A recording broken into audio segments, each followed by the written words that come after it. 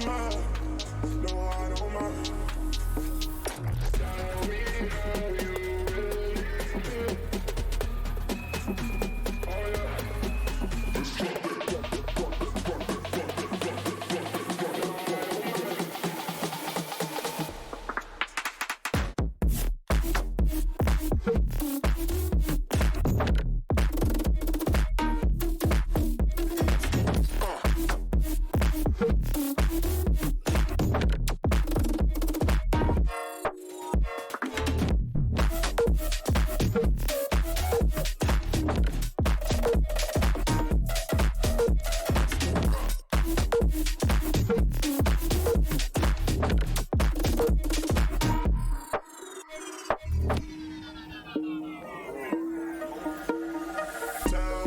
how you really feel. Oh yeah.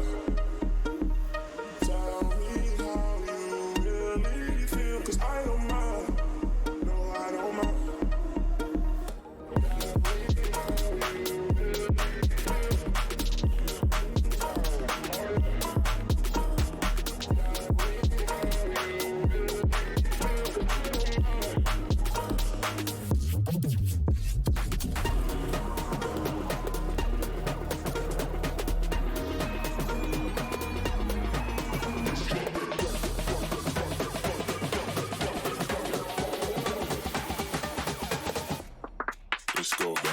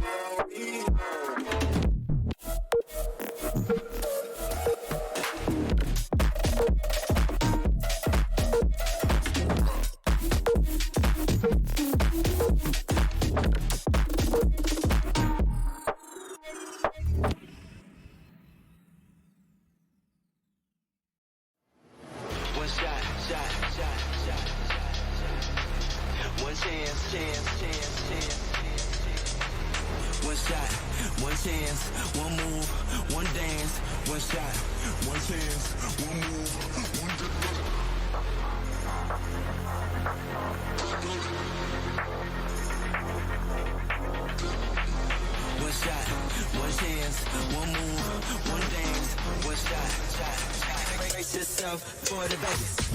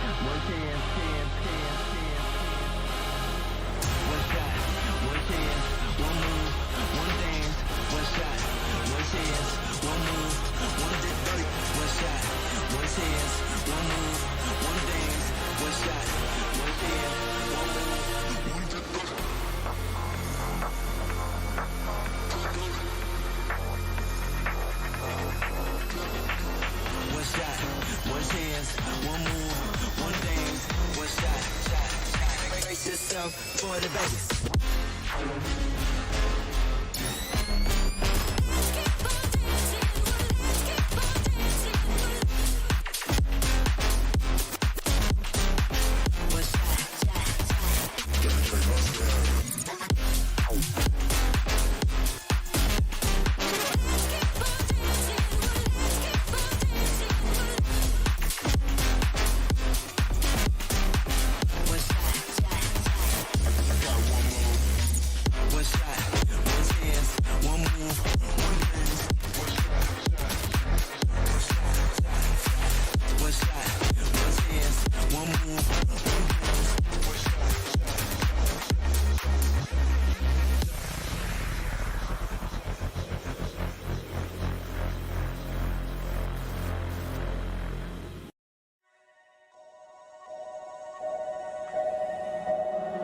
What an irony.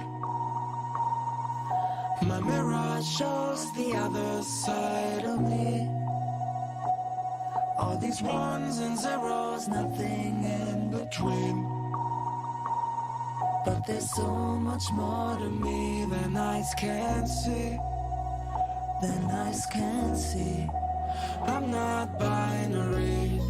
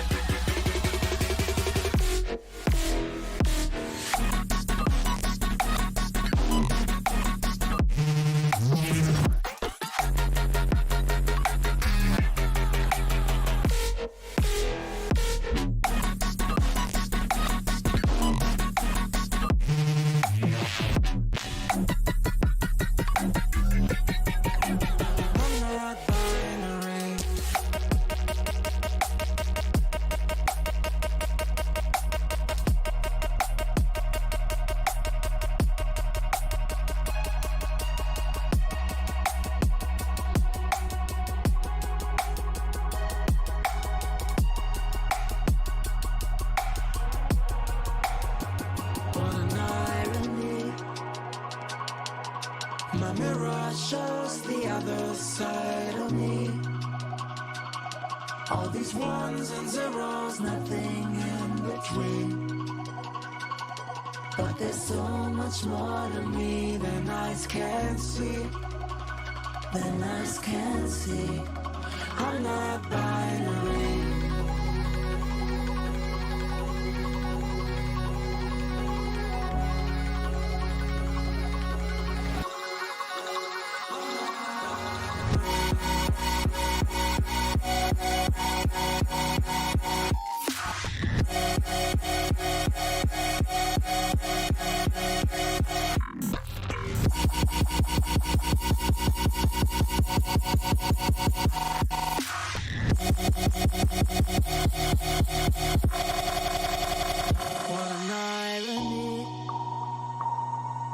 My mirror shows the other side of me. All these ones and zeros, nothing in between. But there's so much more to me than eyes can see. Than eyes can see. I'm not binary.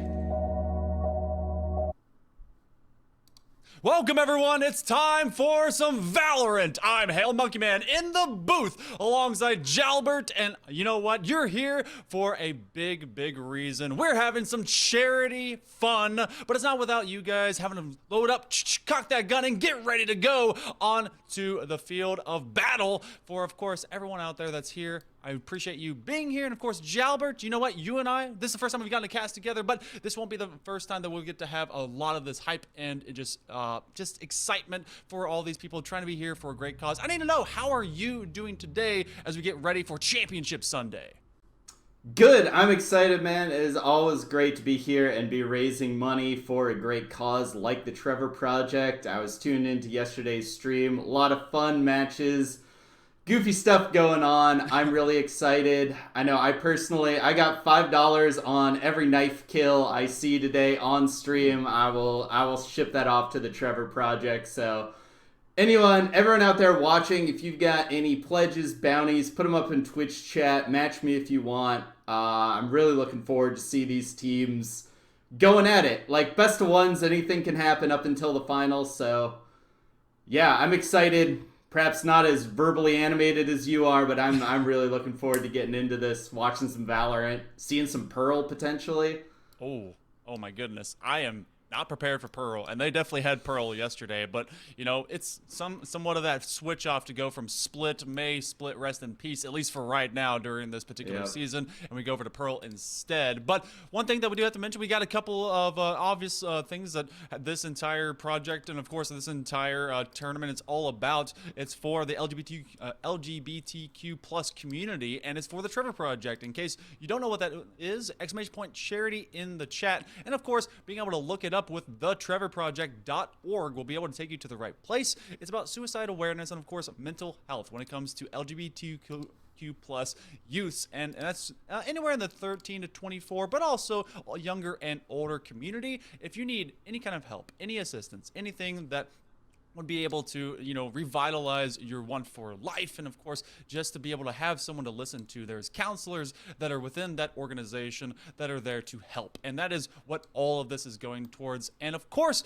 being it a charity fundraiser, there's been a lot of fundraising, as exclamation point Tiltify will take you to the current I guess I'm not gonna call it standings, but I guess the total amount that we've gotten, $888.04, because you know, nickels and pennies and dimes do count too, of the $1,000 goal. And just like Jalbert was talking about, bounties are out there. We've had a lot of fun being able to raise this much money, and it's all going towards a great cause. And of course, shout out to the awesome crew over at Boom TV that are putting this on their front page and able to support this fantastic event as we're getting into it. And you know what, I've been so excited for a couple of months as this one has been coming up on the calendar here, Jalbert. But we do in fact have some standings and of course a bracket, and we got to break it down how yesterday came into today. Yeah, so we have you know, the feature match for coming up first, get the alliteration out of the way, is Team 7 versus Clowns Rex. Winner of that's going to go on against Mother Allies and One Tap, both of which look pretty impressive on stream. And then the other half of the bracket is the Noble Gang of Goblins versus Swarm 7. And I am looking forward to this so much. Scissor Micropachycephalosaurus versus Celestials. I shout out to the people trying to trip up the casters. Obviously there were 3-team groups, so there were 12 teams cut to 8, so the top seeds here in the standings are the teams that came out 2-0. There was no hellacious like 3-way 1-1 ties. It was all one team coming out 2-0 of their group, one team coming out 1-1, scraping through on the decider and making it into the shootout bracket we got here today. Yeah, and best of ones, it's all going to come down to map choice, pick, and of course relevance of that strength going into those maps. And we already know what our first one is going to be between both Team 7 and Clowns Rex. We're going to be on Icebox. Team 7 had actually opted over to getting picks of side, so they'll be picking attack going into Icebox, which, you know, I kind of like that because we're going to see that dynamic, probably a bit of a lean towards A. And I need to know, going into Icebox for our total bans, as we do showcase them for you, how do you feel about a squad that wants to be more offensively minded versus defensively minded onto a map like Icebox? It's one of those that there's a lot of traffic to navigate through the maze and through the vertical alleys, and of course the Cirque du Soleil style rope mechanics onto that map. Yeah, I think I like leading off with the attack. Gives you the chance to, even if it doesn't go well, you still feel reasonably confident on defense that, you know, you can win the pistol, have a chance of really shutting it down, you know, keeping it going.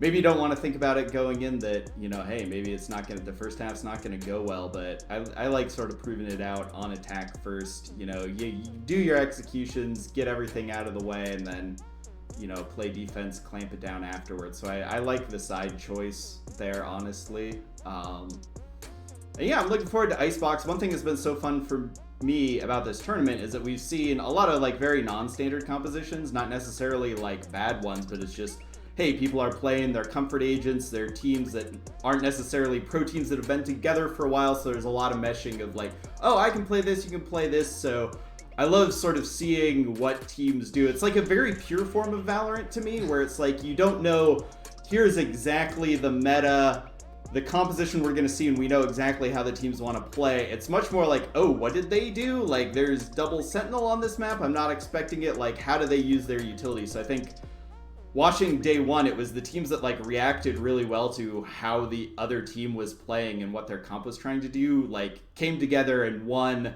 even if they didn't have the highest rated players on the team. And I think like a lot of like the one team that had an Immortal is out, their strategy was like, Immortal, go kill! And, you know, the team that was playing against them, like, really used utility smart, like, reorganized around that and took it. So I'm really looking forward to seeing, you know, this level of Valorant.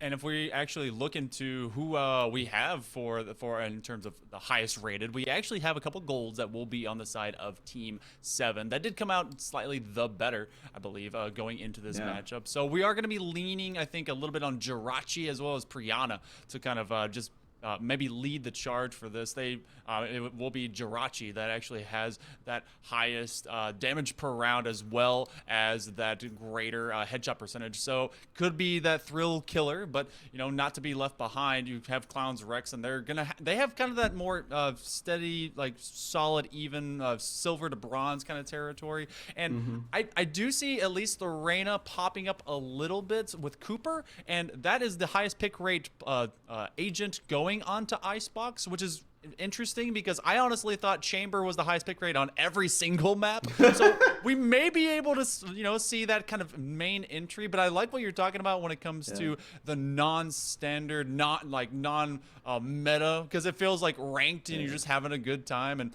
I would love to see like a quad Sentinel and then bring in Viper in. You basically like have 4.5 Sentinels and just kind of owning Icebox, at least in like, you know, site A, you'd be fine. Like, right there. Yeah, it'll be fun to see what they do. I mean, the Clowns Rex composition here is almost like a throwback to like the meta a year ago, where you have that Reyna, you know, before Chamber came out, she was very popular here, giving you some flashes on that team. And Killjoy, you know, still very viable, can shut down, you know, the default plant spots, and there's some open spaces where the turret can give you a lot of range, sort of covering to glimpse rotations and stuff. Viper is very standard. I mean, both these comps are pretty reasonable. Like, there's nothing too off the wall that we're going to see here, Monkey Man, as we get into this pistol round. Very true. All right, so we are going to be seeing Clowns Rex over on the side of defense, as Team 7 will be starting off on the attack. They did, in fact, choose this side, as it was the ultimate decider to pick up Icebox as our first map of the day. Hope you guys are going to enjoy this action as we get into our first round of play. And I want to know what kind of a Pop is going to be popping and locking with on the backside of B. It does look like they're kind of owning that kitchen area. And if there's anything that I love is also kind of the placement of the Viper Pit on this map. Like, if you ever have gotten to see that be up in kitchen and otherwise, it gets kind of weird when the Viper Pit drops down, but we will have a lean for the attack on the side A. Yep, that recon bolt's gonna get a little bit of info, and they're coming in pretty fast here, Monkey Man. They're gonna make first contact with that turret. We already see the rotations coming in. Both the Viper and the Sage know something's up. They're coming over. No pressure towards B. But they're now quickly going to find some contact. As Chef is going to actually get taken down by Jirachi. Had talked about Jirachi coming in huge, has that higher hit rate, but it will be Pop that takes them, and Pop and Lock, and they will drop down, but they get traded out immediately by Priyana because of 4-on-3 in a hurry. They're trying to establish some control. The flash does go through, and now Derpy finds one. Will be able to get the Devour turned right around. Another a 2K, or actually just the first one on the scene, and then it isolates this into a 2v2. Right-click champion is Priyana. They can't find one because there's too many guns with the crosshairs on them. So round 1 goes to Team 7. Yeah, you love in the 1v2, Reyna is a very powerful agent to have if they could get that one kill, but the Ghost was just not hitting correctly there. And a great round there for Team 7. You know, they had all the stall. They were going into all those Killjoy mollies, the nano swarms, everything. They still got it through, got that plant down. Did a good job. Curious to see how they play this anti-eco. It looks like they're very save heavy. We don't see guns coming in at all. So looks like they're saving to buy for round 3, rifle on rifle. So they're basically bonusing this round. It's an interesting choice. Yeah, and I don't mind it because that means they're very confident about being able to kind of just burn their way up and get some extra guns faster. They don't have to lean upon some Spectres or maybe even some Guardians, but Tailwind is activated by Jirachi, who's trying to be able to get rid of Chef as that one does fall. But again, it's kind of a one and done. They get traded out. The bomb is going to get planted by Andres, and this is now finally going to have the fusel necessary to get back onto site in this 4-on-4. Yeah, but sorry, the retake started with the kill. Oh, Cooper can't make it another one. Oh, it's Pop. Is able to get I Like Men, so a nice little trade-off as the doppelganger syndrome is implanted. They have to be able to find them over beyond midpoint of A. Can't quite get to this diffuse as they do have that hard angle. They keep moving right around. It's still doppelganger syndrome. Andres is able to get rid of Pop, and they're trying to get rid of 2, and they do! There should be just enough time. They're nodding their head. They're saying, I got it, but do they? I believe they do. So this will be tied 1-1. And so now talk to me about that anti-eco, because they just didn't have to buy up. This is now going to be kind of even keel when we look at our total buys. Yeah, I mean, not to be too critical, that's sort of why you buy a little bit more into that second round. You know, winning the pistol almost guarantees you the second one because you have a big cash advantage, but they should be able to buy heavily into this, you know, 1v1. But we still see Brianna presumably going to grab a rifle. I don't think we're going to see a weird op juggle strat coming out here. So, yeah, it is rifles on rifles, but Clowns Rex way back in this by winning that anti-eco. So the first couple? Yeah. First couple will be traded. And so we will see how rifle rounds do act. I love that champion skin. I'm so sad I did not buy it at the time, but you know, I will live with that regret for the rest of my days, unless, you know, someone wants to sell me an account with it. Just saying. Jirachi has always been able to open up the kill feed. I'd be able to get at least one before they get traded out. I want to see if they last a little bit longer. That one will actually find a tag. Andres is able to get another as he and Priyana will be just able to just continuously put the pressure on, so the attack is running forward. And Chef has been able to move this one with some good vision, see who's hanging out backside yellow, but this 5-on-3 definitely leans heavily for Team 7. Yeah, it's straight up numbers advantage. That wall is also, like, sort of not ideal for the retake. Like, it cuts off the left side, but it's not covering where yellow is. And the opposite end, Priyana is able to get rid of Cooper. So this is going to be a long toe. It's going to be a 1-on-5. So if there's ever a time to be a hero, I guess this isn't it. Poppers is actually going to run away. They're going to make sure to save, I believe, that Phantom. And so that's not a terrible idea. You recognize that you're just not able to get the defusal, all that pressure. Save your gun, save it for another round, and that'll be now a trade back and forth with these opening rounds. This is, we haven't been able to settle, but you can't settle too easily when it comes to best of ones that quickly, especially with a single map. Yeah, exactly. Every round counts. You can't come back into this. We're gonna see the same sort of wall set up here. It's a lot better at sort of stalling off a team that attacks B, but it's a little, you have less on the post plan as we saw here. But Popper's gonna get that orb down towards A, maybe play over towards A and just let Lorraine and Killjoy get the wall as needed, but it is a hit back towards A. Like you said, Icebox, you're going to see a lot more A plays. Jirachi coming on site. We'll see what they can do. Jirachi trying to be able to elevate. They do have that toxic screen up, and now they do have Jirachi hanging out in rafters, a very dangerous position. They'll be able to inflict some damage, and because Andres is looking for Cooper, they will be able to at least hang out in this angle. Extra damage being fed out, but oh, Jirachi doesn't see the one from the floor, so doesn't really get much else other than Poppers popping him in the face. 4-on-3. This will be looking to slow down as Killjoy.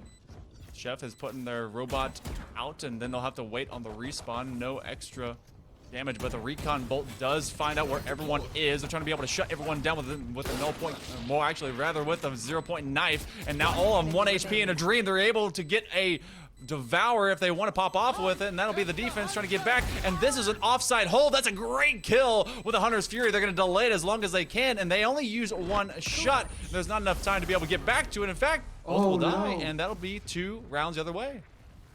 They probably wanted to die to these spikes. Sorry, I thought it was other way around. Yeah, they need that money. Die to the spike, get the full money. Ah, I didn't see their buy before. Okay, that I saw them running away, so I was like, oh, they want to get out of there. And then, like, at the last minute, they realized, no, cool guys do look at explosions and walk straight into them. They go in, arms open, T-pose for dominance, and then just hug the giant black orb of death. And so this has been a 2-round turnaround for Team 7, and they're just kind of medium aggressive right now. Nothing too crazy, and Jirachi's already trying to be able to click ahead if they can find it on 2-1, but right now the attack has been pretty steady. Whew! Brianna just pushing right through their own Viper wall, unexpected. Jirachi dropping all the way back here to take this fight. Great use of the smoke to isolate these 1v1s. Didn't get 2 or more, but wow, that was a great place smoke. Yeah, that was, they were able to kind of split the lanes of view between, so perspective gain, but Derpy's starting to be able to get onto site. They had the Leer out in that, through that screen. They don't recognize that there's another one beyond this smoke. Chef is just kind of hanging out nearby. They do know they are somewhere in the vicinity, but they can't quite recognize them as the bomb is down, time is ticking, and they are looking to be clicking some heads, 2-on-1, but they don't have a whole lot, but they will be able to get even more. A nice Devour to end things out, and that'll be a defuse, and they'll get one back. Nice split of that rotation from on-site A, and they're able to make sure that they can't shoot in 2 directions. Yeah, that was such an aggressive post plant. Like, they got it, and then, you know, you had Jirachi just popping out all the way past heaven, jumping out into that area, taking all those fights, but didn't get too many kills, and it made the retake a little bit sort of easier. Like, they need to find the Goldilocks level of, like, aggression, these post plants. Like, Andres won the post plant that they won by sort of being on site, preventing them from getting in there, but they kind of overheated there, I feel like. Easy to say in retrospect. Jirachi, he's gonna spend the Blade Storm and be hero mode if they can. They are unable to find full value onto poppers, and so they will put their smoke on site. Look to toss another couple of knives, but I think they've already moved all the way through it. Reminiscence, no, Jirachi is in there with the classic, and now everything is burning away. There's so many things. You have the swarm grenade, you've got the Viper pit. They're trying to hold that one in an aggressive angle and cause them to run into it, but it will be Chef that takes down Jirachi, getting rid of the Leer in their counter opposition. Now from backside Snowman, Andres is on just life support, 5 HP. Now for Reminiscence, they do not find the flick when it comes to Tour de Force, and Tour de Force still aiming down long sight. But in this 5v4, oh, he's able to get one. Poppers, popped head, the body will follow. Andres is able to get Cooper, and then Derpy on the kill feed. It's just looking to be able to get this angle through. They pull up the robot to sight out where the shots are coming from. The Sting, the Acid, Woo! They get another. Oh, they got the 2 at the end, and that'll be another attacking round for Team 7.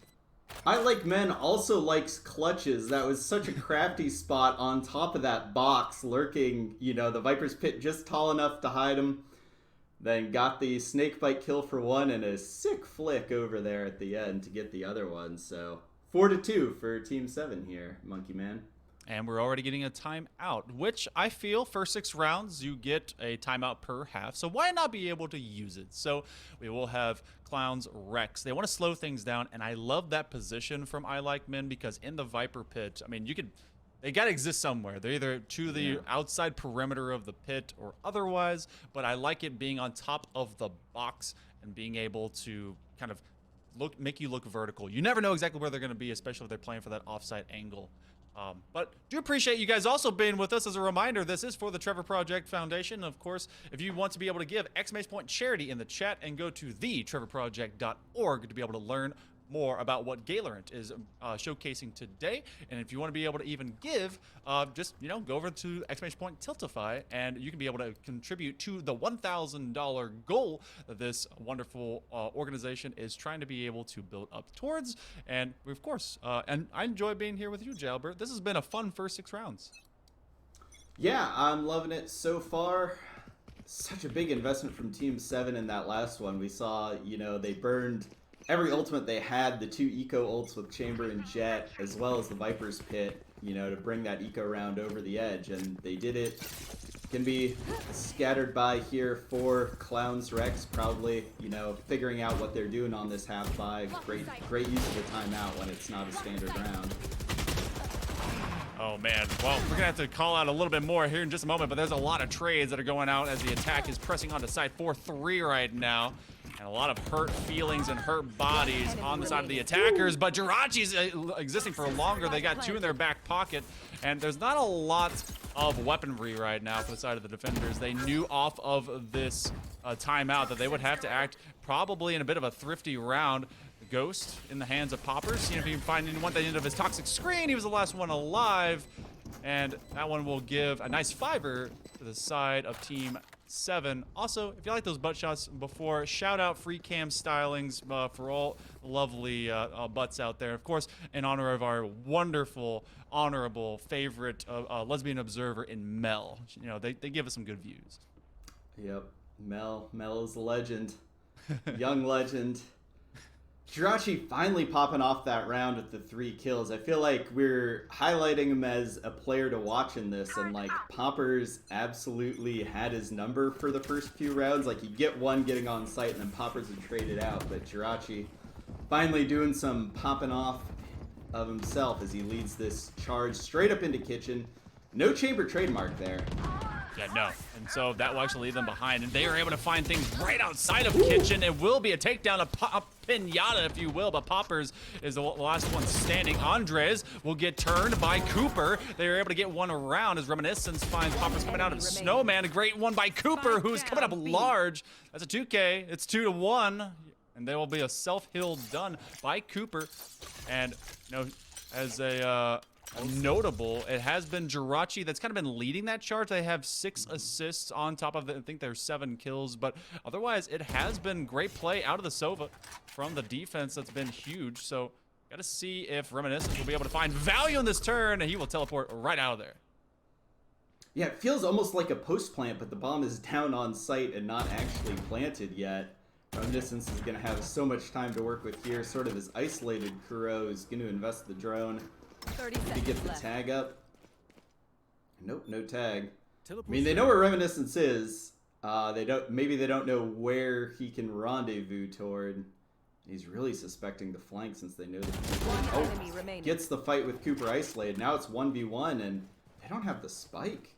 Yep, you gotta be careful because as soon as you start marching, the audio intel is gonna come through. But the defenders, they keep their calm, keep their cool composure. And though Cooper did fall, they're able to make as best use as they can because Kura stayed alive. And you know that's a tough thing to do, is to keep that trigger discipline and just wait it out. Yeah, and everyone can have an impact, you know, maybe bottom of the leaderboard, but that was a round securing clutch kill, so that was great work from Kuro winning that 1v1 to save that round out.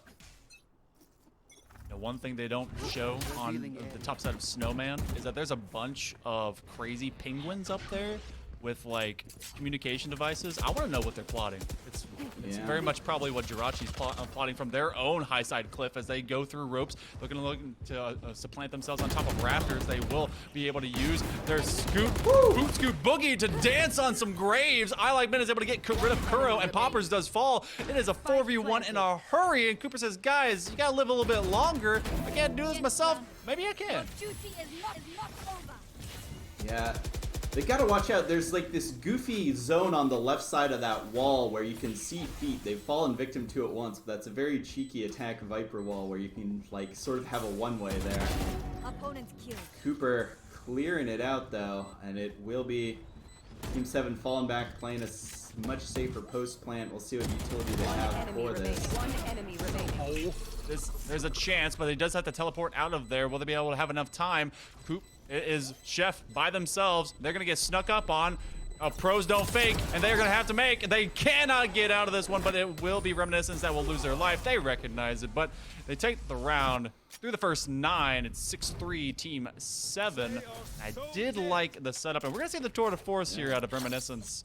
As you know, looking at them, they're kind of an even performance, 8-6-2. But Priyana, not to be left behind, 12-5 has really been a steady rock for Team 7. Yeah, I feel like almost all those 12 kills are coming in these post plants, doing such a great job of holding the site against the retakes. you know, Jirachi's the person going in, opening up the space on the site. Brianna is locking it down afterwards. Yep, just kind of, and that's sometimes even more complicated. Like, everyone's fearful about what's going to happen when you first get in, but it's about getting out and getting on with your life and making sure that the round counts. Cooper's going to hold an aggressive angle, but timing makes them look the other direction. A nice tailwind is going to send Jirachi out of harm's way. And this Viper Pit is very, very dangerous. It will be Jirachi that drops Piper Popper, but they will have the Pickle Eater as they go through this, and Plant will finally fall. And so that aggressive hold with the Viper Pit does not pan out. A 3K, Jirachi finally falls. Yeah, they finally got the spike down. 3v2, have to be feeling very comfortable here as Kuro falls, and it's just down to Chef with a classic, a lockdown that probably won't be used, and a dream of dying to the spike and taking someone with him. Oh, I don't know if they just picked up that Marshall, but Yeah. you know, they're not able to marshal up a win. And so let's look at the economy real quick as we go towards our last 2 rounds here of the first half. You got to think that this one is going to be light by, I mean, well, no, we're just kind of going for it. All right. Yeah, so they're forcing it up. Yeah, that's fine. I like the Bucky play out of Derpy. Why not? Yeah. Bucky on a Reyna. Name me a more iconic duo. How long do you have? I mean, yeah, I know. But there's a lot more than that. Yeah. But we do have the Blade Storm popped off for Jirachi, who's going to try and get big. Oh, will this drone spot it? Yes. They do. Oh! It's not going to make a difference. They are going to get one, get back. Chef has their back, picking off Jirachi. Swarm grenade out. And Team 7's been so committed on these site hits. I don't think I've seen them rotate once this whole game, so we'll see if they finally sort of get the hint that they haven't even taken control of B main, or if they're very stuck in here.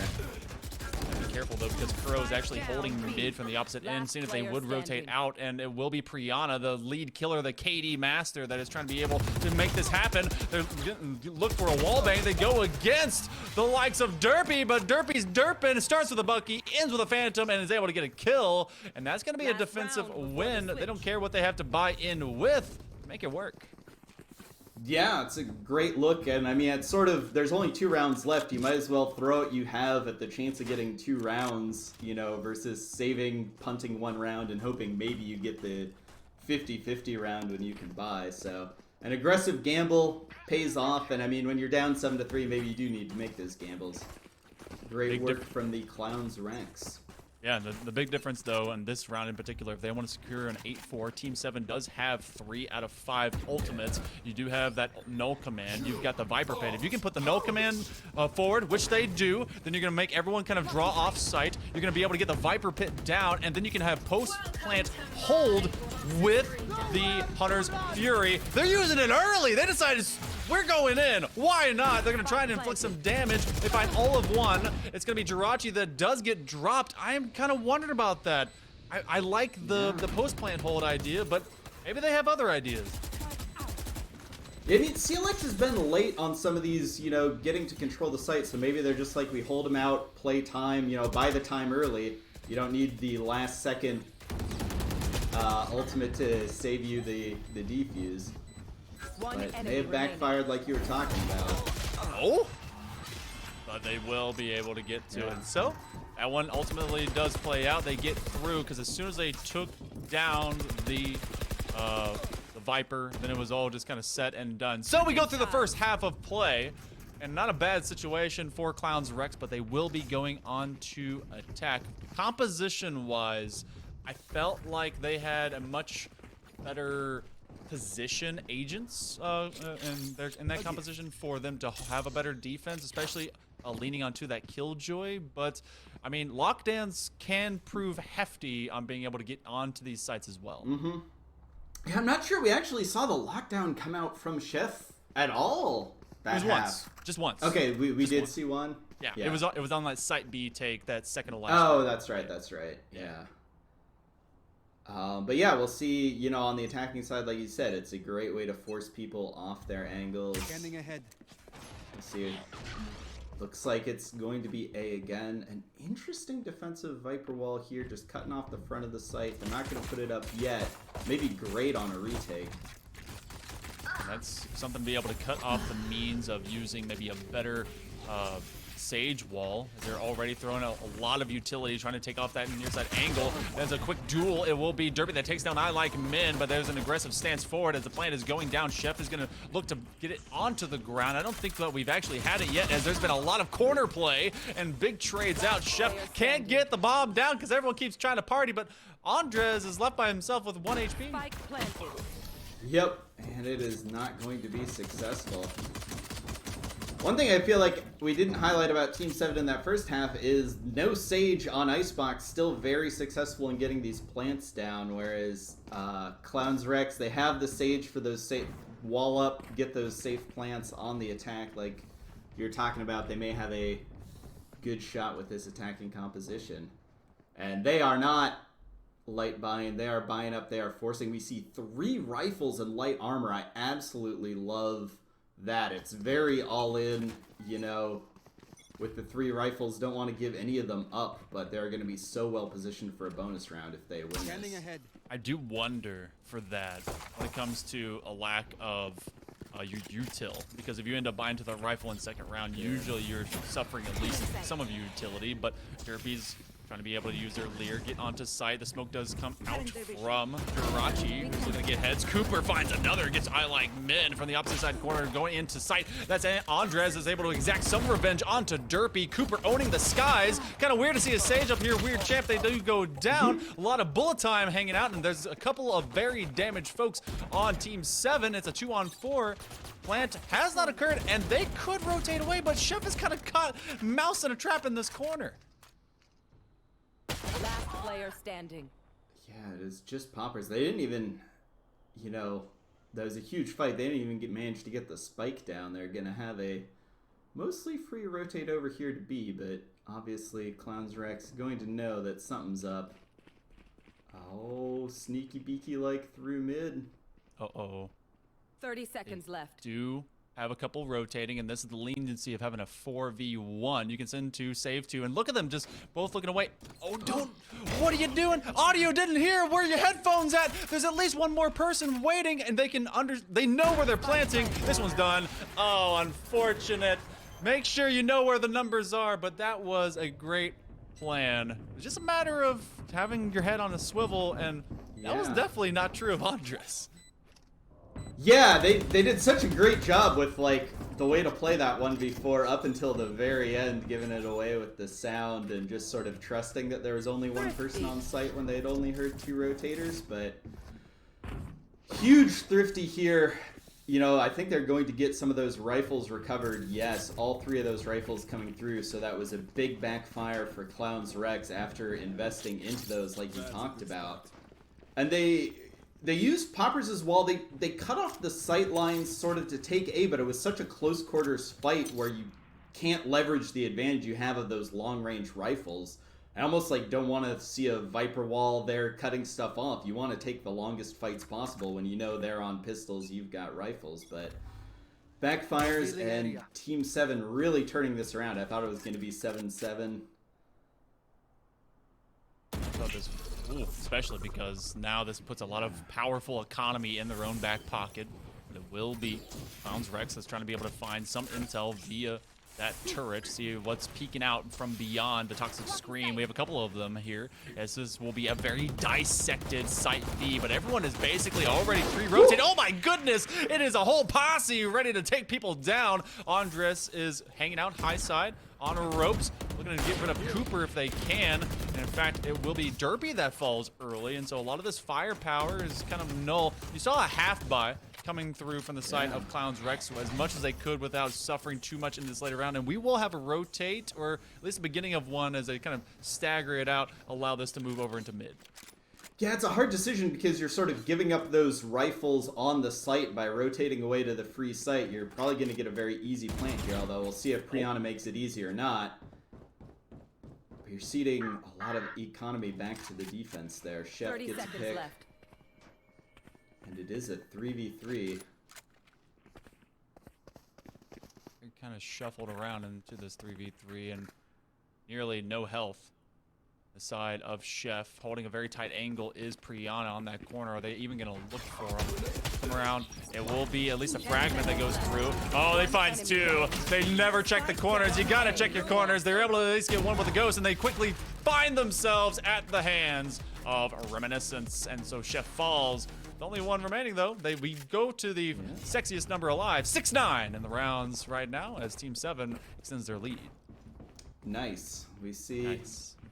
There was a lot of economic damage done by there. I mixed up the economic strengths on my call there, but CLX does a lot of damage. Only one person left, so if they win this, they're going to be able to keep the economy relatively close, force Team 7 onto that buy, or onto a non-full buy. You more of a Phantom or more of a Vandal main when it comes especially to Icebox? What's kind of your lead? I'm a big Vandal enthusiast, but I'm starting to pick up playing controllers a lot more, and so I'm teaching myself to play the Phantom because you can spam it through the smokes, you don't get the tracers. Well, it's able to find a lot of stopping power, especially going through mid. They did not expect this movement, and the defense is falling one card after the next, but it's Reminiscence that's on this offside angle. He's giving himself away. Will be able to get two. Oh, it becomes a full spray. The Bloom will blossom, and that will very quickly, I think that only took maybe 30 to 40 seconds. That round falls, and we are 7-9 now. Clowns Rex able to recover. Yeah, it was such a great off angle to take that fight in a 1v4, but not able to make it happen. Yeah, this has been such a close game. I'm really excited to see how this is going to pan out. If you guys have not seen the bracket, it's on Boom TV, which we want you to go and look at because we've been having so many great competitors. They went through a group stage play. 4 teams did fall, and we're down to 8 teams in this single elimination bracket in this quarterfinal. We'll move on to one of our semis, and of course, grand final, which will be at the end of this entire circuit. So if you do want to be able to see even more that this is all about for the Trevor Project, just ! charity in the chat will take you there. Of course, if you want to be able to give, same direction, maybe even ! tiltify. But we do have a hard wall. Cooper gonna make it tough to get through as they both have the screen and the wall, but now they're trying to be able to stop the default plant, and that will be a Hunter's Fury by Priyana that gets rid of Poppers in a hurry. Popper's gonna pop right back up though with the resurrection invested by Cooper. You should run. Out of space. Oh. You got the lockdown. It's able to get implemented, so they're going to try and keep this post-plant hold very clean. Cooper is able to get rid of Reminiscence, and now the defense for Yana. He's finding a 3K, but this will be a lockdown. They do detain Andres. He's not going to be able to act much. Poppers, he's going to put an acid splash directly onto the bomb, and will they be able to stick it before they die? No, they cannot, and that means that there's not enough time. The defuse will not go through, and the attackers of Clowns Rex, they're within 1 round. This is a very tight match. I honestly, when I saw Team 7 on their attacking side half, I thought this one would start to get away. But Clowns Rex has really shown that they have a nice kind of balanced attack going into the second half. It's really those last couple rounds of the first half, it was like 7-3, and it looked like it was getting away, and then they pulled it back to 7-5. They've been gritting their teeth, fighting through it well. Seeing a Bucky, a very interesting half buy coming out here for Team 7. Obviously they don't have the economy to fully contest it, so we'll see what they can make done. A lot of aggression. Jirachi up here, gets one, gets out with 2 HP. You know what? That's a clean getaway if you are a Jet main, and already it's Andres again will be gotten by Poppers right in the middle of Maze. So this becomes a 3v4 very swiftly, and I like Jirachi getting cheeky with it, just getting up and aggressive in the face of this attack because they recognized how tough it is to stop. Oh, and a very fast shot as he holds that tight angle. Reminiscence is able to use the Bucky to full value and gets out of dodge, out of sight, out of mind. Well, they'll be thinking about him. And it's still Jirachi with a couple knives remaining, looking to get full value out of them as well as this rotation occurs. Such a great ratty play, standing right in front of the Viper's wall. You can see the wall before you can see the chamber, and it looks like, hey, the sight line's blocked. No one can be there. Poppers Gets popped. Jirachi with the 3K finishes it off. Got out with 2 HP. 2 HP was all he needed to finish off that round. 2 HP was 2 HP too many. He could have had 1 and been fine. And now we will actually have another time out the attackers. So it's been Clowns Rex that have been wanting to take more of this just concerted amount of time to really just, you know, talk it out, see what they can do. And it's so far, Team 7 has been able to just keep in the lead, but by only small margins. Yeah, and every time we've sort of seen, here's what it looks like is going to happen, we see a team get eco'd. I feel like that's like the 4th, maybe 5th eco round win we've seen so far. So shout out to Mel on the timeout observing, not actually Mel observing, but shout out to the tribute to Mel. That's way too indirect. Shout out on the shout out. But engaged. Look, who's got the... I think that we're in a race between KO and Brimstone having thickest cheeks. I'm not sure. We call him Thick Stone for a reason. So, we're, you know, Jet athletic build. So, the squad overall on the Team 7 has been fairly prepared. And I had talked about composition-wise when it comes to agents. Expectations were that maybe Clowns Rex was more defensive heavy. Based on having the Killjoy, having the Sage, having the Viper. It's like having 2.5 Sentinels on that side. Yeah. But I mean, it's been good defense. It's just about response time and very intellectual decision making for Team 7 to just stay a step ahead of Clowns Rex. Yeah, Jirachi's been very aggressive, sort of with this Jet. Sometimes it's paying off, sometimes it's not. I feel like the story of the round a lot of time is like, is Jirachi a hero or is Jirachi not getting it done? Going to push out here through the slow orb. Gets Kuro. Oh, gets the dink. I thought that's why I'm a Vandal fan. Hashtag just saying. Look, you have more even spray, but Poppers will actually invest the Viper's Pit, and their Derpy actually will not be able to win the trade battle against Reminiscence. So they make first contact, but last contact was found by Poppers. They already invest a Snake Bite to take off that outside angle, and Poppers finds a good turn to get rid of Andres, and now with only 14 HP and a Dream, they have to be able to survive for more. No, they can't quite find it, and that will be the defenders taking it. I thought they got the plant down with the Viper Pit, but that never happened. Yeah, I mean, it was the big brain moment, the move where it's just like, well, they expect me to go plant in here, and I'm gonna rat around the edges, get a couple picks. I mean, they saw Priyana's shoulder, almost pulled off a great 1v3. Priyana closed it out, though. 24 kills. Not sure if they'll have time to drop a 30 bomb or not, since there's just 2 rounds from victory for Team 7, but man, that was great thinking from Poppers. I love to see it. What's kind of rough right now is the very low buy half shields for Clowns Rex. They are aiming for a huge win right now. Maybe be able to pick up some open rifles if they can get a few kills off of this lean into B. Based off of some audio intel, you do see the rotation. The alarm bot on site is if anyone's holding a tight angle, maybe they'll be found as the recon bolt does come through. Already they're looking for full-on denial. Kuro's able to get Andres traded out. Look at this long lurk though out of B. You have out of mid. Jirachi's looking to go through mid, maybe even come all the way around him in a flank. But this tour de force, no flick found. Reminiscence is trying to be very powerful down this site lane. It is a 5-4. Attackers trying to make best use of it. The wall is tempered to go up, but where will they put it down? They're gonna leave the site open, and that means that I Like Men is able to get rid of Cooper. Interesting usage of the wall. It's not protecting the plant, and that is going to spell disaster for Clowns Rex. Down to just 2. They've lost control of the spike on the site. Chef does get a counter kill. Kuro's going to invest the Hunter's Fury here, but stuck in a 1v2. The position implicitly given away by the Hunter's Fury. And Jirachi's going to close him out, grab a Sheriff, and that is match point here for Team 7, Monkey Man. It is. This is elimination centric. They have to get 4 in a row to just force OT. And that wall, I don't know. It was something to be more desired. I don't know if they knew if it was horizontal, vertical when they were trying to place it down beyond that toxic screen, but ultimately didn't give them the coverage they needed.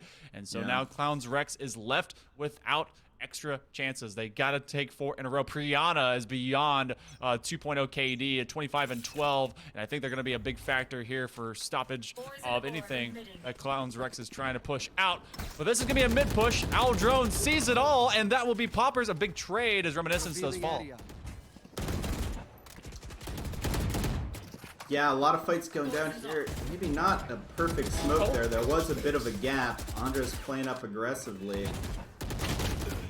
And, ooh, Derpy gets the trade back out, so it is down to a 3v3. Still getting the fight going down, and I Like Men likes advancing to the next round here, I think, Monkey Man. Oh, gotta be careful because coming out of the tube, it's Derpy left on an island, a 1-on-3. They just be able to bring out the guns. They will bring the pain, bring the rain, bring it down. 13-8 goes Team 7. They will advance to that next round into our semifinals after this quarterfinal matchup. I mean, ultimately that one came down to a very just go down Wild Wild West style. Let's see you straight down the road. Let's have a shootout. And they were just kind of losing the gun battle. But I mean, what's kind of our macro look? Team 7, they looked fairly balanced on both the attack and defensive half. Yeah, I mean, I think we highlighted a lot that Priyana was kind of the hero there. Not the tip of the spear the way Jirachi was going in and getting kills, but so good, wants both teams committed to the fights, you know, great at trading out, you know, great at getting that info, and so valuable in those mid-round fights. And both teams, they really just sort of pitched battles. We did not see that many rotates at all. It was just kind of like, here's the site, everyone get here. It's just some revolutionary war. We're all going to line up behind yellow, all peek out, fight each other. You know, they stuck it, and, you know, sometimes you win the gunfight, sometimes you lose them. Great job there from Team 7. It was very close. I feel like that was maybe the closest match we've seen on stream so far this tournament, but Team 7 put it away. Great last, I think, 4 in a row that they took it through. Did not get ecoed. Finally put it out of the sight. Well, you know what? We're going to see probably even better matches as all these go along, because this bracket is just getting even more and more competitive as we ultimately get to our penultimate final that will come up in our semifinal. But before we get there, we will have an interview with one of the players over at Team 7, so don't go anywhere. We will be right back.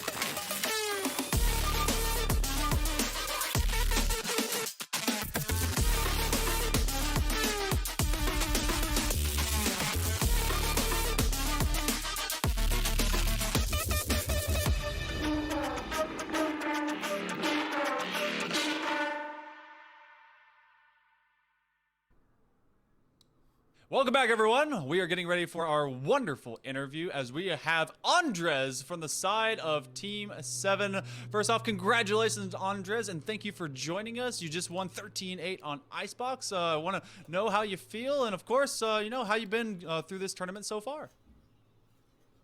Oh, we're getting the headphones in. Hold on. Sorry, my bad. No, you're good. That's Congratulations. Appreciate you being with us. How you feeling today about your competition? Feeling good. That game went a little rougher for me than expected, but the team pulled through, and it went good. I felt good. Well, Glad to hear it. Oh, good. No, we got to see you guys acting really well. We got to see Icebox as the chosen map overall. You kind of went with that KO. You guys were a little bit more, I guess, response heavy to the attack. I mean, do you like KO as kind of your main agent? Of course, your big initiator main. How'd that kind of craft y'all's decision making going into the match? Picking KO, having 2 initiators is helpful to get info on where the enemies are and how to play the situations, and then being able to take those abilities away to make it easier for usually me, but my team, it helps the team as well. Just being able to isolate and do a one-on-one gunfight makes it a lot easier without all the abilities. So we opted for the KO pick. Nice. Yeah, Andres, I wanted to hear, like, how much prep have you guys done for the tournament? Like, you guys had pretty good executes on the attack half. How much are you guys winging it? How much are you guys, really prepared into it? Because there was a lot. You guys had a lot of aggressive plays, a lot of passive plays. There was a good mix of strategies. Yeah, we'd been prepping for, I think, a couple weeks. Just going through the maps, who we're going to play, what we're going to do, and just making sure we get all 5 of us together when we play, so that way everybody knows like what's happening, and just being able to go back and forth like that, just so, and then mixing different ideas. Should we rush here? Should we play more defensive here? So just like bouncing, and then we kind of knew once we get an idea of what the other team is doing, then we know what to do on our side. Awesome. And one other question I had for you, just wanted to know, any teams you're looking forward to playing? Anyone left in the tournament? Any particular call-outs, shout-outs, Any shout outs? I don't know. Just looking forward to both matches and hoping to make it to the finals and take the W. You know what? We're very appreciative of having you with us. It was great to be able to watch your team, and of course, we may be able to get to see them play later. We have a semifinal coming up, and maybe yours, maybe the other one. But regardless, you've already made it through the chills of Icebox, so you get to be cool waiting on the other side. So, Andres, we hope that you have great luck and, of course, great shoutouts and strategies going into your next map. So, good luck on the other side. All right. Thank you so much. Thank you.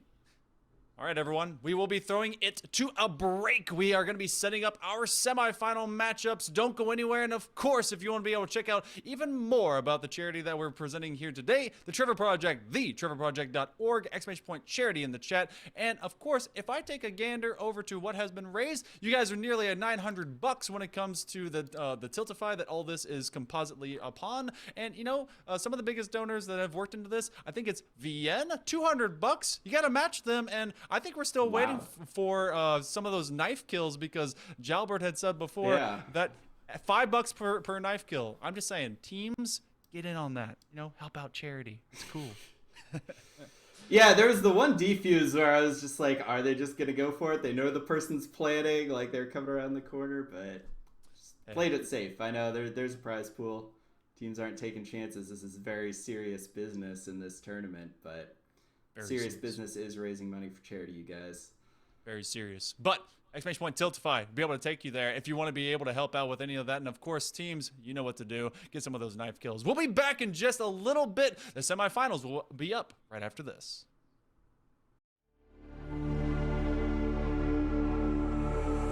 Stranded in the open, dried out tears of sorrow, lacking all emotion, staring down the barrel, waiting for the final gates to open.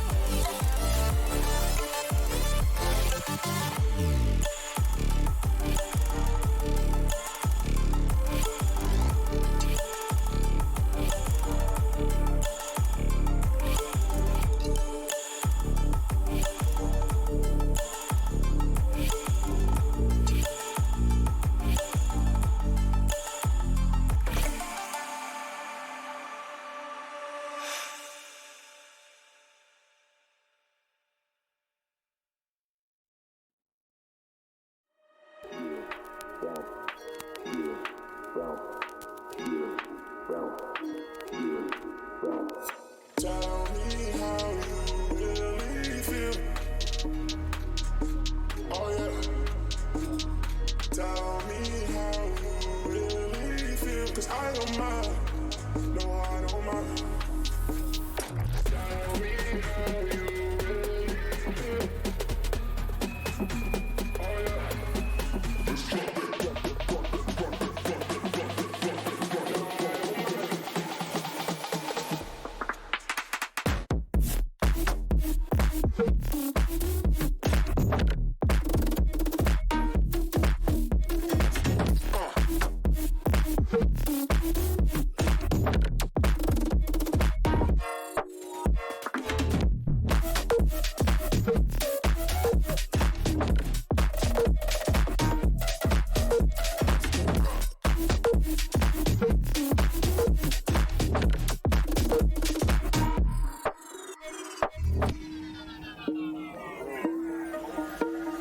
Tell me how you really feel. Oh yeah. Tell me how you really feel. 'Cause I don't mind. No, I don't mind.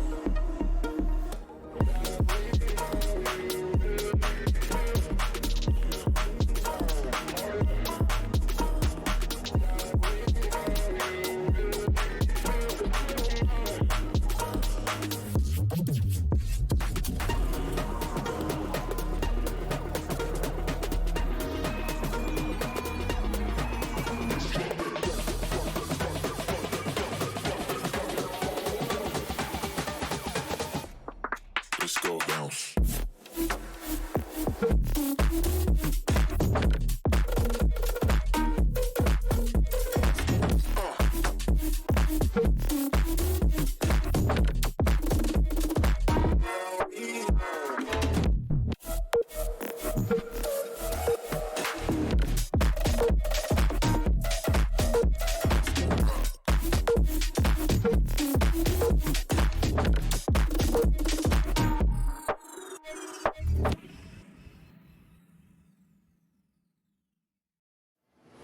One shot, shot, shot, shot, shot.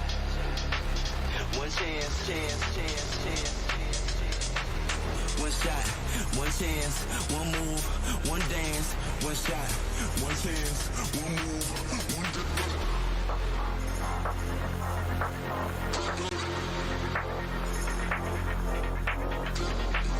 One shot, one chance, one move, one dance. One shot, shot, shot. Brace yourself for the Vegas. One shot, to the place low. One shot, one shot.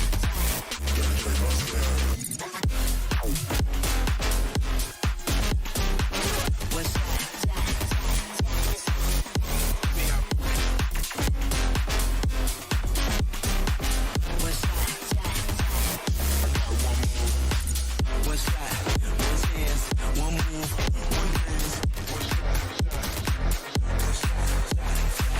One shot, one chance, one move, one dance. One shot,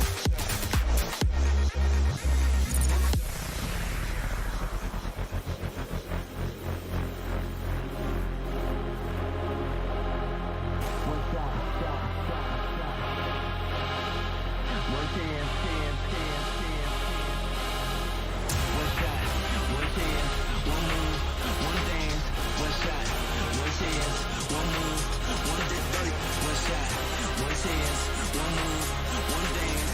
One shot, one chance, one move, one dance.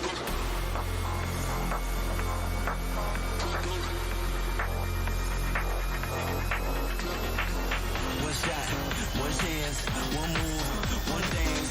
One shot, shot, shot. Brace yourself for the Vegas.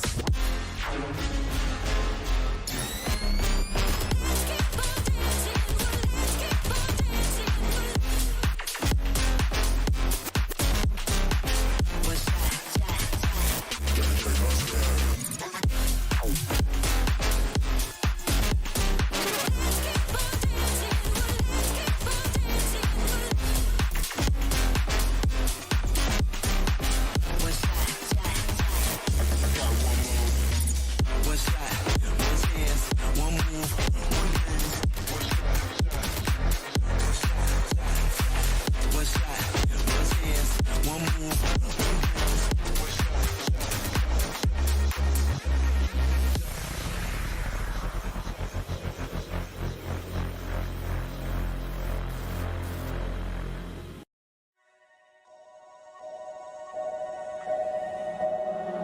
What an irony. My mirror shows the other side of me. All these ones and zeros, nothing in between. But there's so much more to me than eyes can see. Than eyes can see. I'm not binary.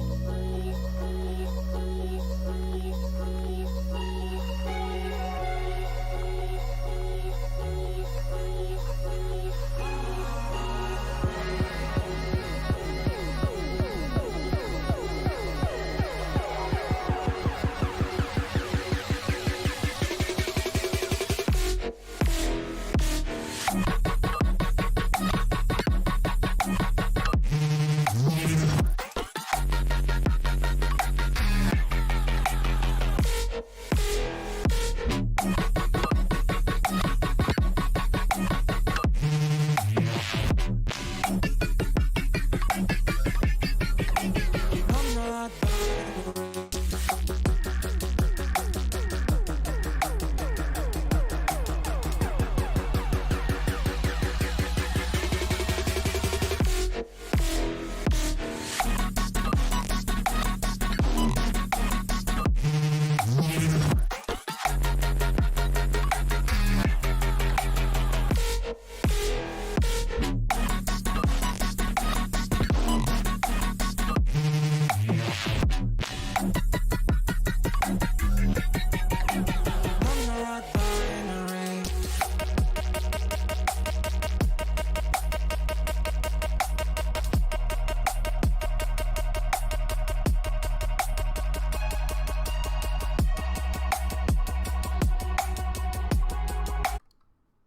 Welcome back, everyone. We're getting ready for the semifinal here of this Gaylorant charity Gauntlet. I'm Hale Monkey Man in the booth, of course, with none other than Jalbert, as you cannot separate us. We're here for charity, dang it, and we're here to see what can happen for our next matchup. But Jalbert, you know, we've seen a lot of great talent already. That previous match, yeah, ended with like kind of a 4-round skid, but it was really, really close, and I think they're only going to get closer as we go through the rest of our playoff competition.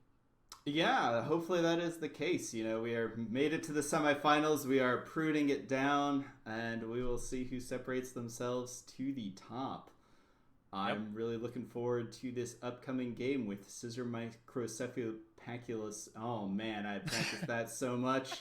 And then you get on camera. That is why they did it.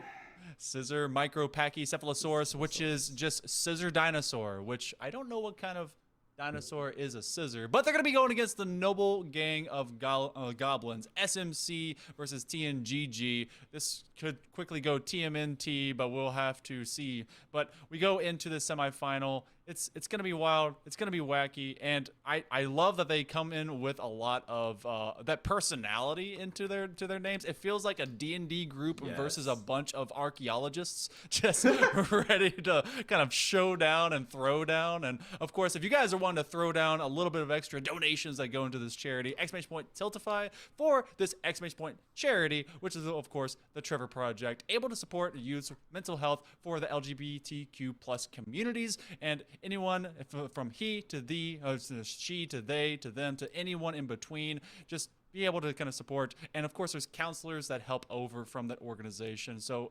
thetrevorproject.org, great place to go. And of course, shout out to Boom TV that's able to help support this entire event for this wonderful cause. But you know, we've got another cause coming in for this semifinal. We got to see Icebox, and in your capacity, I know that whenever this game first came out in beta, everyone's like, oh, this is more defensively minded. This is a attack-minded map. When we look at Icebox, where's kind of your lean? Is that more attack or defense heavy for that particular map?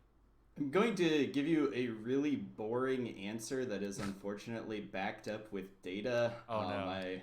I pulled a huge data report on runitback.gg. Shout out to them and their stats API.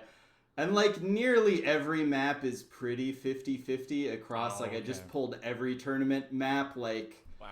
It was split, and there was one other one that was just but at worst it was 53-47, which is pretty close. So Okay. I think it comes down a lot more to the composition of sort of agents and strategies. You know, there may be some team comps that are more offensive or defensive, but overall, it is pretty even. Which one you do? I know, like, feel like it's good for people to believe in it. Like, if you're on defense, you're like, no, this is defensive sided. We still got this. You know, you never think you're behind. But yeah, they're pretty even. Okay. How dare my yeah. color caster have, you know, beautiful analytics and math to back it up? Crazy. Yeah, it's not a fun opinion to be like, it's pretty balanced. Sorry, Riot did a good job. That's How not dare what they. anyone wants to hear. Like, no, well- Riot, you suck. Fix your game. Yeah, it's pretty balanced. Well, talking about balance, let's look at the balance of power that happened throughout Yes. our bracket and, of course, our standings going into this moment. We've got 2 semifinals happening. We will be covering the opposite one because we just got to cover Team 7 taking down Clowns Rex. It was one tap, though, that took out Mother Allies on this opposite end. And, of course, we do have the opposite as the Noble Gang of Goblins will be taking on Scissor Micropachycephalosaurus, which, you know, I'm so glad that they have put that word into my repertoire now because, one, Yeah. I feel great saying it. 2, it means dinosaur, which is pretty awesome. It was Noble Gang of Goblins that took down Swarm 7 13-4, so pretty dominating fashion. But then Scissor Micropachycephalosaurus that took down Celestials 13-5, so this is like 2 very dominating forces that are about to just collide into each other. Yeah, and as a caster, I'm not supposed to pick favorites, but I want to give a brief shout out to the Noble Gang of Goblins for taking out Swarm 7 because the possibility of a Team 7 Swarm 7 final was something I was looking at in the bracket being like, I don't want to cast that. Like, how? Ah. Oh, okay. Well, you know what? Shout out to making our Yes. lives a little bit easier. But And if they deal with Scissor Micropachycephalosaurus, they can, like, continue the streak of being the caster's friends. So you know, we'll and- see here, but Yeah. Oh, I like being able to I like the chaos, but even more so, Yes. I like when there's a plan to it, and I don't want to have to be weird with my casting. But either way, talking about being weird, let's check out the maps as we actually have our bands ready to go. Yes. Can you believe where we're going to end up? It was Noble Gang of Goblins that had first bands, but it ultimately came down to the decision of the Scissor Micropachycephalosaurus as to where we will play, and lo and behold, they decided to go with Fracture. So I need to know, in your mindset in this one, why would you go for Fracture out of between that and Bind?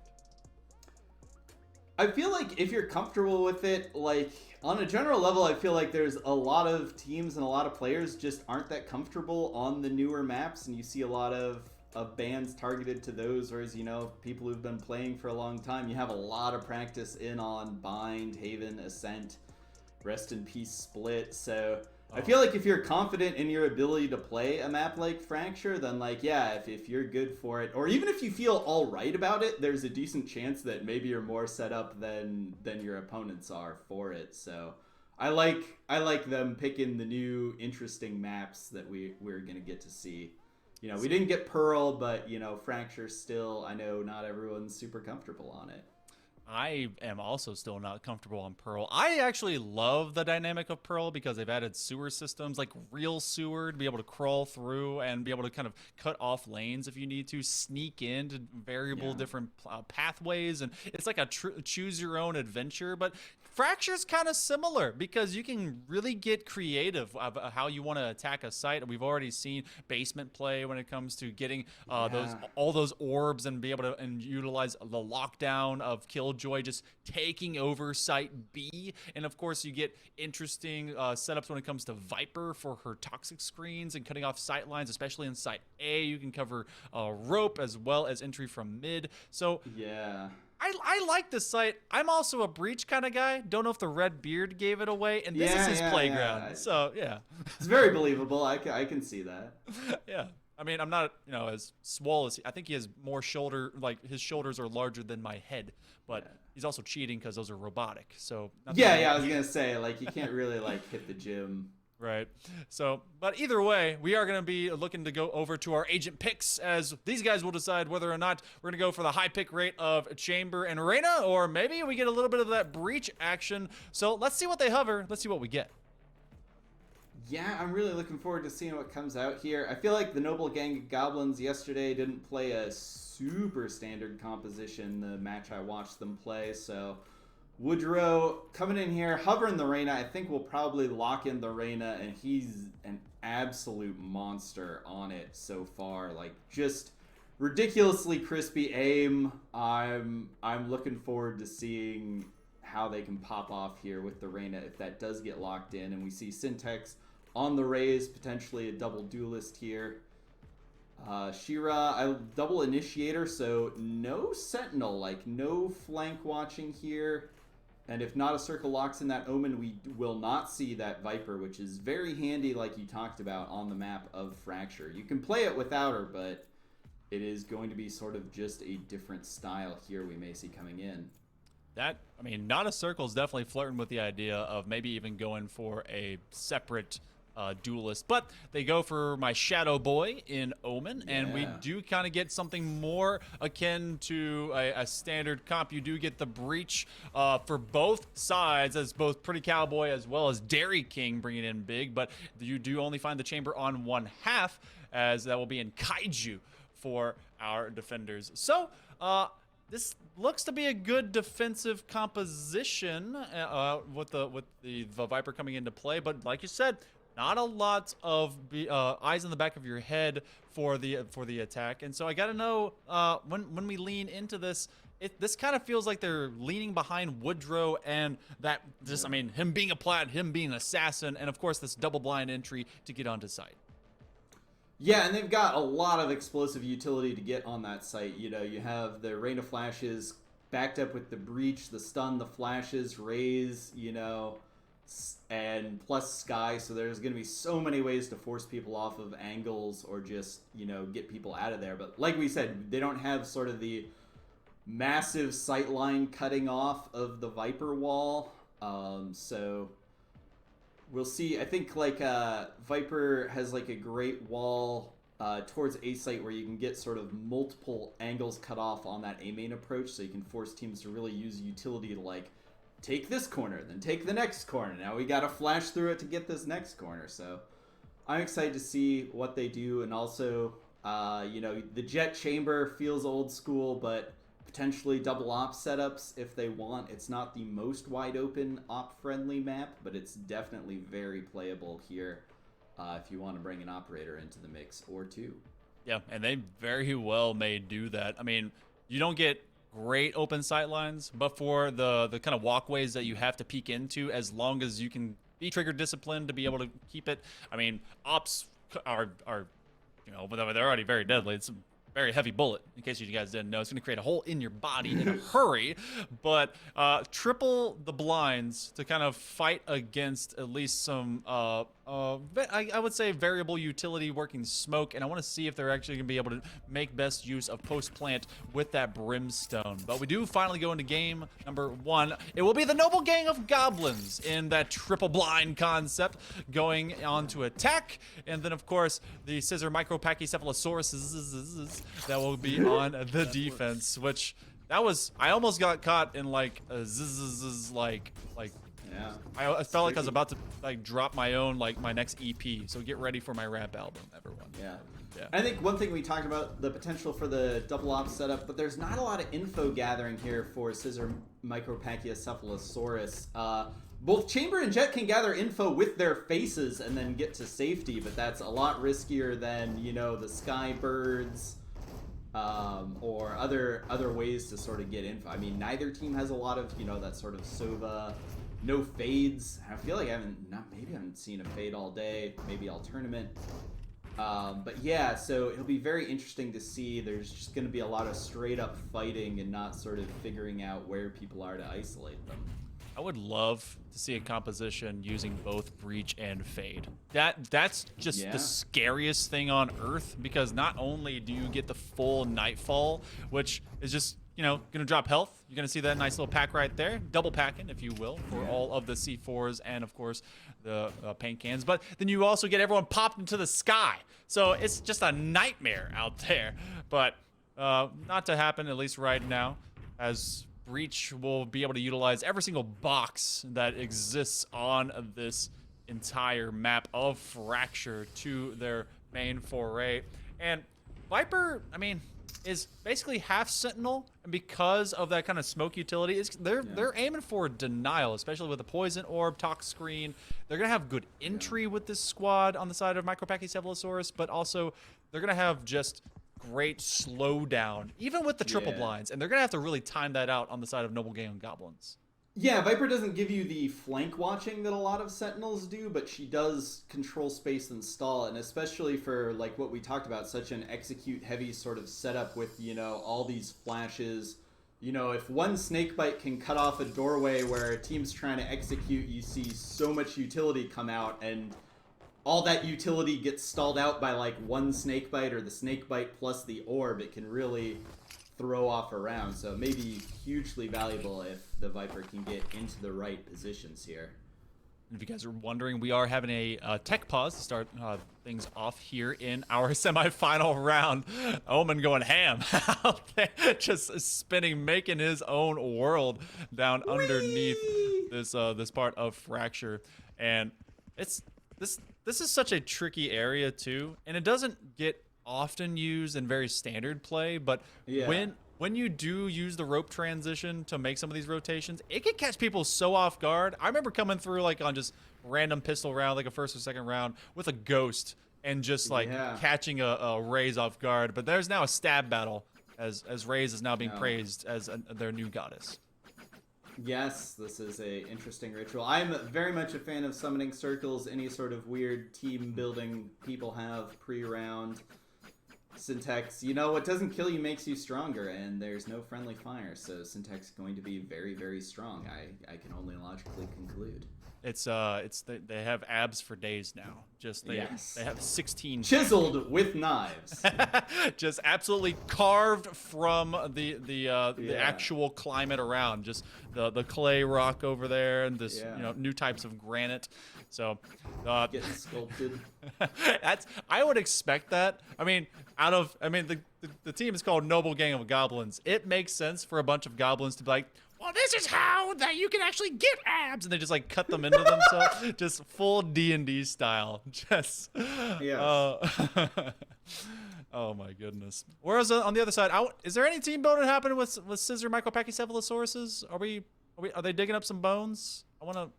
Yeah, they're very spread out. I don't know if we're just seeing, you know, potentially what they're doing. I hope we're not giving anything away if this is a big brain stream sniping plan on our heavy delay, but they're running around site to site. All right. Yeah, we'll see. No info given away by the ab chiseling. Gotcha. Well, you know, we'll have to be able to getting back to it, and we do come back to us. So we are restarting the lobby, and I believe that, you know, obviously everyone has already made their picks, so you won't have any kind of cheeky Omega macro strats. You don't get to see what your team is facing off against and then say, we don't want to do that. Now, we'll be getting in there in just a moment. And of course, we get to take a moment to really kind of thank the production behind the scenes that's helping us do all of this, as we have Fudgy Waffles, Echo, and Link. They're all by different names, all of us running kind of crazy different names, but they've been able to really help out this Gaylorant community, which if you want to be part of, Discord, and I believe there's probably some extra clicky buttons that you can be able to do down below, and that takes you to this grand group that's LGBTQ plus centric and supportive. And if you didn't know before, it says it like, wait, hold on, where's my finger? It's like right there, Gaylorant Charity Gauntlet. They're doing a big thing, okay? They're doing awesome stuff. So if you want to be part of an awesome community that's able to put on these kinds of competitions, and of course, it's supported by awesome folks down over at Boom TV and putting on a great cause for the Trevor Project, this is exactly what you want to get into. So we will be moving over into agent picks. So let's get over to our main lobby, and Jalbert, so sorry that I have to rapid fire like rap god with you, but you know, we're here for the long haul. We are. And speaking of here for the long haul, appreciate all the donations coming into our Tiltify, raising money for the Trevor Project to help people, LGBTQ youth, be in there for the long haul, get counseling. It is hard out there growing up And I really appreciate the 24/7 suicide counseling they have, and we've seen donations coming in. Shout out Justin, the latest donation, $25. Also an anonymous person put in a donation that rounded us off, so we didn't have that 4 cents hanging out as we get into this round, and an early push here towards the B site from the gang Goblins. Ooh, and it was Omen. Oh man, getting dropped early as Not a Circle was able to guide them onto site. Pretty Cowboy. They were getting caught off from outside angles based on that fault line that found them. Derek King is trying to be able to find this trade, but no, it's Not a Circle that gets rid of him, and Woodrow finds a head to roll. That classic barely lands anything. Woodrow will be able to win that trade out as Violet Embers drops in Syntax. Well, they must have had a pretty good reset. They're able to get that final kill. That's a 4-1 spread. Noble Gang of Goblins draws first blood. Yeah, coming out, great execute. Hit their shots. Early pistol round. Looks like we'll see at least a couple Spectres coming out. Curious to see. We've already seen some funky second round buys. Copying the FPX strat a little bit. Syntax just on the Ghost, maybe. Not a Circle with the rifle. Nope. Got a Spectre. So 1 rifle coming through, but love to see teams experimenting, not just doing the traditional 5 Spectres. As it's an early hit here towards the A site. Not a Circle coming out with a Phantom is actually not too bad because they do have that double circle that does respawn for that Omen, so they can actually expend and not having too much utility. The Headhunter is trying to get more as Kaiju does get just a step away from death, and they isolate Not a Circle onto the ground side around a rope outside door, and Not a Circle making great use of that Phantom. Yeah. Oh man, taking fights, but it is so hard with these pistols against the rifles. Not a Circle with the 3K. Putting that Spectre to good use, and going to finish off Kaiju, so 4K for Circle, flawless, not too out of character for a anti-eco round, but it's always great on the eco if you can get some of those rifles or SMGs off the board, make your life a little bit easier here on this buy round. And isn't even going to be full rifles. Kaiju with the Spectre obviously on chamber. You do have that pocket guardian in the form of the Headhunter, so you can take some long range fights potentially. Kind of interesting that Kaiju is opting for Light Shield. They want to have 1,700 creds in the backpack. Oh, nearly having a collapse. They will get 2 in a minute. Not even a second. It took, oh man, only 1 little pop and stop. They're able to get another, and then Syntax is going to double satchel onto site. They're able to get 1 more trade. Not a Circle making great use. That Phantom has been not falling out of his hands, but another blind comes through, forces them on and into tower, which Derek King is able to take down very quickly. How many bullets does it take to pop 1? Well, more than that apparently, as it will be Bones Malone that gets the final kill. That was a fast round through the third. Yeah. And I mean, Omen putting it away so easily with that opening 2K, got the spike down, and you know, the rest of the Noble Gang of Goblins executing on site from the split the other direction. It's like, wait folks, where's the spike? It's all the way over there on a pair of goblin corpses. You go into our first third of the first round, and we have a bit more even keel of an attempt. This will be our second kind of A main push. Fall line comes through, and they're going to go through door. This is a very aggressive just kind of turn. They're going to pop open door. The blind comes in to get through the dark cover, and it actually does inflict a little bit of blindness down on ground side. Derek King can't see anyone because we have sky smokes dropped as well, but site will be put under duress, and they were trying to press in, but Bones is going to get a 3K in a hurry. Syntax makes 1 small kill with the grenade onto Kaiju, but goodness, in a hurry again. We are able to get tied at 2, heading towards the 5th. Yeah, I feel like that was almost, you were calling out the sky smokes. I feel like that was almost a little self-trolling as the Pretty Cowboy was blocking the teammates from actually getting that sight line, creeping around behind them from the rope. Whew, 2-2. It's going to be a very pressured buy here. Woodrow with the Spectre, and it looks like a couple other pistols coming out, a couple light armors, but going to be hard. Going to put a lot of faith in Woodrow, I think, to crack something open and get it happening. It is yet again a split sort of towards B. The spike coming around from the other direction, though, and with the 3. Very quiet sort of sneak up here. I just feel naturally calm when everyone's like no footsteps are being made. I'm like, I don't want to give away their position. It's like seeing that that movie. Oh, what was it? Where you can't make any sound. The entire movie theater is just on Yeah. pins and needles. They're just waiting, watching, wondering. NPR radio. Hope you guys having a wonderful time as we're coming in now to our 5th round. Really get the lead going, but that will be a fine. Oh, the classic is not able to do enough damage as the wallbang does come through. The boom bots will not find any more value. Another trade as Oman is able to find 2. Can they find a 3rd? I think there's someone hanging out in tower. They're going to keep them away for now. Dairy King holding site quite well, but look at this on the opposite end. Right click, trying to get that knife kill. They want $5, and oh, not a circle will drop to bones. Not respecting the knife-a-palooza.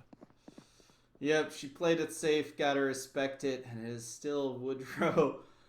30 I seconds feel like left. solid snake here. You got 30 seconds. There is a team of enemy guards who need to retrieve the spike, and they have been spotted. They have been gunned down. Omen going huge with the 3K. That on top of those early kills that won them round 3, they are 6-2. It does put, from that save though, more money in the back pocket of Noble Gang of Goblins, as they were acting mostly out of instinct and prayers. Lots of prayers in the chat. Not a circle by virtue of getting that 4K earlier with that Phantom out of the power slide. I think it was round 2. Has that 7-3, but kind of a faulty venture to think that we won't see some more kills coming out of Woodrow. I want to see what they do come up with here momentarily. We do lean into this, but this is a dish push, and this is a split push around A. I do like dish. I like dish as a setup, but you can get stuck in there so quickly. But they're checking every corner, making sure it'll be clean as they come on through A main. Oh, Kaiju gets rid of Woodrow, though. That's their main power set. Boombot does a lot of damage, and Violet just lets it happen. Yeah, they are going to get the spike down here. 4v4, but they are hemmed in here a bit. The rotate's coming out. Spreading out, taking more space. Omen though, so lethal. Great utility coming in here for the retake. Circle gonna drop a smoke. Oh, nice Last head player tap. standing. They're actually going for the full defuse, and the grenades will come out. Will they be able to get it in time? The defuse does not go through. It will be halfway. They put the blast back down to be able to get out of that box. They still have to go back to it. player Half standing. kill. Oh, they could be able to stick it, but they go for it anyway. What an ego check. They'll be able to get the defuse in time. Comes off the bomb just long enough. Click. Done. Dead. And then they get the bomb off. 4-2 go the way of Scissor Michael Pachycephalosaurus. Yeah, I believe they just stuck it to half and died to the raise grenade there, Yep. and it was a noble sacrifice as that let Omen pull off the big heroics there.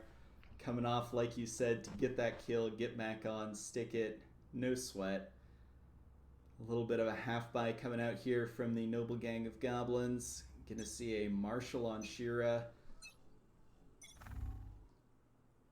Likes playing those long-range rifles, even on Sky. I saw some Sky opping action from their earlier on-stream game. Kaiju, not able to get the kill onto Woodrow. Woodrow going in hard. They made the power differential as they're able to get that quick rendezvous popped off, and Woodrow will not be able to find a body.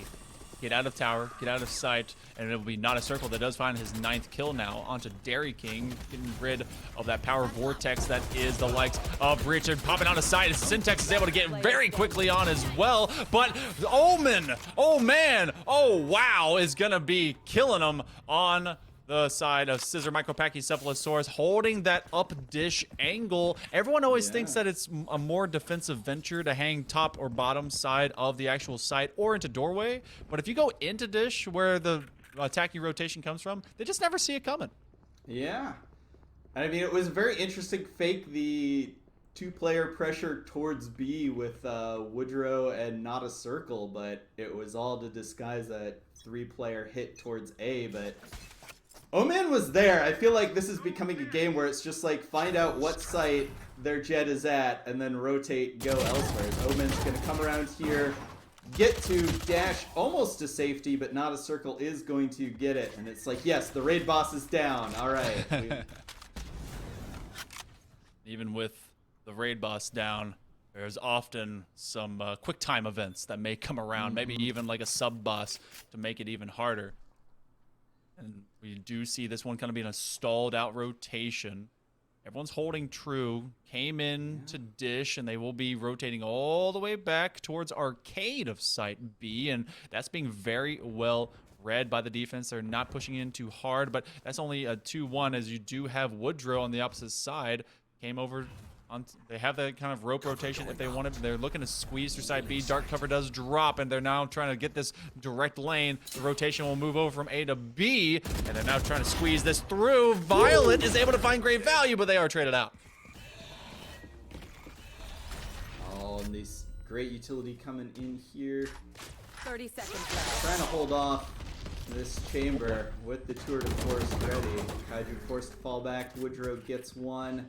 It is a 2v2 as we get this plant finally going down for the Cowboy.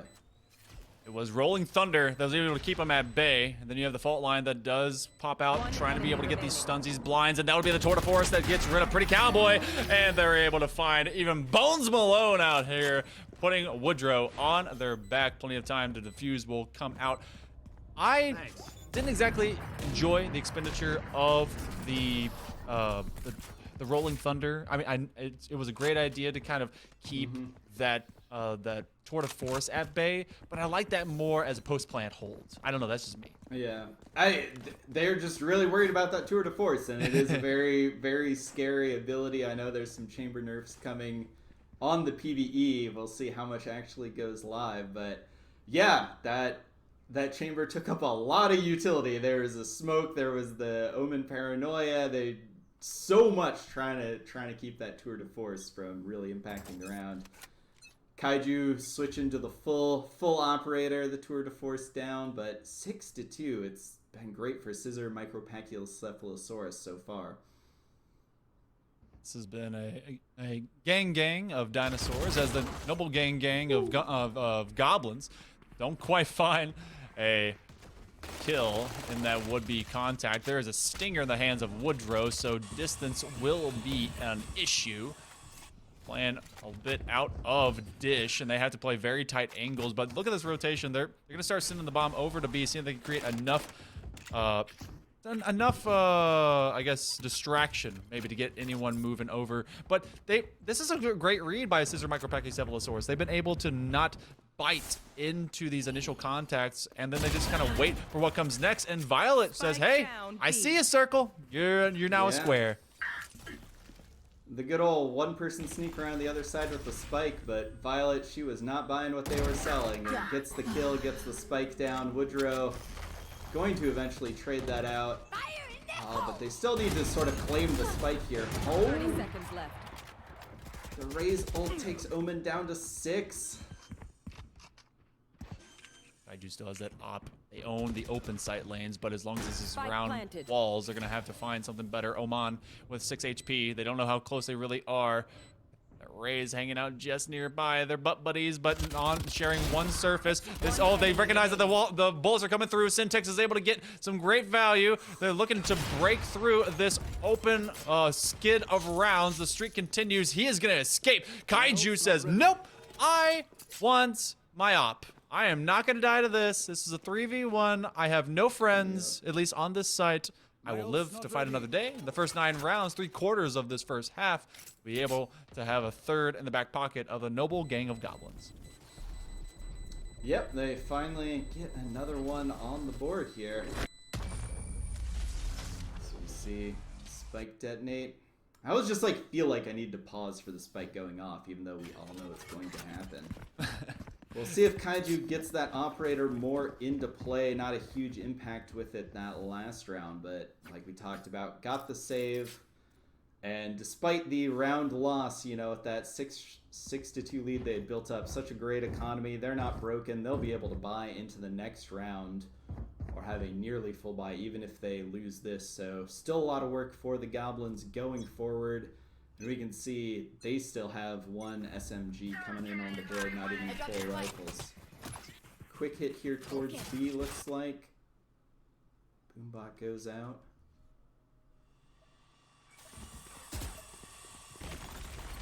It's kind of a full screen. Syntax is actually going to be there first. Not a circle gets dropped, and Woodrow will be able to get rid of Bones. And this is a major difference right now as well when it comes to your ult economy, as Bones actually does have that orbital strike. That op will find value, and that's a 2K right now for Kaiju. Derek King is able to get rid of the doppelganger, and Syntax is left alone. But they still have some good high value in that rifle. Just do not have the bomb, which is laying onto sight. This is going to be a tough one. They have to get around Kaiju, who does have that op owning that entire crease between. Can they be able to get back to it without dying? Holy, they do. I don't know how. Yep. Wins the duel, but going to take a lot of damage from Aftershock and Dairy King with the kill. Very simple. Easiest retake of their life, probably.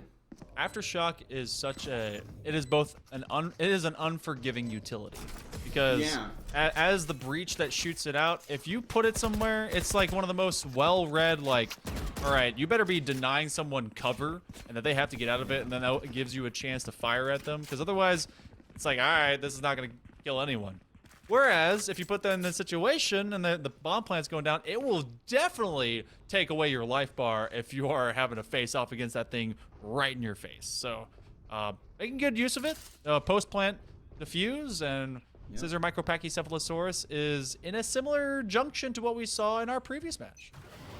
Yeah, and one thing I want to highlight here for TNGG is Shira on the op with Sky. They do not have a jet, do not have a chamber. They've been playing Sky as their op user.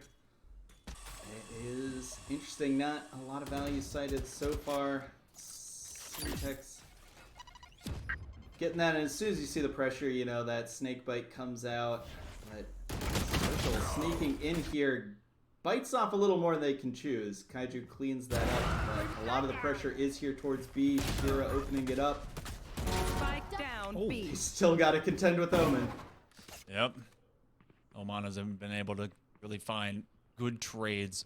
Woodrow's actually in the opposite end. They never expect that one. That's a great flank to be able to come in through tower, especially as they hit main B, because they would usually look for them right in the crease. Between, and now you have this opposite occurrence. You have two going through mid. Bomb is actually rotating all the way into dish, and you do have one lagging behind. And so the trademark will spot it here, though, coming into dish. It's true.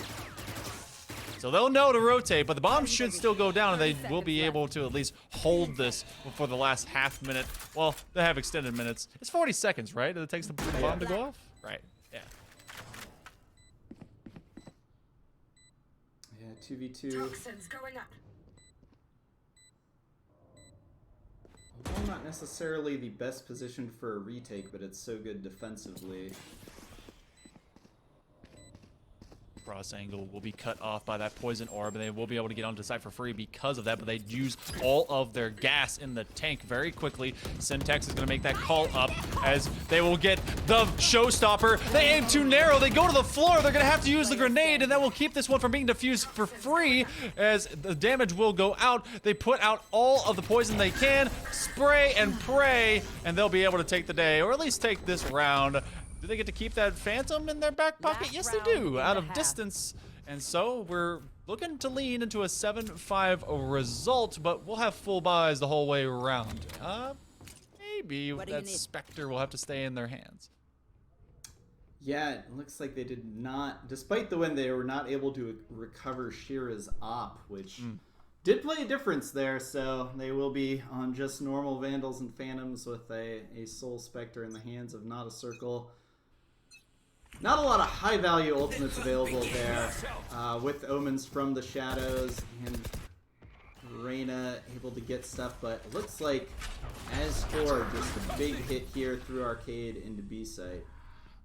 Oman with that operator is going to hang out on main side B, away, opposite of Arcade, and so they're going to be very careful about trying to be able to fight them down, but that's a trade out. Dairy King drops Syntex, and that big blind, not a circle, is lucky to get out of there, and now the aftershock comes through, but it will be Woodrow that steps into it instead of out. Cowardice is not rewarded. It is bravery and opposite. Use the dismissal to get on through. Oman still has that operator as well as the Blade Storm. If they do decide to bust it out, they do. It's final round of first half, because why not? Oh boy, gonna make a decision. They will tap ahead, put a knife straight through the skull. It's a 2-on-3. Will they be able to find this one in the tight side corner? It is not a circle. Oh, they're dropped. That's a 3K. Will they be able to get even more? It will be Kaiju dropping Shira.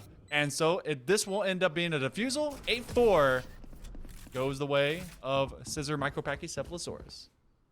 Yeah, just a big ego duel of like the top fraggers of both teams. Woodrow pushing through the smoke. Like they had smoked off the op with Not a Circle's smoke there. So, but you know, maybe thinking they wouldn't suspect it or they were gonna follow through the rotate and backstab. But Omen with the knives came out on top on that duel, helping to put Scissor Micros. I need to just donate money to charity every time I screw that up. That is the pledge that Twitch chat needs to get going. Scissor Micropachycephalosaurus gets that 8-4 edge. Look, be careful if you decide that, because like $5 per knife kill is a safe bet to not go poor. Yeah. The other way is, well, the economy's in shambles. Yeah, I can always take the coward's way out and just use an abbreviation, but there's no fun in that. Not at all. As we get the Cheeks cam coming through during this timeout, what do you think about having the call out for a timeout going into the next round? They didn't use it throughout some of those, I guess, streaks that were coming from Scissor Micropachycephalosaurus. It's Noble Gang Goblins that says, all right, we want to extend basically this halftime. Yeah, it's an interesting call. I mean, like, hopefully you sort of have an idea of what you're doing on your pistol rounds, but, you know, maybe you just got to regather the mental, get that extra long break. Maybe cool down, you know, maybe Omen's really feeling himself, and they're just like, yep, just get him out of the zone, disrupt it, let him cool down. We'll see what comes in here, though. It is going to be a very critical defense half. Like we said, no Viper on this competition. I think from the previous map I've seen them play, they like pushing out, playing a pretty aggressive defense, especially with Woodrow on that Reyna. Gonna go get info, get kills, and I think they really just need to lean on trust in there. We see utility coming out here towards A main. Can circle defend it alongside Syntex. Not surprised to have seen Oman be a pop-off style agent in this competition right now, as they have the highest hit headshot percentage in the entirety of the lobby at 27.8%. Syntex is holding a hard angle, but Bones immediately finds him, says, you cannot lurk up there. This is my turf, and I will own the ceiling. It will be Woodrow that does get a Devour off. Plant does go down into this 2v4. A lot of damage. Woodrow's able to get another one. Time to shine. Lear goes out. They will blind through. They will not be able to get a spam kill. The fault line does find a stun. Can they be able to get another one? It's a 3K. They're looking for the ace if they can so help it, and they get a 4. They have one down. It will be up to Woodrow to ace out. He needs more bullets. Says, I did not pay for enough. Someone send me more. I'll pick up your gun. And this is now a very tough venture. They don't have very much HP. Have to find it around this tight side angle, and they're gonna have to stick for the plants. They do so. Pros never fake, but they also have to get this ace. Oh, cannot get it. Clutch up will happen. Violet holds true. Yeah, I was an interesting spike plant. Like they knew they had enough time to sort of half it, but Violet came out, won the duel, secures that round for Scissor Micropachycephalosaurus, bringing it to 9-4. That is a big pistol. All pistols are big, but it's really gonna blow this lead further open. Couple buckies invested here for the defense. I think you gotta do something if you're the Noble Gang of Goblins to try and get back into this. You can't just sort of all classics, go down 10-4 and try and come back with that tiny margin. there's some decision making that can still happen. And you see the Micropachycephalosaurus, they've actually split their difference here. They late term went on ropes, and they're just kind of a full-on Mission Impossible skimming across this middle. So what a weird and crazy field trip that the kids are having, bringing it over towards arcade, very much taking their time. They have the leniency to do so, and in fact, they are underneath sewer. So be out, pick their places, pick their shots, maybe start playing for some default. You finally get a little bit of intel as Woodrow does sight out one. They will burst onto the scene, and Kaiju, does he see this tight angle? Doesn't quite note him out, but Not a Circle is making the calls. Yeah, I feel like Bones had a suspicion there. She swings out, gets the kill. And it is going to be a hard retake with Bucky's. That is one thing I will say is... It's great for trying to stop people planning. It is not great for getting in and retaking the site. One enemy remaining. Oh, leaving Woodrow by themselves. They do get great value with a classic, but you know, you only have so many bullets, so much shield, and maybe none of either once you are in the ground. So 10-4, good buddy.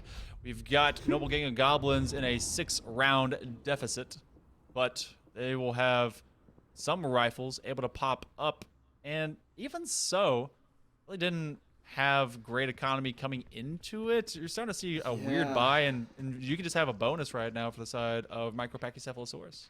And aside from Woodrow, everyone else so far from an ultimate, everyone on 2 points, so they are not going to have ults online for a while unless they just absolutely pop off without them.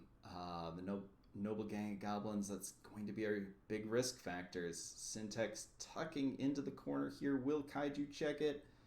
Will they see the barrel? Bones Malone, great corner checker. Like, on the scouting report, she checks corners.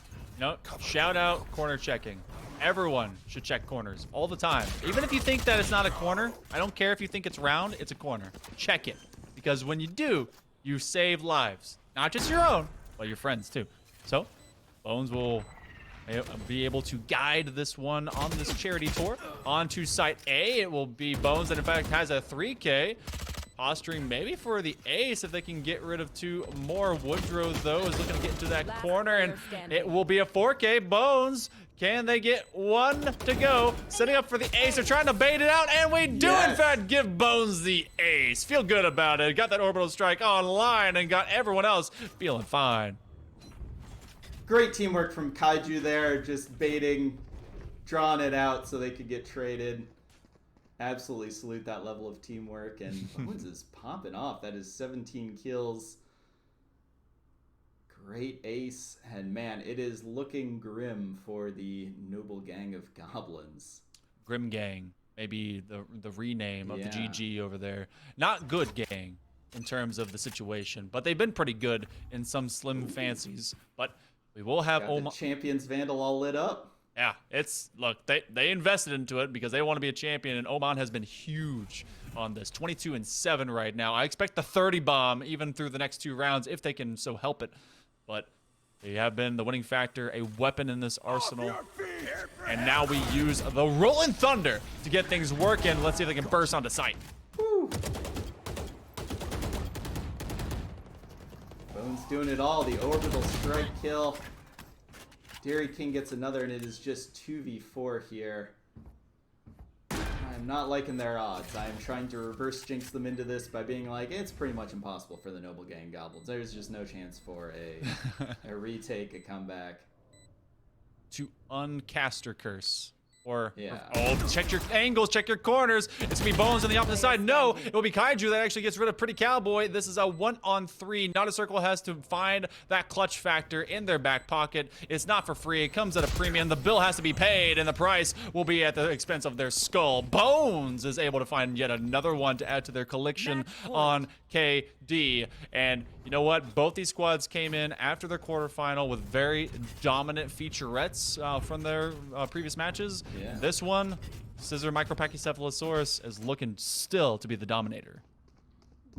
Yeah, it is 12-4. It is a huge lead and not going to be a full buy. We see some Guardians putting the Guardian Gang in the TNGG, the Noble Gang of Guardians. Oh, but man, TNGG, they are looking at staring down the barrel of GG for themselves. Gotta find some heads to click. Hold on. Oh, that's actually Shira. They're gonna utilize the Seekers, see if they can take down those crazy cabbages, but it doesn't take much. And if they could just see the silhouettes we see, they would see to click that mouse. Instead, Bones will be able to get rid of not a circle. No more guardianship will be found through main A.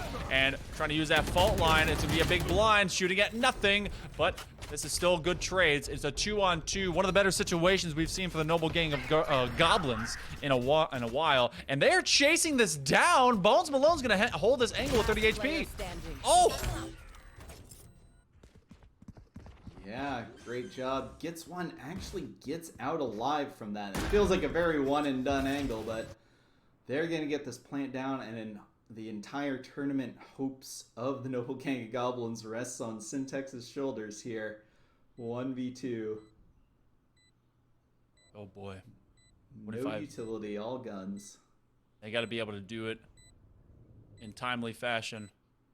Tight right angle.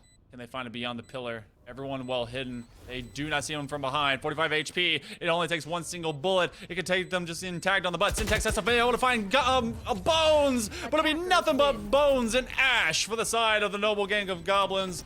They are depleted, and it will be Scissor Micropachycephalosaurus that moves on to your grand final for today's Gaylorant Charity Gauntlet. I need to know, Jalbert, where did it all go right for Micropachycephalosaurus, and where did it all go wrong for the noble gang of goblins? I'm gonna be real honest, like, it went right when, like, Omen got that 2K on defense, then took over the defensive half, and then Bones just started popping off. Like, that was just two of the hardest pop-offs. I mean, we saw the ace from Bones, but there was at least another 4K. There was just so much else going on, like, Bones Malone, really the MVP of the attack half, which is not how you expect it to go. Like, you expect the Jet to be, like, the MVP on the attack half, and maybe on the defense your controller's really popping off, but, like, Bones Malone on the Brimstone is just like, nope, I got this. I'm checking the corners. I am not being checked, and even when I am, I'm winning the duels. That was... Yeah, it feels real good when you pop off in Valorant. I'm sure we've all had that experience. And Bones Malone just like, yeah, just that was her half. It was crazy. And speaking of feeling good, everyone, you should feel good by donating to the Trevor Project, the largest LGBTQ youth suicide prevention and crisis intervention hotline. It is great. We are so close to our goal of $1,000. No one is knifing, so it falls upon you, the viewer, to get us that last $75 and beyond. Like, we raised nearly $900 yesterday. I want to see you people get up on this. Get some money flowing in there for such an important cause, you know, to take care of our youths. Yeah, it's a big group, obviously, that are going to be growing up into, you know, tough times. And of course, if you want to be able to help them and make it recognize that they have a supportive community, and of course this community over in Gaylorant that's trying to do the same thing to make this charity possible, then, you know, feel free to reach out, give if you can. !point charity and !point Tiltify in the chat will take you to those different resources, both to give as well as to see what the Trevor Project.org is all about. And it's really cool, all this that's being provided by this fantastic community that you can also join. !point Discord. I know there's lots of exclamation points, but it's because we're super excited about it, okay? And all those commands will get you the right direction. You can join Gaylorant. You'll be able to see what these wonderful guys, gals, pals of all and everything in between are doing together in a gaming sense. But, you know, we are also going to have a break for just a moment before we have an interview. It's going to be someone from Scissor Micropachycephalosaurus, and maybe we'll be even able to ask him about the name, but you won't get to find out unless you stick with us right after this.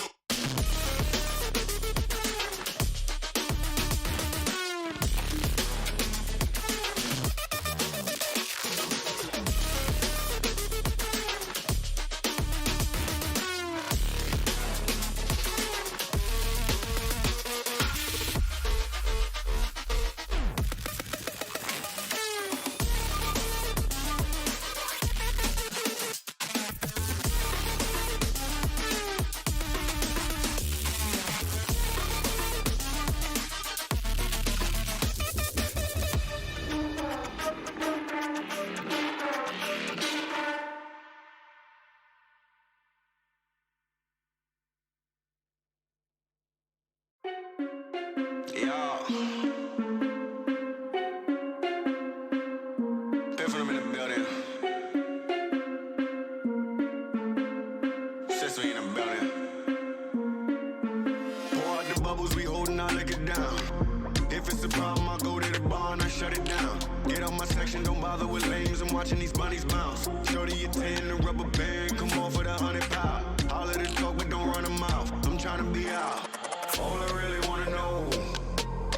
When we leaving, all I really need to know is when we leaving, all I really wanna know. When we leaving, all I really need to know is when we leaving.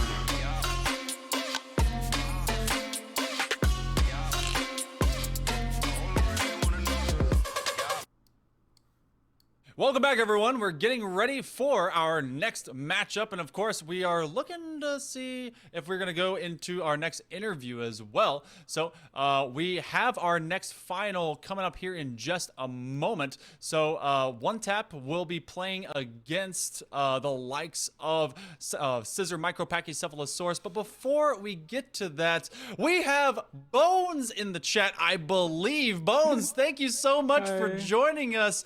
We were just talking about you. Congratulations. It was a dominating performance. I need to know, how are you feeling today through this bracket, through yesterday?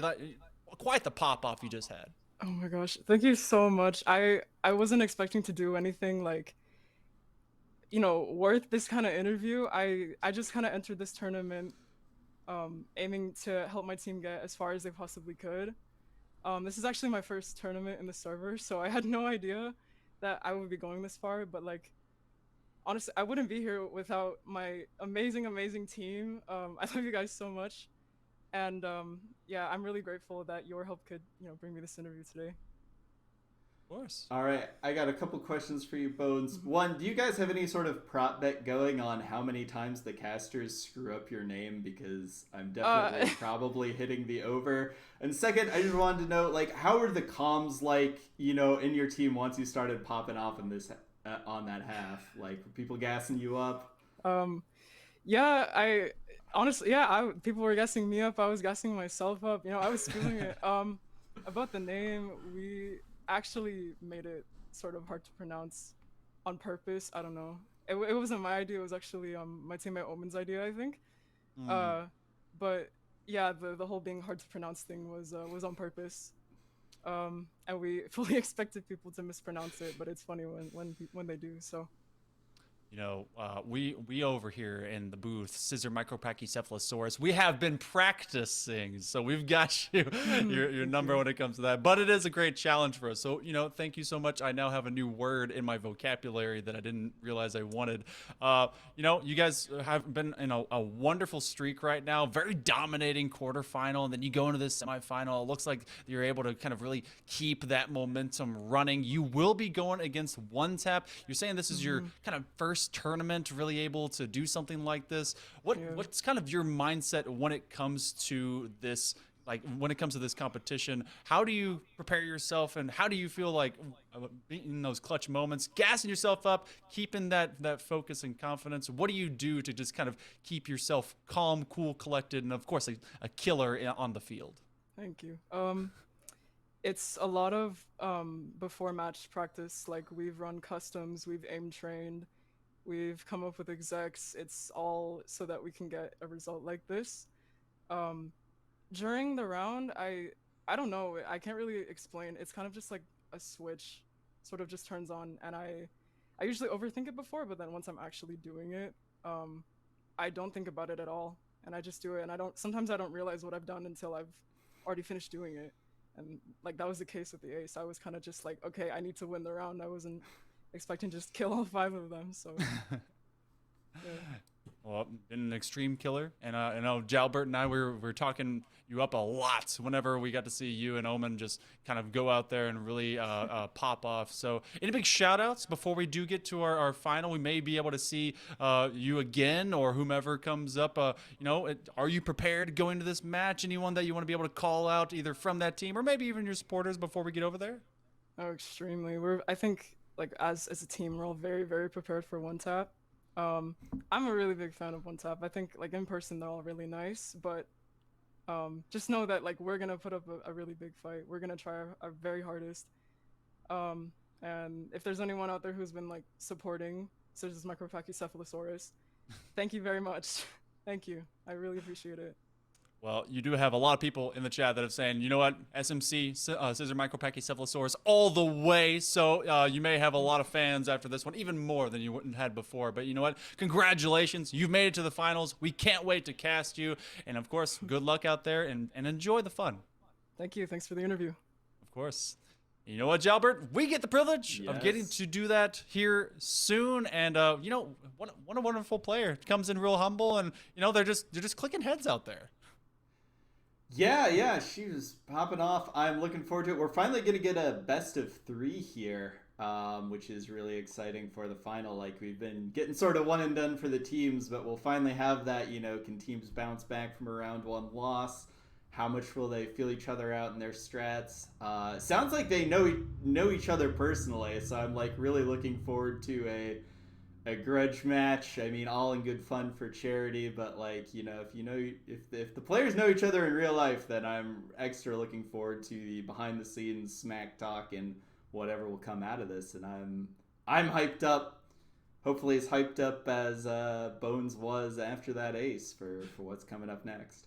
Well, will it be one tap that can ace their way through with a single tap, a click of the head to be able to get rid of Scissor? Oh, no, it's the first time I did it. No, yeah. Scissor Micropachycephalosaurus. Join me. Or will it be the Scissor Dinosaurs themselves that will be double tap in the likes of one tap straight out of the final? You'll get to find out. We'll be heading into our finals right after this short break. Cause I don't mind. No, I don't mind. Tell me how you really feel. Oh yeah. Let's drop it.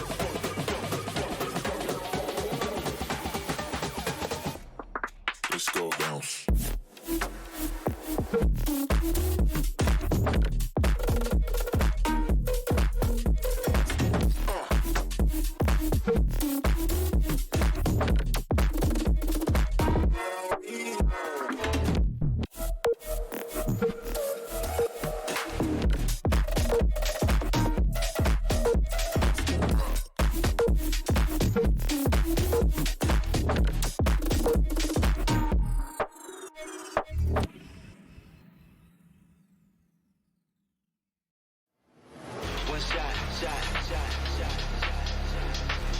one chance,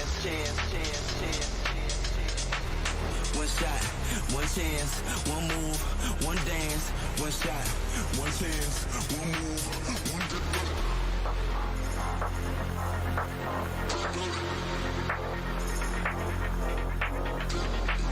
One shot, one chance, one move, one dance, one shot. Brace yourself for the Vegas. One shot.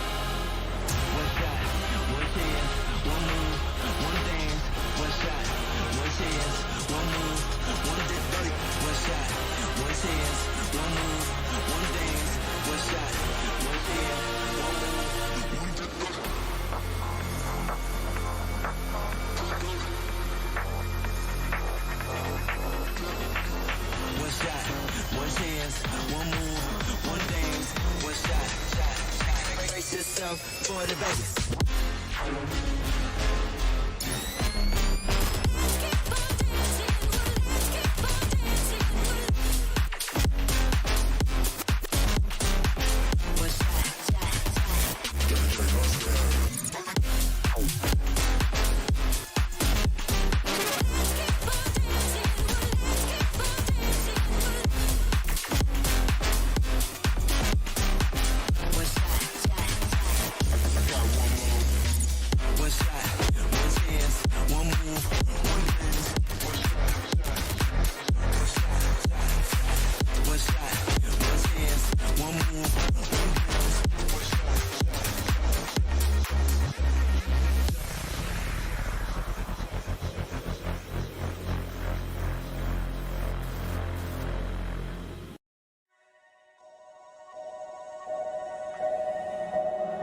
What an irony.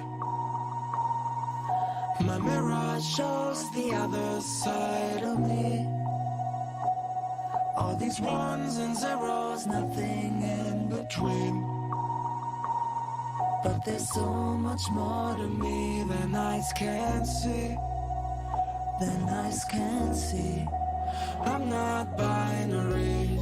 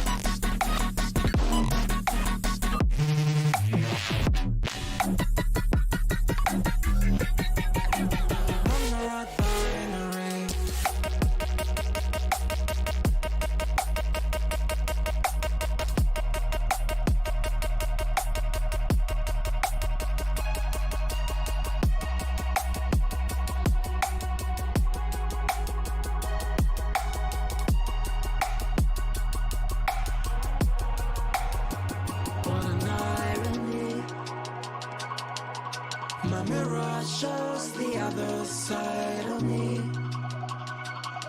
All these ones and zeros, nothing in between. But there's so much more to me than eyes can see. Than eyes can see. I'm not binary.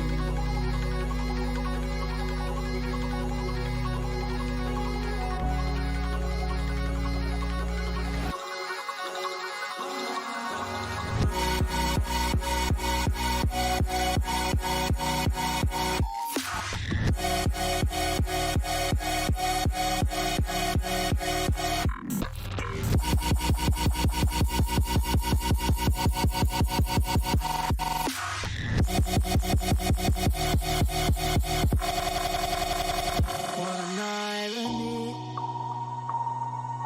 My mirror shows the other side of me. All these ones and zeros, nothing in between. But there's so much more to me than eyes can see. Than eyes can see. I'm not binary.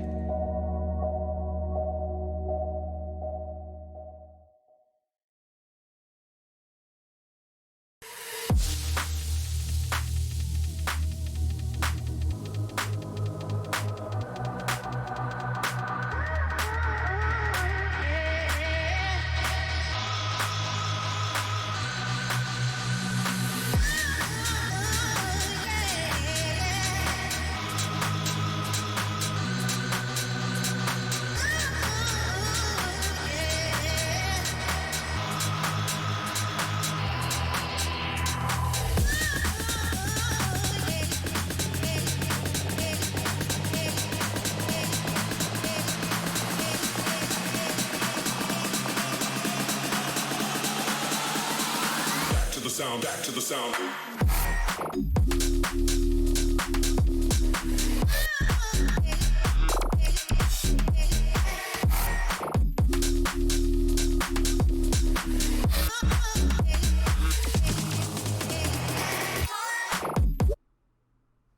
Welcome back, everyone. We're getting ready for our grand final of today's Gaylorant Charity Gauntlet as presented by Gaylorant. And of course, I'm still Hail Monkey Man, and then to my lovely viewers left is Jalbert. And Jalbert, we've had a gift of a couple of great matches. The last one was a little bit more dominating, so we're gonna see if some of that win streak continues.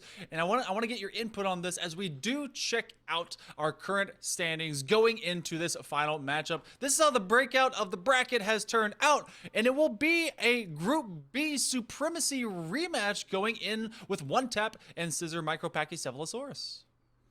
Yeah, I'm excited for this. They were both the Group B teams. Scissor Micropachycephalosaurus did win in the group stage match, 13-8 on Fracture, but we'll see if there is revenge in the cards for One Tap. I was pretty impressed with them in the game I saw them play, so I'm really looking forward to this rematch. Or will it just be the Omen and Bones show yet again as SMC look to roll through and take the championship and the prize? One Tap has had to go through Mother Allies, and then of course our previous squad that we saw before, take down Clowns Rex, which was Team 7. So this could be very, very quickly done, but it is best of 3, which is not really quick at all. That's actually a much longer pause into Valorant, because you get your one map, which, you know, based on look of the draw, if it became Fracture again, this one could be over all, you know, very quickly. But instead, we will see at least 3 maps. So I believe, if I'm not mistaken on how the ban structure kind of goes, we may end up seeing like a 2-ban, 2-pick, 2-ban final decider. But we'll highlight some of that here in just a bit, because I do want to highlight, obviously, what this entire gauntlet is about. We've been talking about this entire time, but you wonderful people have been able to make it possible. It is about the Trevor Project, which has been just hugely supportive of the youth of LGBTQ plus people and members, and just, you know, anyone from from a young adult to someone that's able to kind of face the world. It's tough going. So they have counselors that are able to be around 24/7 to help out with suicide prevention, mental health awareness, and just being there for these people in this fantastic community. And it's something that's, taken very seriously. And the $1,000 goal, so close. $75 away, as we've had $925 raised so far. And it's been wonderful to see so much support, especially as it's been with gamers, and we all know that can sometimes be tough online, and it's been really like an honor to be part of here today, Jalbert.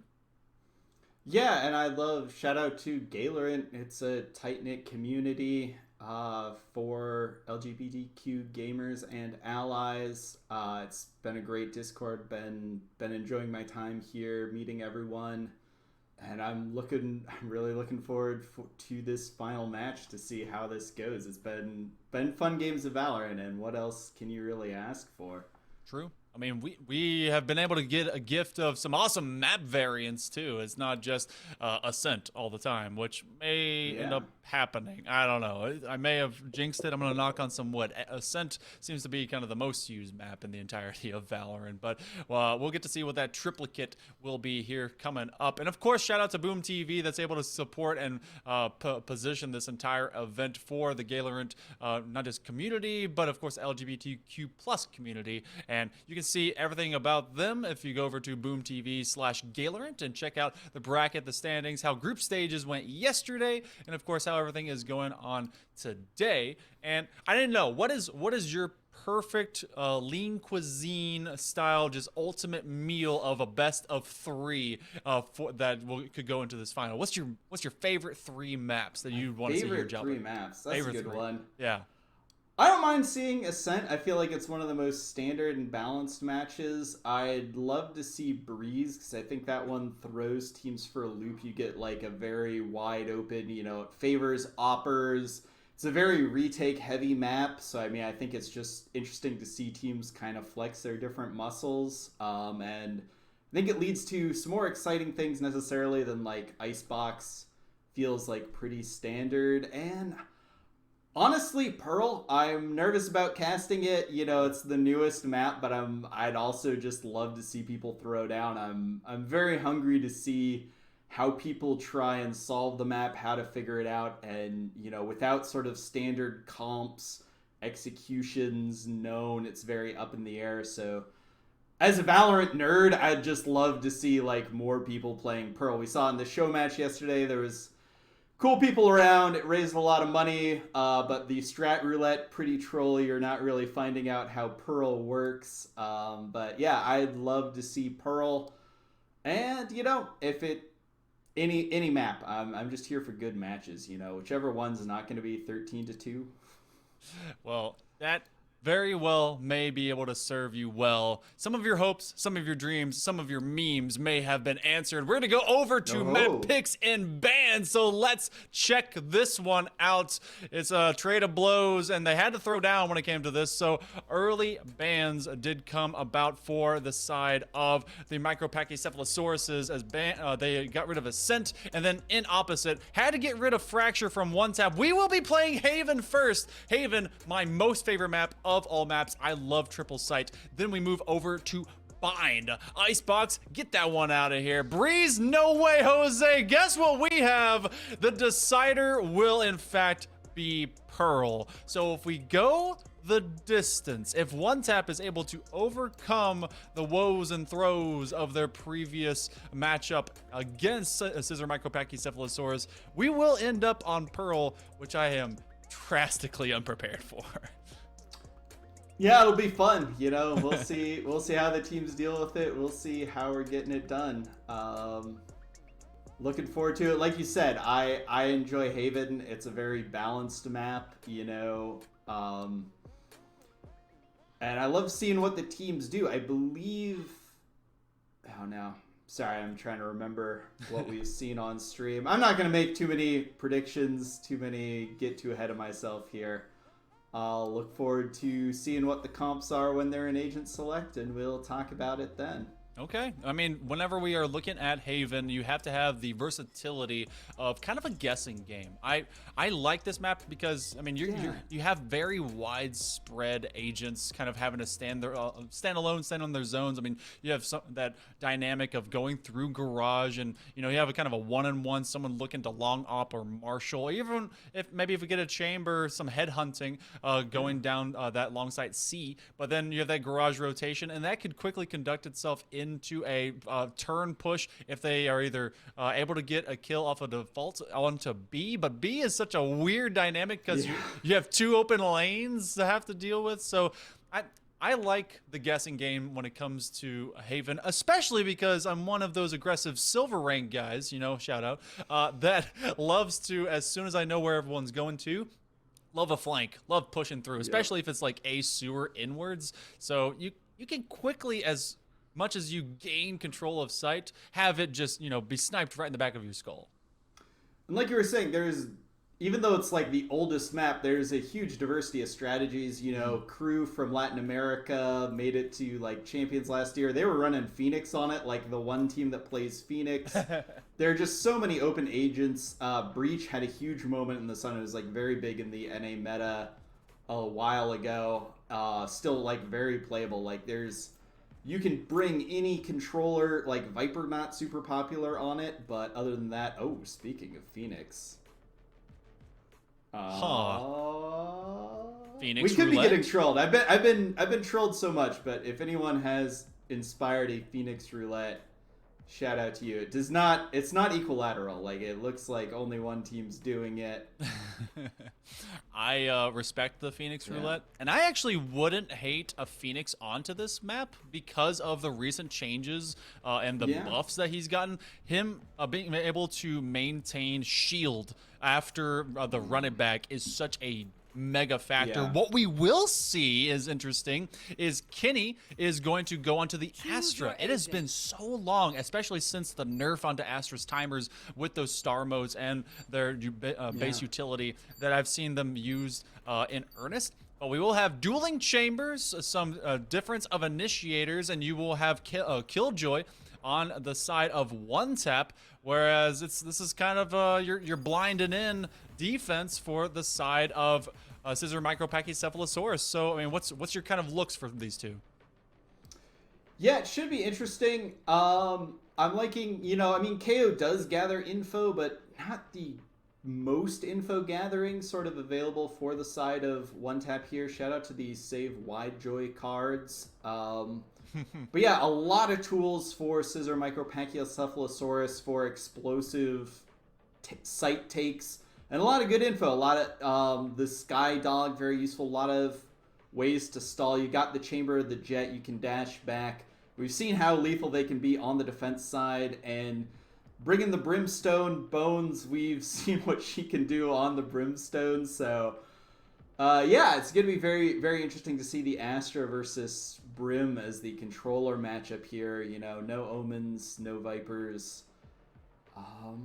Yeah, I am interested to see what they bring out here. I think Astra does have a lot of potential on Haven. Maybe not the strongest, but very playable. I think Seasonal early in the tournament was an Astra main who is making a lot of impact on Astra on Haven, but you've got Chokes, you know, she can plant the smokes, and, you know, the global impact on a 3-site map, you know, they can be holding towards one site, lurking, and then deploy a lot. We saw at Masters, Paper Rex on Breeze in the, like, deciding game of the BO5 brought in Astra in a very unorthodox composition and had a lot of success with. Astra can plant stars over here, support the execute, and then come around in on the flanks, get a lot of kills. So I think there's a lot of potential for the agents still, even though the nerfs obviously made it less super easy mode. This is the best controller ever. I mean, it was necessary to kind of reel it back in. It's kind of worse though that they took away a star and they made it longer. I would have wanted one or the other, which, you know, sometimes riot balancing can be a little suspect, but this one is no suspects at all. We know exactly who our perps are. It's going to be one tap onto offense and Scissor Micropachycephalosaurus on defense. And I really look at one tap's composition as being very defensively sound, if they can get through this in a 7-5 or 8-4 factor and then get down to defense, it's going to be really hard to get past some of these, especially universal sight utilization for their agent picks. But we will lean into site A, pretty traditional, and it will be Just Call Me Red that gets rid of Omen, and Bones that's going to trade that one out to get rid of Free Soup. Yeah, let's see. It's a lot of aggression here for A main, and both sides seemingly sort of falling back on it, maybe expecting to rotate. We got the Chamber trademark past the entrance of C, so it's going to be very late info to catch the rotate here. But Kaiju gets some info onto Midnight, wins the Chamber duel. $200 worth of bullets, buys a kill. This economy would hope that that finds something. Oh, Star finds the ground as Bones is going to be able to get a nice wall bang, and this becomes a 4-on-2.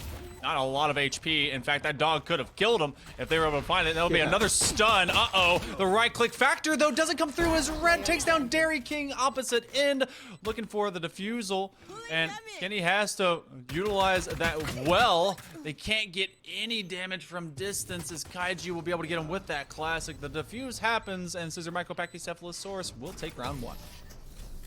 Yeah, still get the plant money. I mean, you want the win, but in that situation, you still get something. It sort of doesn't matter how many players are alive or dead really too much in the pistol rounds, but getting that plant down as the attacker, get some bonus money. Maybe you can contest round 2 a little bit more. You're guaranteed a more solid economy later. We'll see what they put into it, but it looks like the Spectre light armor across the board here for Scissor Micropachycephalosaurus. You know, lean in to some power onto this this credit differential. And I need to know, when it comes to opening rounds, are you a classic main or do you like Frenzy? I'm not going to judge you, but I will. Oh, I like classic and armor, or, you know, the ghost is very popular, but I think like it depends really on the agent, you know, what you can buy. But if 400 utility, and then the classic's fine. Like if you buy the light armor, you can't get one tapped in the head by a ghost, and you can pick up someone else's ghost. But yeah, ghosts are very popular. I use them. I'm comfortable on them with the headshots, but Midnight coming up here for the first contact here. Violet Embers holding this angle. Teleport's ready. Oh, looks right, not left. And Violet gets the first kill here. Red goes down as well. A lot of face checking here. Dry peeks and face checking. Yeah, and they're not trying to expend what extra utility they were able to buy last time. They want to build up that round 2 economy if they can, but it's also leaving you with that poker syndrome. You got to go 50-50 shot and kind of guess as you come onto these sites. And, you know, just as much of a guessing game as it is for the defense is where the attackers are going to go. Same thing for the attackers, and where in the world is both Carmen Sandiego and the defenders in their position. Oman, they're able to have a great tailwind set up. Oh, able to get the tag onto Free Soup, and that'll be in the corner. Oh, don't put baby in a corner, because they're just gonna die like that, and that'll be 2 in a row for SMC. Yeah, a little unfortunate smoke positioning, just seeing the shoulder, and that's all you need to spam those bullets through. So, as expected, you know, it wasn't a crazy force or anything from one tap. You know, mostly just classics coming in there, so not a crazy eco round, and they're going to get mostly rifles into here. One Spectre in the hands of Midnight, who again, on that chamber, they got the Headhunter for the long-range engagements, should they so desire. This is when one tap should take their time to shine. They're going to burst onto the scene. I like this idea. They will neutralize quite a few. They get rid of the trademark, and hanging out inside of smoke is Oman. They have the tailwind activated. If they want to get out there and start clicking some heads, they can. It will be Star that gets rid of Kaiju, though. Some extra damage. Oman still hanging out here in garage. They will back up. Fault line will come through. Looking for some stuns to keep that plant tough to make. And everything's coming out of CT, and now they will turn the corner. Do they get rid of Star? Bones will find value. It's a 4-on-3. The attackers hold slight advantage, but that chamber, that's barely anything left on that HP. See, the alarm bot's going to give a lot of info as to where this retake's coming from, but it does not matter. Bones gets the kill onto Red. Another kill onto Kenny. That is 3. Bones still in form. The break between matches has not slowed her down in the slightest, and Soup left here to try and make something happen. Does get one. enemy Defuse is just gonna come through. Oh, And the cleanup, so a great bonus round win here from Scissor Micropachycephalosaurus, and they are rolling.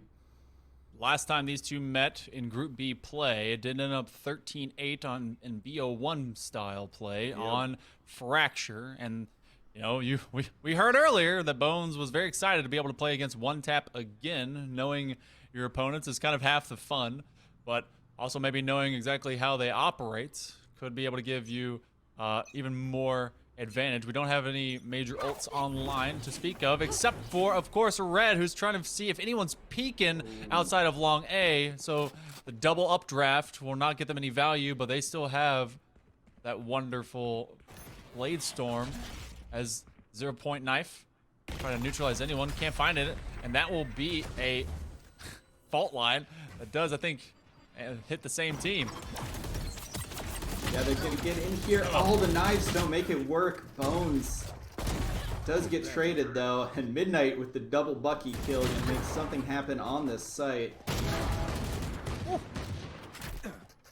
man. Oh man. Two hanging out inside corner. Free Soup will be able to get one with the Sheriff. That isolates now. Free Soup. Is it from the soup kitchen? Is it premium? Is it broccoli cheddar? I need to know. What kind of soup we working with here? Is it a bread bowl? Is it really just chili and you're pretending it's soup? Well, it's a 1-on-2. They have the bomb. They've got full health bars, and they should be able to walk this one away. Luckily for them, they're still able to make this rotation if they want. And what's neat about this 30 concept seconds is they're left. actually playing for maybe the fake out of the rotation, but this is good dynamic from Oman just sitting on site. They're not going to run it out. 20 seconds left. You got to run it in. Yeah, but I mean, the pause, the times tick down. They really do not have time. They need to be getting here, getting on site. They did split the 2v1 into two 10 seconds 1v1s, left. but they really are just counting that no one is still holding it, but Omen is still holding it, in fact. So, hard with a pistol in a 1v2, but yeah. Went for the big gamble, did not quite play out, and we are going to see a timeout here coming in from One Tap. Go through our first third of this first half of our best of 3 for the grand final here of the Gaylorant Charity Gauntlet. If you want to be able to give to charity, be able to hit this one up and help out the Trevor Project and meet this $1,000 goal, well, go over ! Tiltify and ! Charity to look out and check out thetrevorproject.org. Also, shout out as most recent giver is able to get us up to $950, I believe. Thank you so much to Anonymous and, of course, Ross, making this for a good cause. We are $50 away from a big just goal, $1,000 over Yes. to the Trevor Project, and that'd be huge. And right now, I mean, thank you to Boom TV as well, and to thank you to Buckcam. I can't get enough of Thick Stone. You know, just beautiful. Yeah, we're close to a big round number here on the goal, and speaking of big round things, we have the Observer's Cam on the Brimstone as we get back into here. Some ults up, man. I hope One Tap was getting something, getting it figured out. 0-4, finally getting back onto another rifle round. It could be dire if they lose this one, Hail Monkey Man. I have seen 6-0s go to 6-6, so it's not completely out of the ordinary for it to be turned right around. But you know, we got to talk about the ult economy, and that does have both Bones and Omen with their ults online. You have the Blade Storm and you have the Orbital Strike that could deny some planting. It would be Dairy King that drop star first, but in trade, able to get rid of Dairy King after that sight line. Call me Red to call him dead, but no, he's still alive. Able to make that re-peek, and that'll be Violet that gets rid of Midnight. The plant will go down. It's a 2-on-2. They're going to be able to hold this long sight A, and now already looking with a Tailwind operator, or operative on. Will they get any value? They do get some damage, a little bit of chip damage as they come in from CT. Last player standing. Yep, One Red enemy just remaining. having one, but gets caught reloading. No! Violet with the drop shot. I'm not gonna call that luck, but you don't have full accuracy. There's a little bit of spread on that, but you miss 100% of the shots you don't take, I guess. And Violet cleans it up. Great hold, gets the defuse. Both Wayne Gretzky and Michael Scott would be proud of that.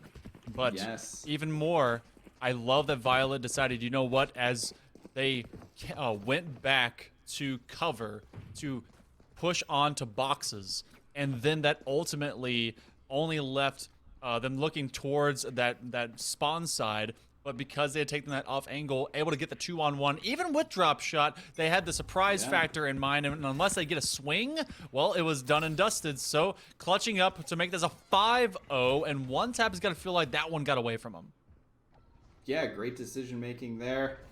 And such passive holds here from Scissor, Micro, Pachyocephalosaurus. Like, they're not challenging A long at all. They're playing back. They're relying on this trademark 4B spotted out. And they're just playing to, like, catch them on site, fight on site, or play for the retakes.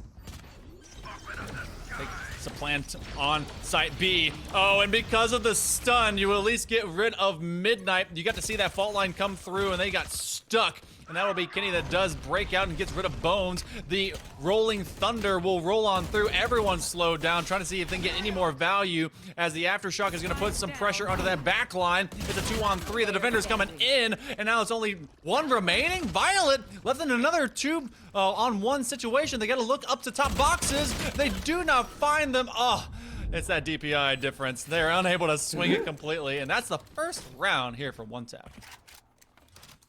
Yeah, it was great execute. You know, they got on the site, took it, and then SMC came to collapse on them, and they won the fights. It was just that B site, you know, the short angles, they made all those Spectres get to work. You know, they didn't have a full buy into it, but still came out of it with the first round in the win column. And we'll see a attacking op here for Midnight, and a lot of ults on board. They could really start to swing this around here. I want to see this turn to be, but you also will fight with and against the likes of a tour de force. So, which trade will occur? You go alongside A, but you're gonna have one in through sewer. The null command does pop off, so a lot of neutralization will happen. You don't have much for the dog, for the guiding light. The orbs that will be going down, but that ult is still pulsing. They can still get the res if they are able to grab him up, but Call Me Red is now in fact dead. Kenny has a chance to be able to go and get a revive as not enough damage was done, and they do pick him right back up, but there's a big blind looking into heaven, trying to be able to make use of that operator. They're looking straight over at Oman, and it's Oman that's saying, oh man, Star and Free Soup going down, looking for the defuse. Oh, unable to get that one completely, can't even half it, and it's a 2-on-3. Looking alongside A, the attackers bringing the fight to them. They're looking to at least get half. They're sticking it, body blocking right around boxes, and it will be gotten. They get the kill, but the attack will be stopped. Great clutch moments from Scissor, Micro Pachyocephalosaurus. Yeah, it was an interesting post-plant setup with that Astra Wall, and just the split-second decision. Scissor, Micro Pachyocephalosaurus is like, screw it, we're going through before the wall is even up. They just got on site, fought it, and great stick. And great play by, you know, the wingman to take all the fights and provide the space for the spike sticker to get it out, as that is 6 for Scissor, Micro Pachyocephalosaurus. You gotta think, with the availability to maybe plant in a different angle, that they would have been able to win that, and that's now 2 for One Tap. That you gotta feel that it just kind of ran away from them. It just micro decisions played weird. Now on top of Iron will be Midnight that is able to get rid of Omen. That's one of their biggest killers, and that's gonna be another one. Kenny gets a drop on Dairy King, 31 HP and a Dream remaining. Bones, because of that fragment, is unable to kind of rotate over, but doesn't take anything except for some intel. That garage has a star inside of it.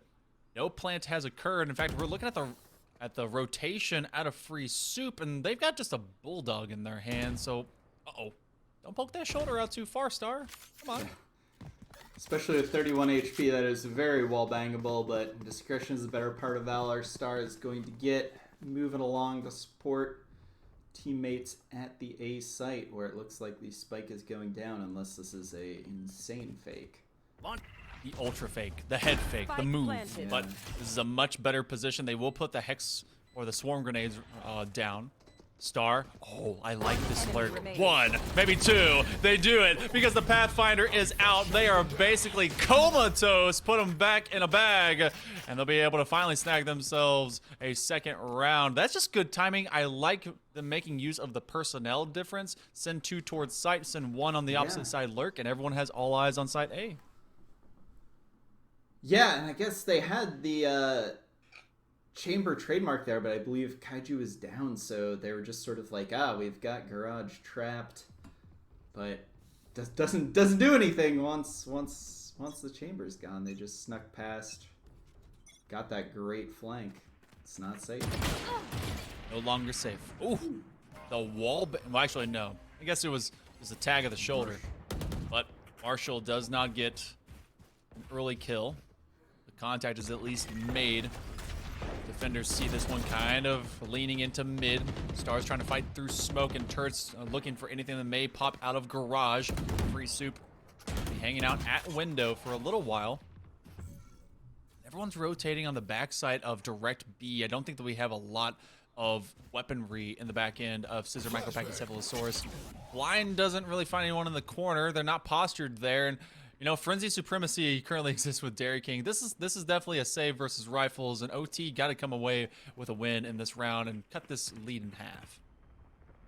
Yeah, and the fake work, they're going back to it, and I like seeing what they're doing. Those Stars probably going to give away what they're up to. Star again on the lurk with the great kill, and the Killjoy ult actually invested in here, making this plant super safe.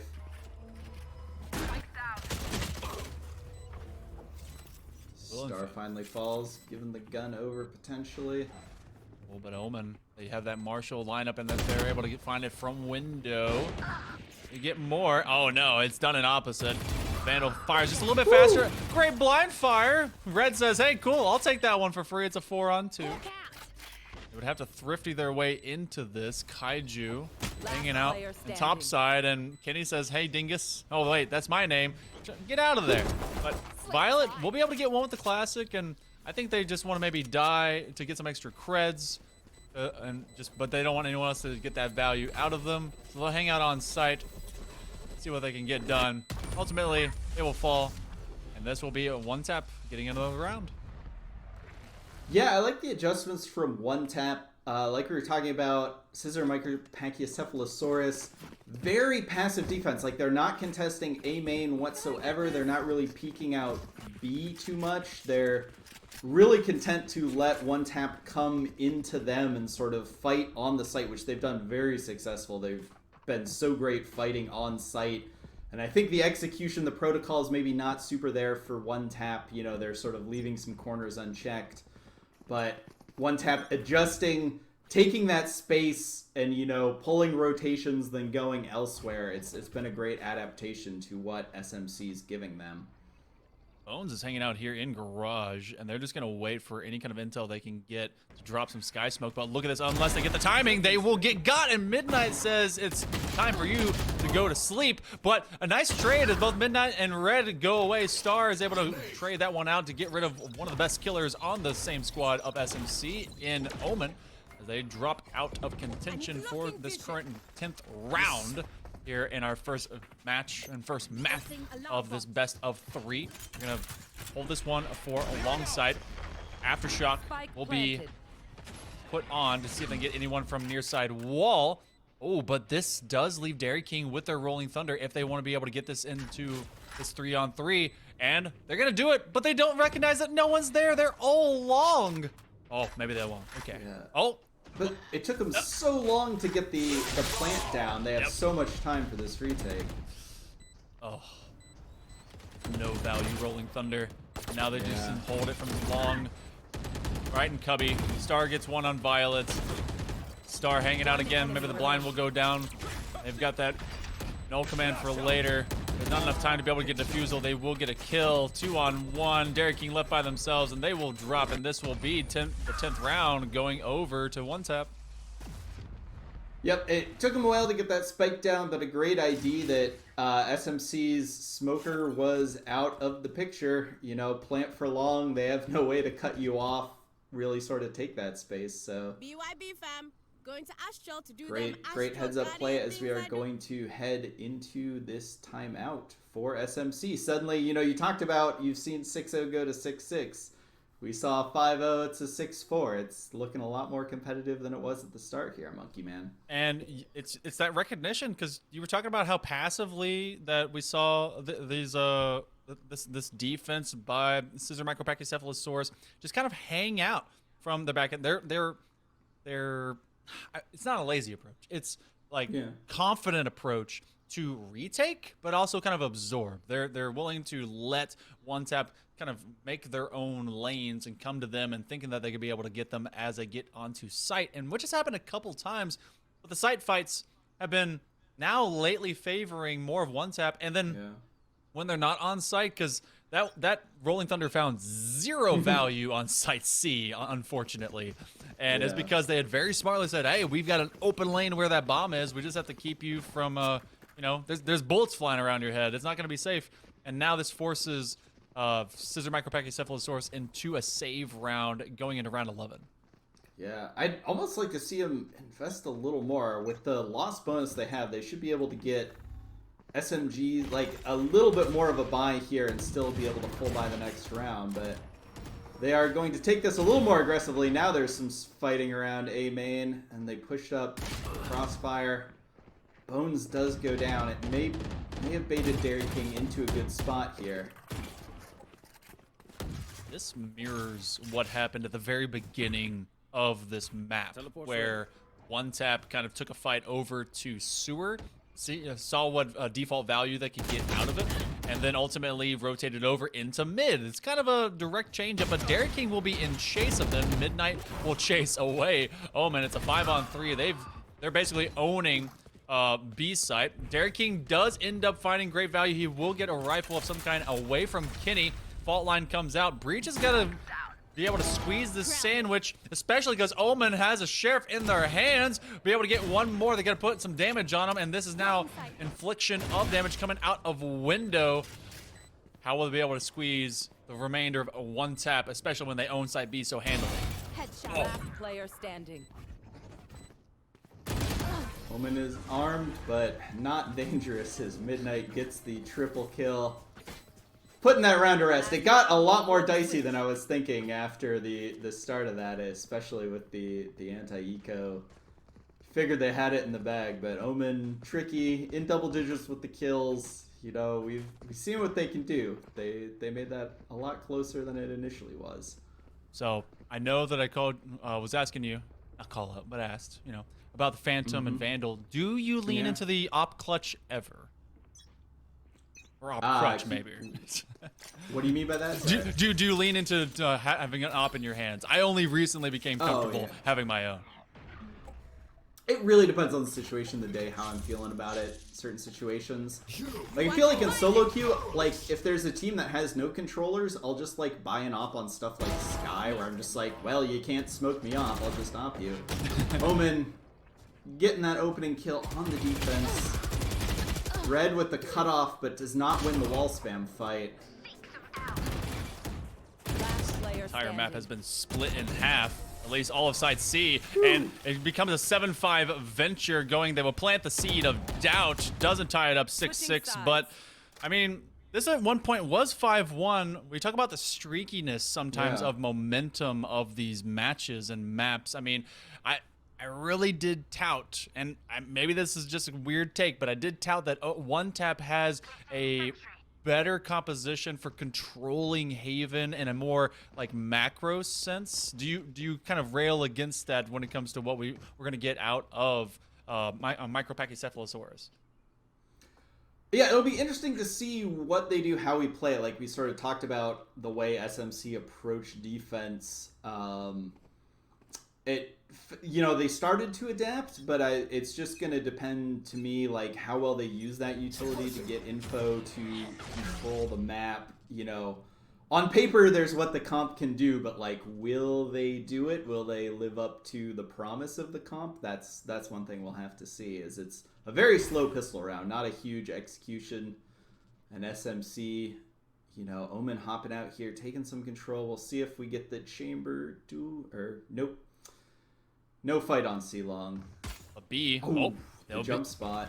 They are looking to be able to get a blind, and because of that recognition, quick fault line drive to be able to stall them out, and this will be a 5-on-3 in a hurry. They know about those lurks, Red. Omen will get rid of their doppelganger, and this becomes a full sprint over to A, but Chamber's looking to get there before they can to maybe see what's coming out of long A. The tailwind is activated. They use it to get onto site. The escape maneuver is used up to instead sprint straight to their death. Great shot, but solid trade. It's going to be a very tricky retake here. Kenny dropping the Astra Stars to prepare for it, but 2v4, good positioning for SMC. Blind fire, just this kind of corner check if they can. The aftershock will force them out of window. Free Soup has to, well, they can't really do much as they will get blinded, and they basically have isolated 2 different maneuvers and paths that they can go. Hanging out underneath Hell as well. It's gonna be Hell in a cell, 2-on-1. Can they be able to get this one done? Turn, corner, nope, not to occur. Attackers will take this opening round, and that's gonna be Scissor Micropachycephalosaurus. They are really enforcing their will into one tap, and you know, I mean, based on tradition and based on how they opened the first half, they may probably be able to go on a streak in this second half. Yeah, we'll see, and there's not a lot of room for one tap to allow him to get rolling here. Looks like a full save so far on the buy, just classics. Yeah, we'll see what happens, but it's as much progress as they were making coming back into it. It's real hard to win when you give up both pistol rounds. It's not impossible, but you're making it a lot harder on yourself. Good info, going to spawn out Milk with the KO knife. And a great advanced position here for Astra. Again, early here, some rotations. It is a little suicidal. Omen gets the kill onto Red, winning that jet duel yet again. But they're gonna have some info. But they get that initial kill towards A, not going towards it, but it does pull the chamber rotation. Very patient. They got the better guns. They got a minute left on the clock still. Skydog gonna get some info. The fragment will split up the team. And a great, nice molly. I gotta wonder, is Kenny looking to their stars and to the sky? Defense still looking to find some better intel as they do use that 0-point knife. So see if everyone's still in garage. They find a few, but this is now a full-fledged sprint to A. They were waiting patiently for anyone to peek. So they do peek out of a couple of key lanes, but this is very similar to what they did a moment ago. They just kind of take the fight anywhere from mid to garage, get what kills they can, and then they just shunt all the way to A. Yeah, are they gonna push out? They don't. I was gonna say they need to push it. Bones confident with the swing, does get taken down. They recover that one gun off the rotate, so it is 2v2 here. Kaiju repositioning, clever reposition there. Midnight knows not to stick it once he hears she hears the footsteps and the bird coming out, but not much you can do in that situation. Decent amount of economic damage done. They'll have to buy back into this. Be able to do what they can. Light shields. Silver linings. Yeah, if you cannot ultimately kill them, well, then you're going to try and hit them in their pocketbook, and you go deep into this elevator. That's a, wow, I did not know that they had built out the entire elevator shaft under here. So, you know, shout out engineers having to deal with that. But Midnight holding a vertical position with their tour de force. This is going to be Omen and company immediately going through. This is a tight angle. Oh, they get one, but kind of wish they were holding a judge there just to go ham with the damage.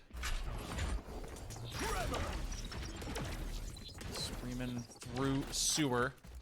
And this is the first time in a while that you've seen Scissor Micropachycephalosaurus go primarily to A, maybe to force the rotation. Now they're just kind of hanging out, having a little bit of tea time. Maybe looking at B. Apply control. The brim stem will be popped.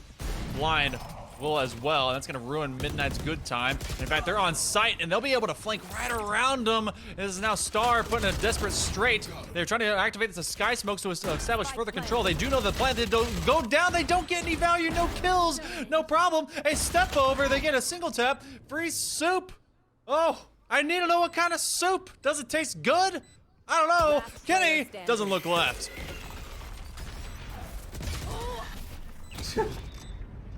Oh man, SMC using such great utility to secure kills when they find out someone's position. There was that earlier kill on B where the jump spotter got breach stunned into the jet kill, but just there, you know, they get the info, just all the utility comes out. I'm loving what I see reactively on the utility from Scissor Micros Pachycephalosaurus. Well, it's kind of rough right now. I don't know if they're going to go into it. It does look like they will, because this is somewhat safe territory beyond that double-digit mark. 10 rounds on the back pocket of Scissor Micro Pachycephalosaurus. They do, in fact, have a Bucky and a Shorty. So, you know. And a hero rifle, I believe, on the chamber. Of course. So everything's going fine. Everything's just fine. It's not fine. Game number 1 is right now leaning much more in their favor, but one tap is not to give up. Lots of we call that the toaster bath right at the end of C, just before going on to main site. So you're gonna have to jump through a bunch of swarm grenades if you end up going that way. But there's been a lot of mid rotation for SMC. They love garage, they love mid, they love site B, because it just allows them to kind of make use of that util spam and just win these gunfights straight up. Yeah, the Skydog gonna be invested. Not quite gonna find Killjoy's ratty spot there, but they're gonna pinch in here. It is gonna be all in the hands of Soup. Getting knocked up, getting banged out, but Midnight never checked in garage with the 3K. Going to spot Omen, and Omen's gonna run into the flanking Kenny. Nope, dashing in. Oh, Kenny. One enemy remaining. Get dropped. Easy. And that'll be a good trade, as that's a 4K for Midnight. He's got the positioning to be able to get an ace if he wants to, and he does in fact get the ace. Oh man, all right, Midnight showcasing that they can make this one work. A little bit of post-kill jubilation. So yeah, one tap is not out of it yet. It's a great pop-off from her, and I feel like we haven't talked too much about Midnight. Things weren't going that well for one tap to begin with, but quietly she's put up 20 kills, really being the backbone. And you know, I mentioned the hero rifle. You absolutely love to see it. I know. Again, I'm a stats nerd. Someone posted like, here's the full save versus one hero rifle win differential, and there's a massive boost to a team with one rifle on those sort of savey rounds to your odds to win. So you see it in action there, you know, picking up the triple kill off the contact from the teammate, and Midnight's pulling them back into the 6-10. There's a glimmer of hope. Get the zoom in here. Checking out the earring. Look at those glasses. I wish I had like a stellar cut like that. That's so fresh. Zoom on that cut. Look at that cut. It's a nice glow. It's got like a slick back. It's so good. Yeah. The sheen. Oh. I'm not that cool. I'll be honest about it. Same. Hashtag. Not that suave. Yep. I can't pull off that vest combo either. You know what? A lot of these happy campers and these agents, I just can't pull off their same dress code. No idea. But the dress code right now for one tap is to be all business, as they have to be able to get into this one 4 more to catch up to Scissor Micro Pachycephalosaurus.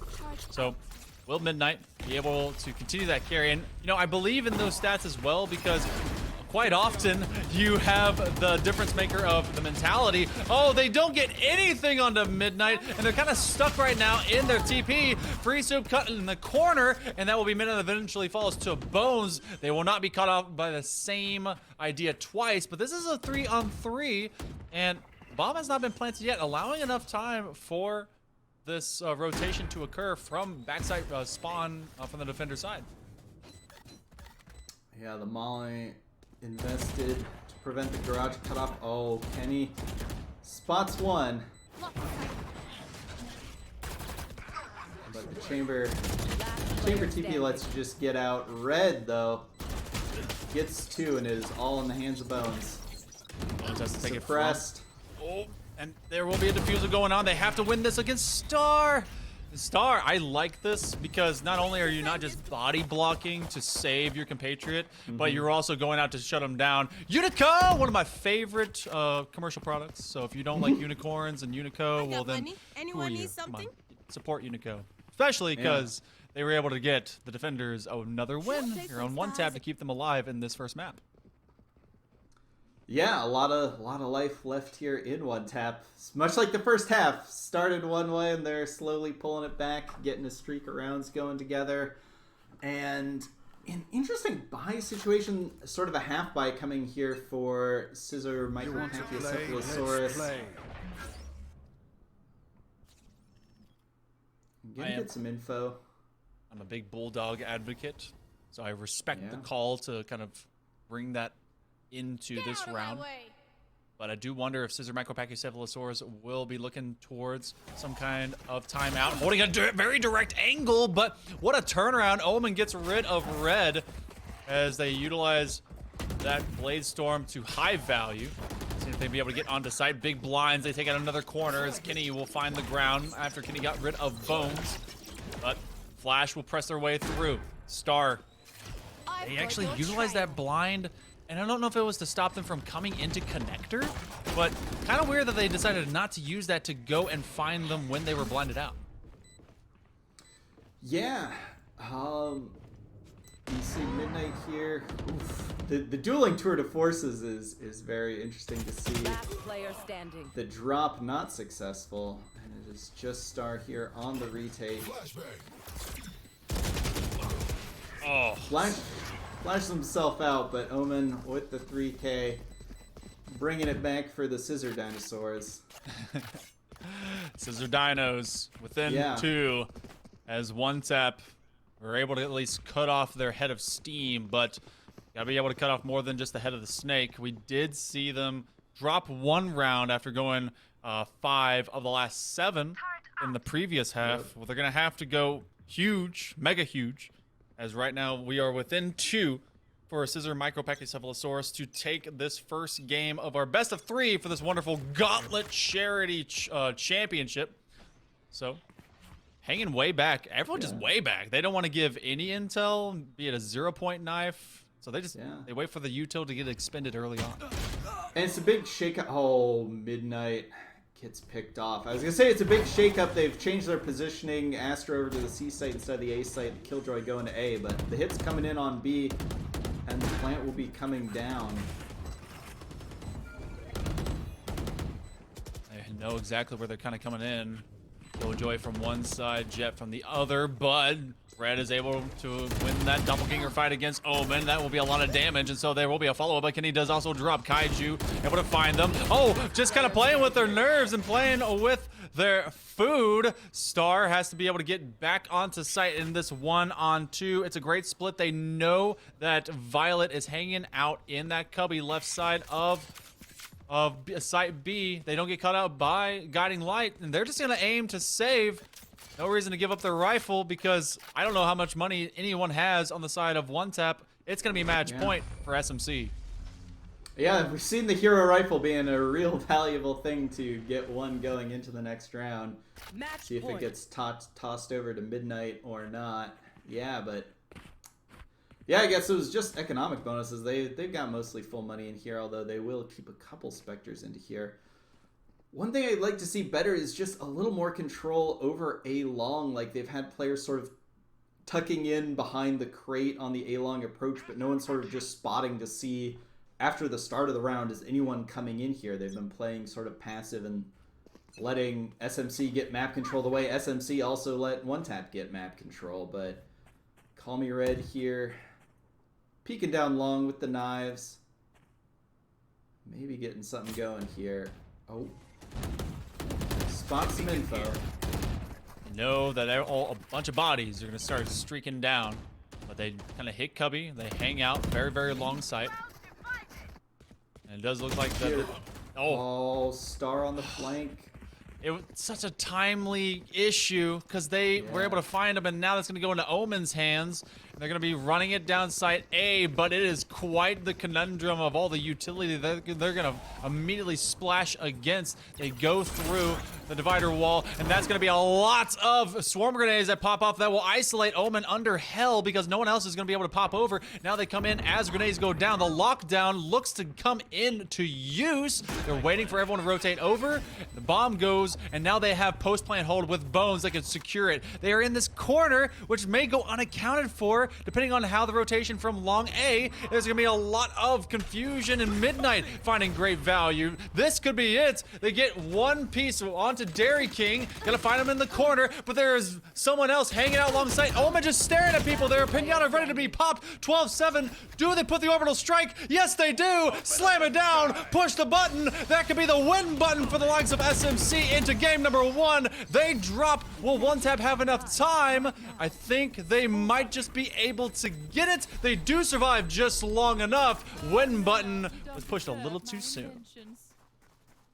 Yeah, that was a crazy play. Just 2 players in the lockdown got detained, and one of them was not spotted for quite some time, and I was like, this is going to be the most hilarious thing if they time out the entire thing. Dairy King just pulls out the gun after the detain and gets some kills, but yeah, big value lockdown there from Soup. Getting them that retake and great gunfighting at the end to take it through, so still at match point, but One Tap making it even closer.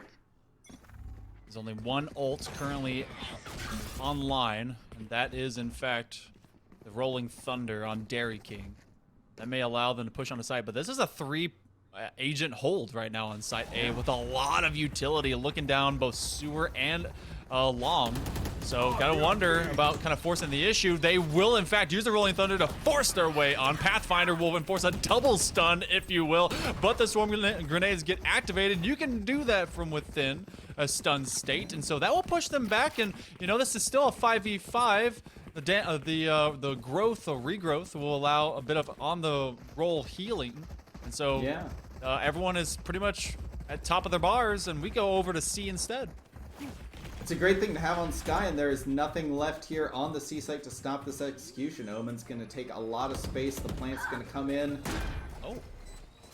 Concuss comes out, but not going to have too much of an effect. Oh, Midnight gets him trying to sneak out of the site. Oh, but gets cut off by Bones.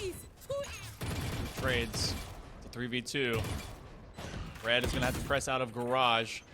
0-point knife is destroyed. The defuse is being stuck. They're going to spam spray, but they do get it halfway. That's some great value. Got to be able to get it the complete rest of the direction. That is a blind, but they don't blind both, and that's leaving them down. And this will be game 1. The back pocket of Scissor Micro Pachycephalosaurus. They win it from C Long, and they'll take the first game over One Tap. That was crazy. That defuse had less than half a second on it. You know, you don't get the exact counter, but they nearly stuck it. But fair play to Scissor Micro Pachycephalosaurus. I believe consecutive 13-8s. This is what they do to One Tap. We'll see if they're able to come back, make things different in round 2. Will we see Pearl, or will it just be a straight roll through for SMC? Oof, it's gonna be a wild one. It's gonna be wacky. If memory serves, I'm gonna take a quick gander over to it. Yes, it will in fact be the hotness, the teleportations of Bind that could teleport us to a championship winner, but you don't want to miss it. It's been a wild and wacky one here for the Gaylorant charity Gauntlet. Myself, Hail Monkey Man, and Jalbert will be here right after this short break.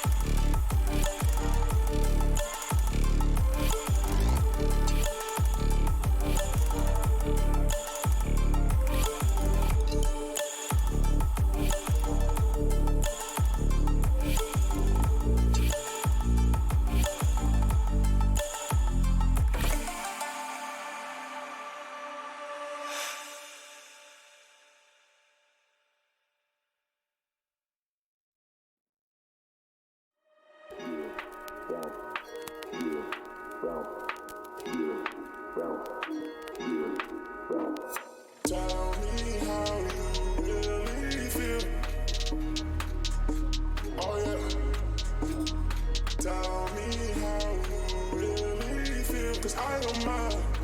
No, I don't mind. Tell me how you really feel. Oh yeah.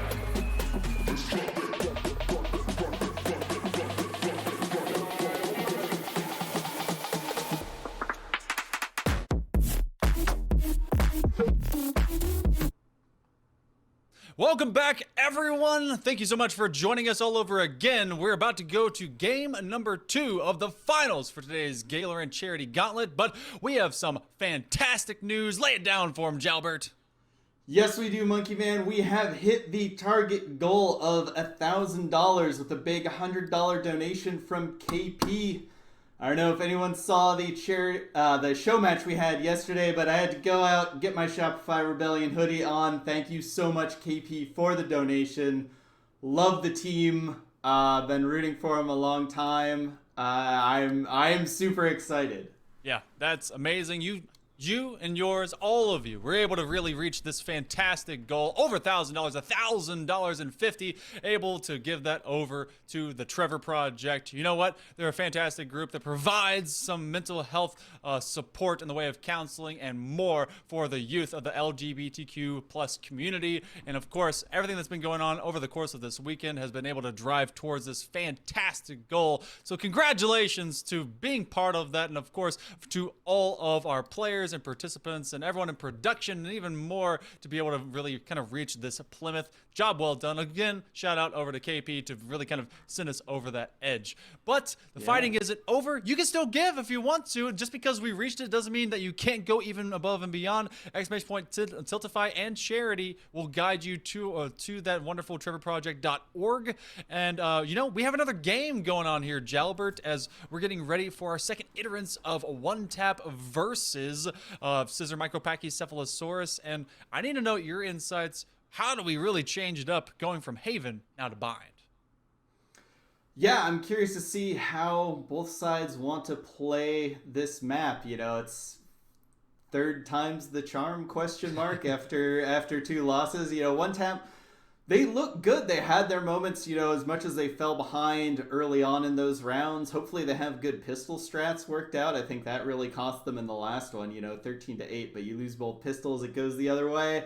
Man, you could have seen an OT, you know, there's a lot of stuff that goes different. So I'm just curious to see how they approach it. You know, I don't think I have a lot where I can extrapolate, well, here's how you played Haven, this is how you're going to play Bind. Like, I'm looking forward to see what the agent comps are.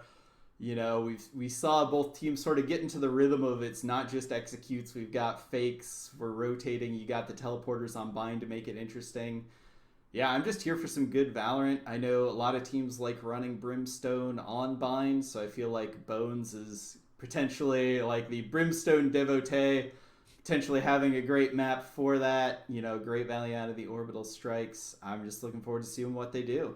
Yeah, Brim, kind of, it's like Brim plus more whenever it comes to the controllers. I've seen a lot of Brim and Viper combo on this one because Brim's stem had such even greater value before it was just cut down to 1 and then made double the purchase price, but still pretty good about being able to burst on the site. You couple that with some of that raise volatility and you have some ample firepower coming out, but Viper allows for that control of sightlines. You may even combo that with now the double wall with Sage. So I don't know if you've ever seen it or if it's ever going to be a thing. I want to make what's called Team Wall, where you have Viper, Sage, Neon, and Phoenix, and then whoever else. Just a bunch of walls going onto site and see if that works out. I don't know.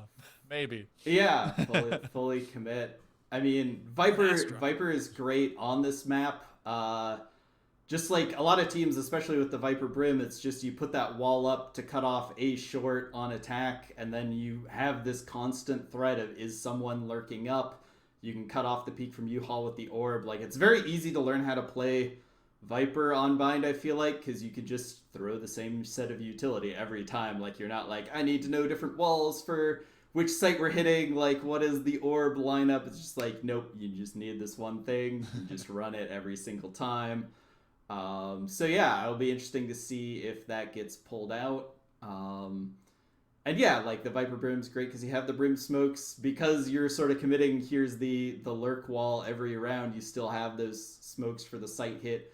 Or if the Viper utility is all on A, like you can still go hit B afterwards, you know, with the Brim. So yeah, excited to see what comes up. Hopefully we see Viper Brim. Otherwise, we're just telling people about how to play Valorant, and it's not going to happen, but we shall see. I'm looking forward to the agent select. I do wonder if what your take is to the initiator that goes into this. We've seen a lot of Breach all the time, and Breach did in fact come out onto Haven, which kind of has gone in and out of meta, but it seems to be kind of that comfort pick. I believe in it. I love Breach, but this one I've seen a lot more usage of, you know, either the Sova or even more so recently Fade. Fade really has a great haunt system that kind of comes into bind, especially because you can send those prowlers out into teleporter, which creates that stun, the paranoia, and I think that we could see that, maybe not. It's definitely, you know, comfort style for both these squads, but Breach is kind of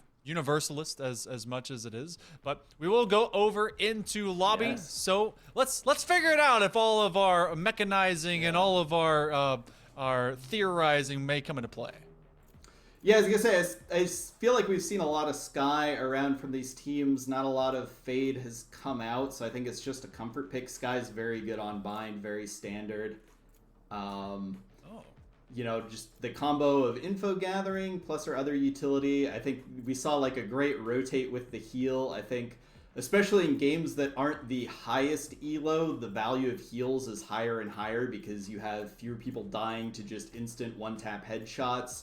And so there's a lot more chip damage, a lot of body shot spray fights where you can get a lot more value out of the heals. So I really like, sort of for this kind of mid-elo tournament in the meta, I think Sky is more valuable than perhaps in the pro meta. But even for the pro meta, we see a lot of Sky on bind. Select your agent. Looks like we will get the Viper coming out for both sides, although it is for one tap going to be a solo controller Viper. So they may have to be a little bit more flexible with how they throw it for the executes.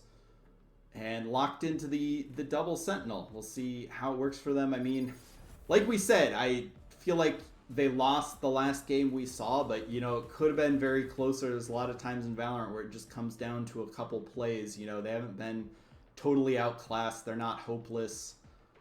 They've got potential here. We'll see if we can push it to Pearl. Yeah, I need to see what will happen with that Killjoy comp.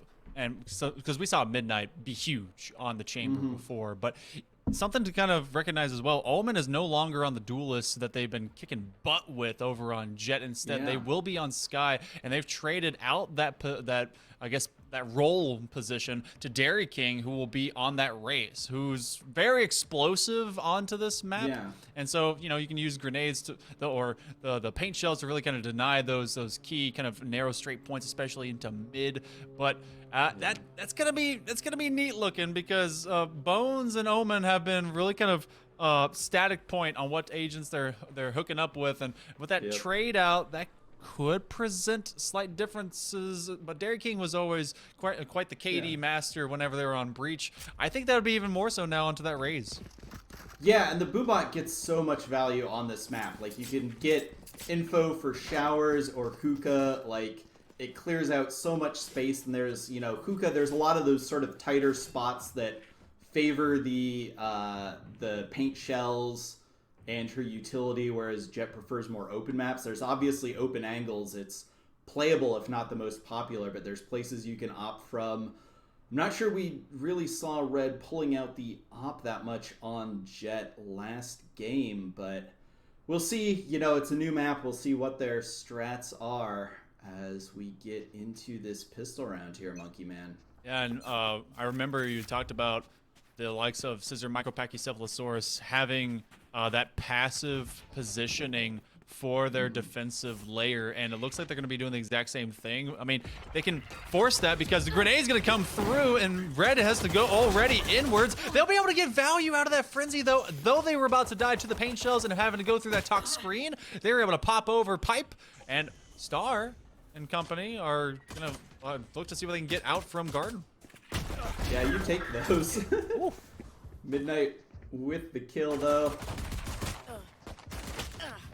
It's a slower hit, but they're getting it done. The rotation, Bones is here. May have to wait for the chamber to back him up. Spike planted. I love that poison orb. That is so Yeah. deadly. Oh no, Kenny, what are you doing? They're gonna be able to give away their ghost and only 10 HP in a dream though. But that one should have been a free kill, especially with their back turn. But instead, it will be Bones that has a chance to be a hero. 3-2. Oh boy, they gotta be able to get this. They know how much damage has been done. That snake bite will come through, but it will be a 1-on-2 of Kaiju, who again has to dodge another snake bite. They all have weakness for all of another moment. Headhunter, they see the little pop. They're like, all right, what I gotta do against one? It's been a lot of pipe drama as they keep jumping on top of it, and eventually they turn around. Star takes them down, and I'm liking Star's performance so far here on this Viper. Yep, breaking the ankles, crossed them up, went over the tube, back under. They were just bamboozled on the floor, and great play. Great use of the snake bites. You know, they had the Killjoy nano swarms to stall extra on the post plant, so, you know, don't need to just wait and play just the lineups, but got the kill, got a lot of damage, controlled space. Great job from Star on that round. I do like the setup out of They Violet. got a pistol.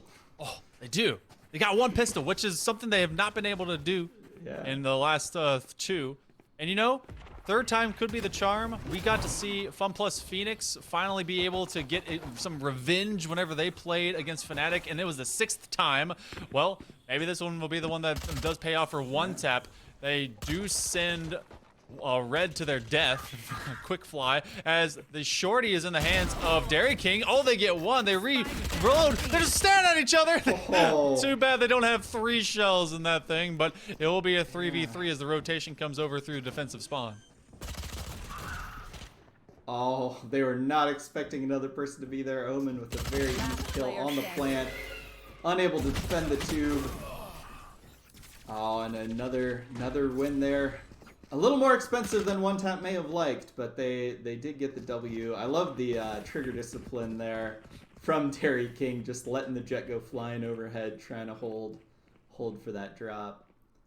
They're much better than me at that. I would have tried to shoot with that shorty, and you know, not a smart idea. Yeah. But that's why they're in a final of a bracket, and I talk about them because I'm a big fan out here, Derek King. Shout out, doing a great job. But right now, 2-0. Not only did they get the pistol round, they got the one to follow. Maybe they'll be able to pick up a third, but we do have that chamber sight line kind of hanging out from outside boxes. They're seeing what they can get from that Headhunter, as now we have our first A-site push, working and lurking into elbow. Oh, Midnight's quick click onto Bones. Yeah, bought up that rifle for this round, not a full bonus, and putting it to good use. Red, though, in a lot of trouble on the site. Red and trouble seem to be spelled the same, because every single time Red gets on the site, they just kind of go down quickly. So, they turn it right around. This will be a fast rotation, as the attackers actually do come through the teleporter, and the bomb is all the way backside of their attacking spawn. So this is quite the field trip on this kind of very projected telegraphed rotation. I would have actually stopped midway and just got and stayed with it. This seems very well known, but that's also why these guys are shooting, and Kenny is able to get one. Does get traded by Doppelganger in Omen. So Dairy King waiting for the drop. Grenade will get tossed out. No damage will come through, but that'll be a 3K in their back pocket. Dairy King does get dropped. It is very low HP for Omen. They have no way to heal, and they will drop, so it becomes a 1-on-1. There's not a lot of HP here in the back pocket of Kaiju. 10 HP in a dream.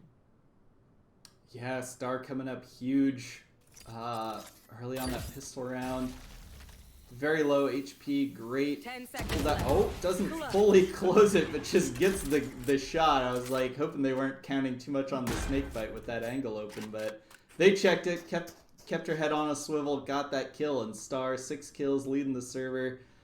She is a big part of the reason why One Tap is 3-0 coming in here. I'm loving this play right now. It's been very smart play out of Star on this Viper. They seemed kind of out of their skin when it came to having to play on the KO before. It wasn't finding the best performance, and right now they're just popping off 3-0. But of course, that's just our opening rounds, and now you have a full light shield buy and some marshals and otherwise, whereas Midnight has already been able to get the tour de force for freezies over. And now those paint shells do go through, and Red immediately goes into that play they love to do. They will get tapped and traded out, but they consistently are finding that value. Midnight is able to put a bullet in the stomach of Violence, and Violence has been chosen today. The Pathfinder will miss Midnight. That actually could have nearly killed them on the damage from that, is it a wolf? Fox? Wolf? Tasmanian tiger. Oh, man, I wish I'd known that. Okay. We just all say dog. Dog. But yes, technically a Tasmanian tiger. Omen bringing this a lot more interesting. Brings it to a 2v2. Player standing. Oh, Star though so solid in these post plants and is all on bones. About to be nothing but bones, especially after being weakened. Oh, these tosses, Star, yeah. Chuck up the tag there, because Star has come up huge with these snake bites, full sight control, and anytime you try to be able to work around these angles post plant, they're just in your face, and this is 4 in a row for one tap. Yeah, and I mean, we've been talking about her executions onto site, you know, doing these dashes out, I think, to a certain extent, maybe getting too far ahead of the team and getting caught out, but at the same time, it is making space, getting the rest of the team onto the site and setting up. It's just like, set the table for Star. She's been holding it down. It's been so great to watch. We'll see. Oh, that is going to be a flash. Gets one, but the trade out, very solid again from Star. Keep piling her. I love the Observer getting the Star through the star-shaped hole in the ceiling. Shout out our observing crew. Want stars with your star. We're gonna give you stars while you get your star, and that's free soup that will get the bot in the face. Star actually does drop. You know, I don't know if you noticed the buy, unless they bought it at the very last second. Star didn't buy a shield, like, at all. they had like 8,000 creds. All right, I don't need a shield. I don't need nothing, which is almost true. 3v3 though. And this heal does pop out and pop around as Violet trying to get rid of Kenny. No more AoE heals. They do recognize that they're there. What a swing. Violet's able to find 2. And this is double swarm grenades. And that will be, oh, they are able to at least push them off. Quick death by the likes of Freeze. Super is able to get them with the swarm. They have to account for 2. This will be a hold. Oh no! They had him sitting there, and this will be just enough time. That'll be the first round for Scissor Micropachycephalosaurus. Just needed another half second. They would have had that kill. Yeah, the right idea, just not quite getting the aim off, but such a great play on the loop around. And that is 1 on the board for Scissor Micropachycephalosaurus. We're flipping the script in a very literal way. We got the early streak here for one tap, and now will it be a run for SMC as they have so many ultimates on the board. We're going to get a timeout here coming for Scissor Micropachycephalosaurus. So we will wait this one out as nearly through the first half of the first half.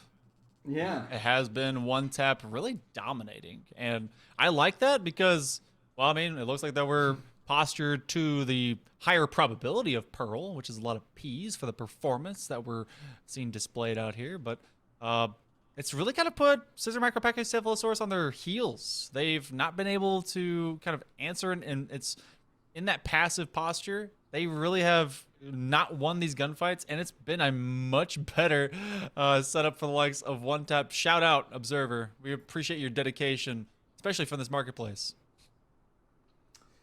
Yeah, we'll see what, like, you know, they're talking about. They got that round, you know, we know they can really get rolling. So curious to see what they come out with. We were talking about, like, for one tap, you know, the solo Viper, they do need to commit all that Viper utility for the executes, and it has been working great for them, but, you know, you lose that sort of A short control, and they've been playing way more towards B. Seeing this early Brim smoke coming out, but it does not stop him from bursting in on sight. Embers, though, with the classic kill. Oh, and the partial buy maybe paying off. Great trades here. One tap down to a 2v3. They do have the option of getting out of there, which it does look like they're going to finally rotate and do. We have not seen many like rotations between sites almost. It's kind of been a full dedication, but this one's stalled out enough that we will see if they find Bones lurking in wait because of the use of that guiding light. The sky smoke will come down. Free Soup will go for the plant, and they will be covered. But will they finally get the plant off? They do. I'm not too surprised. Bones is waiting for reinforcements to come about. I kind of wish they had peeked early. Just get a little ego on. One enemy remaining. There you go. Yep. And very clean retake there. Yeah, I was expecting the swing or maybe the orbital strike invested into just stopping the plant, but you know, they play it safe and smart, sometimes boring, but also helps you get those rounds on the board. They desperately need them. And I too probably would have put orbital strike down, but they know that that's going to be huge value. I mean, look, full stack of ults now for the side of SMC as the dinos are going to be running rampant, but you do have the Viper Pit, both sides. Have you ever seen a double stacked Viper Pit? That's it can get goofy. It's so crazy. Everyone's like, yeah, this is my Viper. Why is my health dropping? Just everyone's at 1 HP. You never know. And that's when right click heroes become the name of the game with those classics. But we do also get the Tour de Force coming out. Omen in an aggressive stance and lean. Oh, Tailwind ain't gonna save you. In fact, it will drop 2. Will they get a 3rd in a hurry? The guiding light comes out. They get a blind, recognize that someone is, in fact, following up. So that's some great value, good reconnaissance, and Omen, again, proving to be a big factor. Yes, indeed. And see the smoke. Oh, that very big value dog finding out that Midnight's on site. Omen getting the 3K. Perhaps another ace on our hands, and it is just 2 members left here for 1 tap. Picking up the pieces, trying to figure out what you have left to do. Going to get Chamber peeking out. Be long, gonna get a lot of info about a potential rotate, but nope. Sticks back. I mean, it's Chamber I'd like to see just sort of committing to there. Okay, there we go. Get some info. Uh-oh. Oh. Oh, the swing did not stick. And so, 2 on 4. They know where everyone's going. Yeah. I kind of almost would say play for the teleporter role, because then you could just troll them out of this full rotation, but they're not going to be able to get that one down. And in fact, Bones will come up big, as they'll be able to get both down to the ground. And that's 3 in a row for SMC. Let's see, 1 tap. They're going to buy up into this. They have the availability if they want to go light, but I don't think they will. They have 1 hero rifle, but otherwise, SMC's kind of been able to jump right back into control of this series, or this game, even just 1 round behind.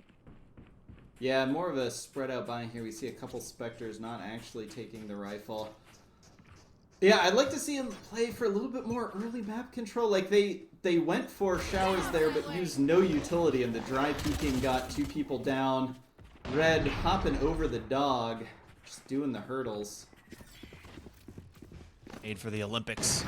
They'll be able to get anything. Oh, a couple of knives left there, surrounded by that molly. Omen is going to get a guiding light into the smoke, but they get no value out of it because there was no outcry or screech.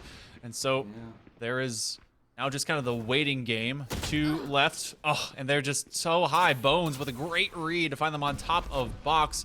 They have the ability to rotate. In fact, with the call out, they do so, but they come through teleporter. We'll get him from behind. That's 2 for Dairy King. Hit him with the tag and put him in a body bag.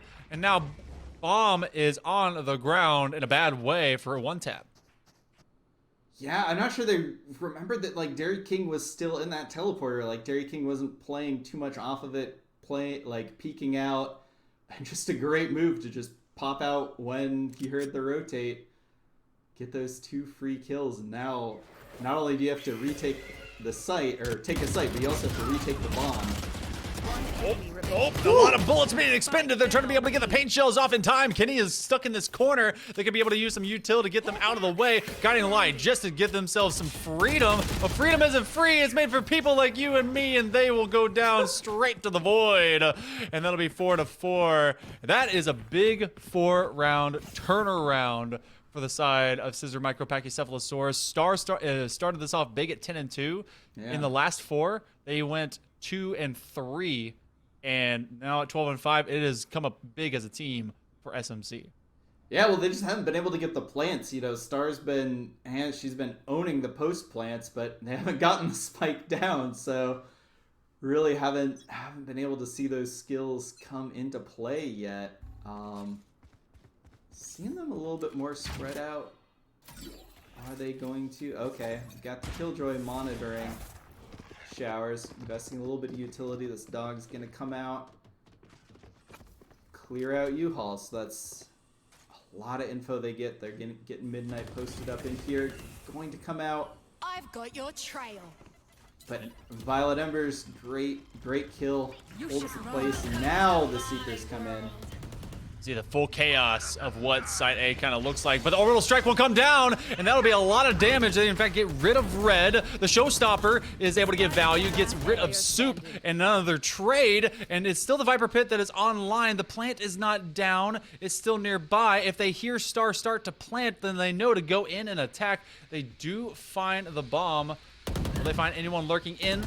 Yes, Star gets rid of the doppelganger. There's a bit of damage in the spray, but from all angles, it's tough to get beyond. And SMC, Micropachycephalosaurus is able to get 5 in a row after that 4-round deficit. Yeah, they're really rolling. I mean, I feel like sometimes that's what happens in Valorant is, you know, you don't get the full guns online, but once you get it, you know, you're losing, but once you get those full rifles online, once you're sort of playing the different game of, you know, the full buy rounds, they're really solid, and they've broken the economy here of one tap. Gonna see the hero rifle on Star, who has certainly been the hero for them so far, but gonna get that burden to Hookah, get some control. Midnight here with the Sheriff. Hawk out. Scout All in this destroyed. dog. Get some info. Blinded. Wow.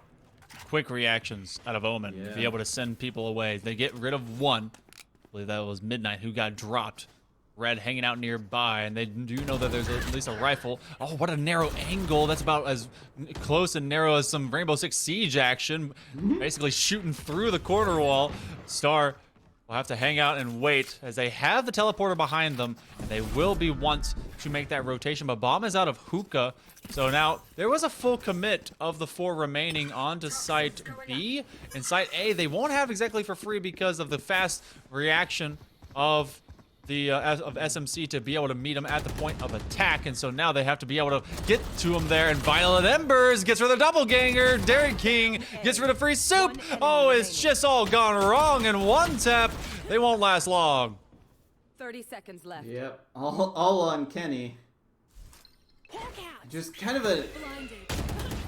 oh, just peeking out into everything there. Bones closes it out. It's kind of interesting, you know, they committed that Viper wall towards the A site take, but it was like a split where you had 2 players, including the spike coming from A short, while the players who came in from showers, you know, with that wall were able to sort of take half the site, but can't really support your teammates on the other side of your own Viper wall where the spike got taken down. So gonna see a timeout talking it over here from one tap. It started so well, and then it's been 6 in a row here for Scissor Micropachycephalosaurus. Congrats, you did that. That's good. Yeah, I gotta hype myself up for it. Like, you hear the pause.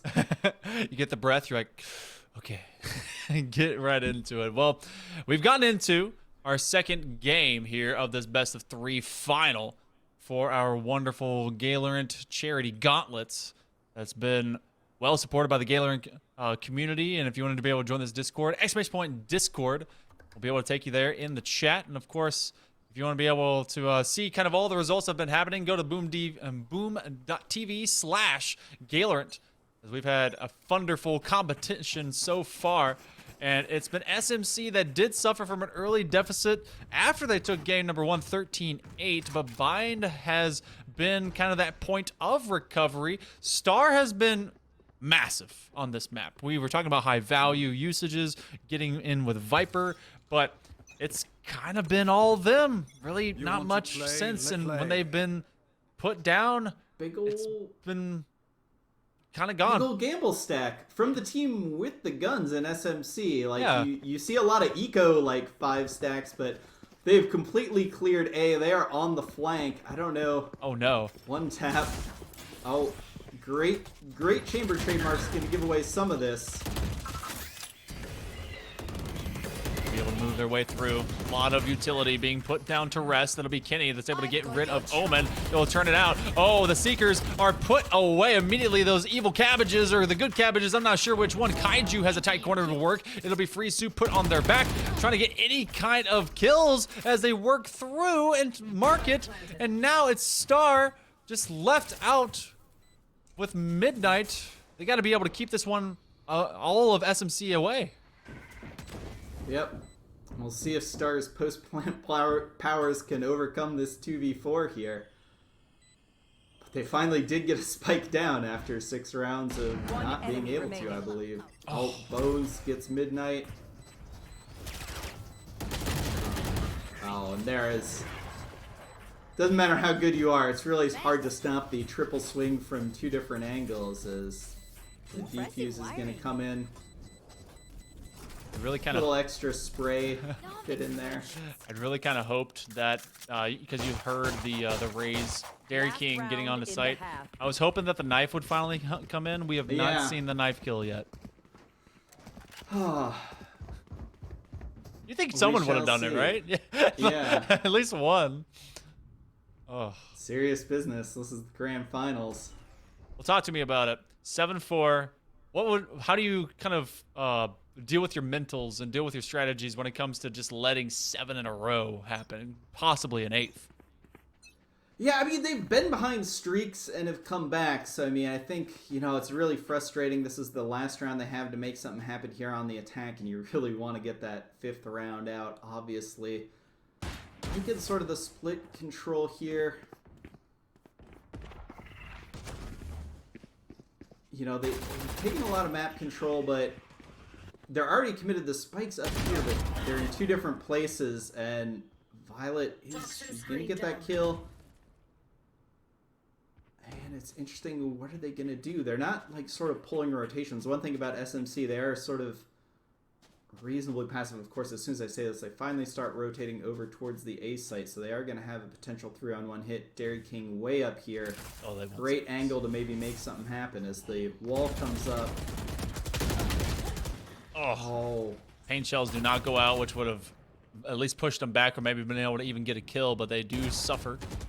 They drop. Bones is trying to be able to call for reinforcements. So the guiding light will come out to light blind, so it won't really matter too much, and no one really finds much of it. They do press onto site, so recognizing that they're slowly getting pushed around. Red has to get around this corner into elbow. They are caught out. It is a 3K. Bones popping off, and it's Free Soup. They have 7 HP in a dream to make this one 7-5.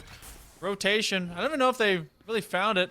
Decay will bring them down to 1, but it doesn't really matter. You can look at him funny and it'll be done. Oh, and the orbital strike hits default.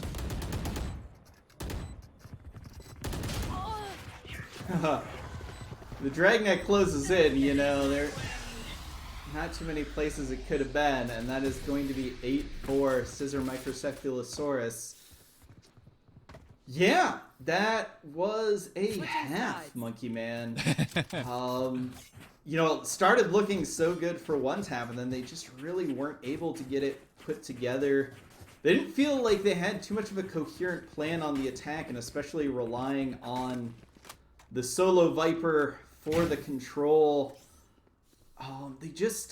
They had the success with the Jet Red just going in early, and then, you know, on that one, the Rays got the kills, Dairy King got that first kill, and then they just didn't commit to the site and let the rotation come over, but they still were sort of taking the peaks and fighting, and it's like, they had to either commit and go try and take the site, fight for that site when they had the player advantage, or, you know, if you're going to rotate, not to sort of take those peaks and lose a couple players and just have a 7 HP Killjoy going to the site 1v4. Quickly bursting onto the scene. Ooh. Red is dishing out some of the damage that he had to deal with at the early terms of the first rounds, whenever they had actually won a pistol, and that will put Dairy King out of play. The rotation. I do like the decision making that always comes out of SMC. They never shy away from immediate rotations. They say, you know what, we lost that one. We're gonna take this one from site A to B, and they do isolate the remaining Sky that's hanging over there, as this is a 4-agent hold on A, and the call out does come, and so does the rotation. But it will be enough. Will it be enough time to rail against all this pressure? What's great about this positioning too, they still could re-rotate if they felt like it through teleporter back to A. Yeah, so many tricky plans, but Yep. here we go.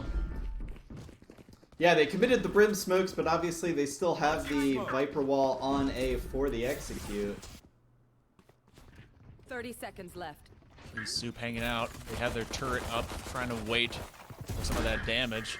The snake bite does go out. This is a big flank they cannot forget about. The frenzy supremacy. And that was, they had listened to it. They knew that there was pressure all sides from heaven, from U-Hull, and they knew it was from the teleporter behind them, but they could not account for it without having to have 6 different sets of eyes on every single skull. So another pistol round goes over to one tap. Very, very necessary. They may be able to streak their way back into the lead if they can be able to do the same performance. Yeah, I mean, they've won both pistols this time, so they don't have too many excuses if they drop this map and eventually series, you know, at least as regards how that shook out. Like the Marshall on to Midnight, going to be huge value. No light armors, no forcing, all classics, it looks like, coming out from SMC. And just Frenzy on Call Me Red, so she's probably saving for an op. Looks like we are sort of frozen here. I think that we are on a tech pause. Yes, we are on a tech pause. So I would have been crazy if 3 seconds just was forever. But I will be interested to see what does come out of that. Maybe baby style op could turn into a big swing. And look at that bear. I didn't know that bear was there, hanging out in the basket, and the rabbit. I need to get like the stuffed animals from, or the models or whatever from this game. So dope. But you guys have been watching game number 2 of our best of 3 final here at the Gaylorant Charity Gauntlet, powered by Boom TV, and of course by you guys being able to reach up and over that awesome goal of $1,000, hitting 1,050 mark for charity to the Trevor Project. If you want to check out what that's all about, thetrevorproject.org, or hit !charity in the chat for more information.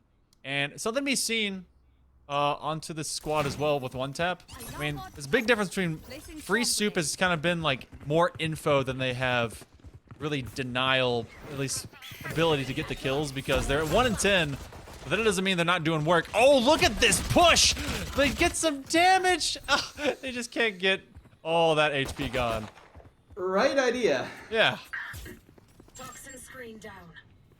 Red can be very low on HP, but SMC very low on players here. Just a 3v5, and they're going to rotate over. One thing I'd like to see a little bit more from these teams is when you're going for these big rotates, have like one player lurking across the map to sort of have the space taken. You know what you're getting into, sort of able to lurk on site, able to hear like, is the team rotating over to the site? Should we rotate back over, or has no one moved? As it is a easy cleanup here for one tap. Yeah, just the whole, when you're moving as a unit of 5 or 3 or 4, you know, you are rotating around, but it's a complete gambling game of have they moved off the site, have they fully rotated, and it takes you so long to get there, whereas if you have a player there who can hear rotate, sneak more on site, lurk in, pick rotations, get you a lot more info or catch the rotate coming back, it makes it so much easier to pull these plays, because we've seen the team's going back and forth, and sometimes we get that spike plant, but it's often they're down players, they're not really able to hold on to it. Woo! And I like that idea as well. Pathfinder immediately comes out to see where in the world SMC is hanging out. Well, they do send numbers through to Hookah. Dairy King has a better weapon in front of him, but they're going to hang on to this Judge. Maybe lay down some judgment, especially if the blast packs do come out. You have a Marshal in the hands of Midnight. Can they grab more? They put some damage through the wall. Red is able to drop Omen, and some of this has all gone wrong. Red again drops Bones. 2 highest killers on the side of SMC will fall out, and I like this aggressive push as Midnight. Oh, will they be able to get more? Not quite. But with a shorty in hand, there wasn't much that they could do, but this is a 3v3, and I do like your idea because, especially if you have one person anchoring, then you can be able to make use of where people are, but we do have an anchor here on side A. Yep, Soup is not committed. The alarm bot is going to catch some info. Oh, Dairy King. Come on. Oh my gosh. Oh no, come on. They go to U-Haul. They didn't die though. Yeah. Okay, well now they are. No, the quick kill. And actually this becomes 3-on-1 in a hurry, as from opposite side is Viper v Viper. Poison Orb will weaken them, and the decay comes through. They're gonna have crossfire happening from U-Haul. They're gonna try and deny that one with a snake bite. Has to see them from Showers stepping on in, but they're not exactly a gone factor. Star has to get rid of one. Will they turn around to see who's behind them? Not quite. Why are they staring just at Showers? They knew they were surrounded. They're just gonna try and stick it. Oh, they get half, but then get got by Dairy King.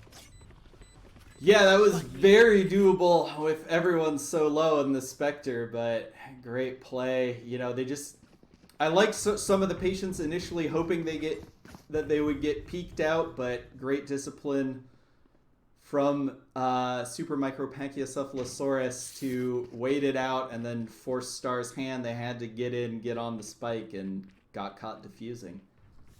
Going to round number 16. First 15 have already come off the board. Last time we had 6-9, now we have 9-6. What's the opposite of nice? Not nice? I don't know. Yeah, bad. Bad. Well, in a bad way. One tap needs to make sure they do get in the lead in this series or in this game. The tailwind will be activated as the guiding light does come through. Oh, and they will be able to at least escape judgment. That grenade will pop. A little bit of damage will happen. They'll be able to at least put one smoke down. Red is able to grab Dairy King. The door shuts. And the defense is currently able to stall everything at Hookah, but you have a bit of that trading going on. Oh boy! 3K for the side of Red. And now they're gonna start to squeeze this one outside of Long C. Or Long B, rather. Not have C. Yeah, great play there from Red and Star. Hawk out. Blinded.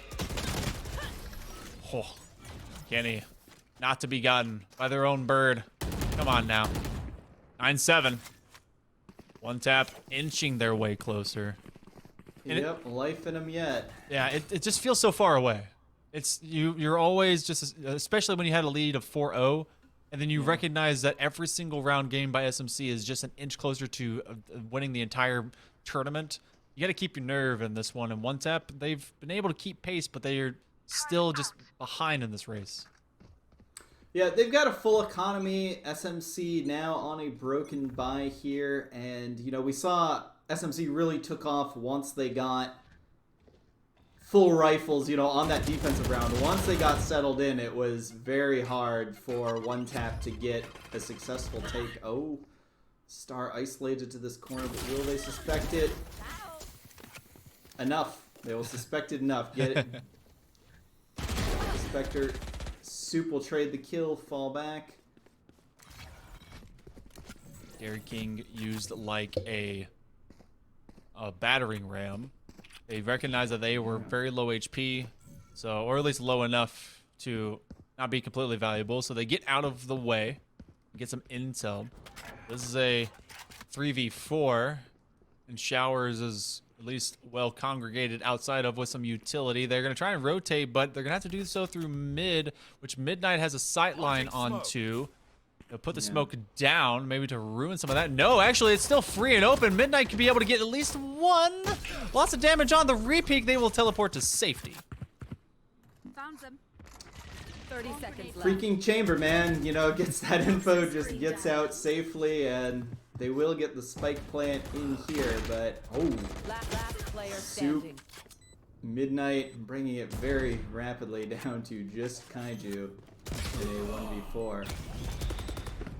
The defense Yeah. come up large. Midnight. Midnight, very high threat level, I believe. Coming in here, very dangerous. Can't just keep doing this to me. You cannot. It's illegal. Okay. Threat level Midnight. Come on. Yeah. You cannot do that.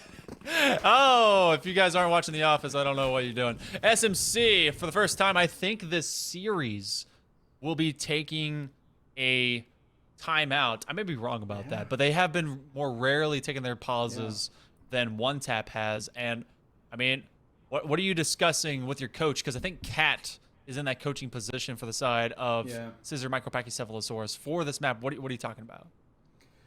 I think just, it's not working, so you're talking about what can you switch up, talking about how are they defending, like what adjustments can you make. I think we talked about the whole Viper Brim meta, and they've been throwing their Viper wall sort of in the middle of the A site, much more as an execute wall, and that's let them do the rotates to B with the smokes of Brim, and then rotate back to A, and you still have an execute wall. But I think putting up the lurk wall and the, the U-Haul smoke would have really paid dividends there. We saw Midnight peeking out there from U-Haul, from Lamps, getting the kill, holding that spot, and that's usually what you can shut down with the Viper Brim when you have that orb right outside here where Midnight's been playing. So maybe the coach is giving him that advice, maybe not. Maybe they've got other reads. That's just my read here from the metaphorical virtual casting booth.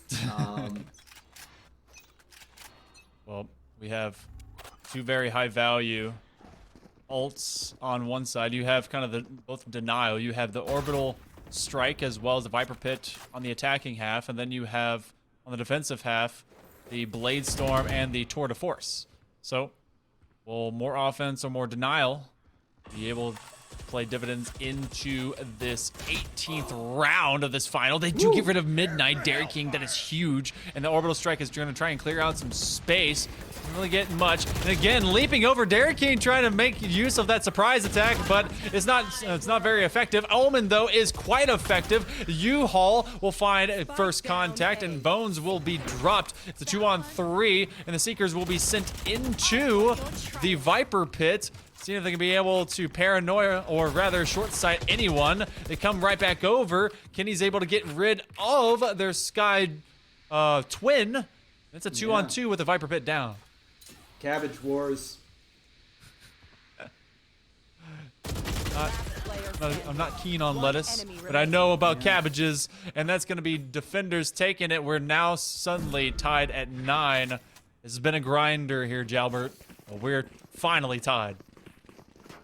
Yeah, I felt like I slipped up a little bit there. At the point where the Viper's Pit went down, I'm like, okay, they've got the plant, they're playing for a retake, but no, like the spike was down, and such a great job from Kenny stepping up, getting the 4K, making it happen, and it felt like it was leaning pretty well for Super Micropachycephalosaurus at points here.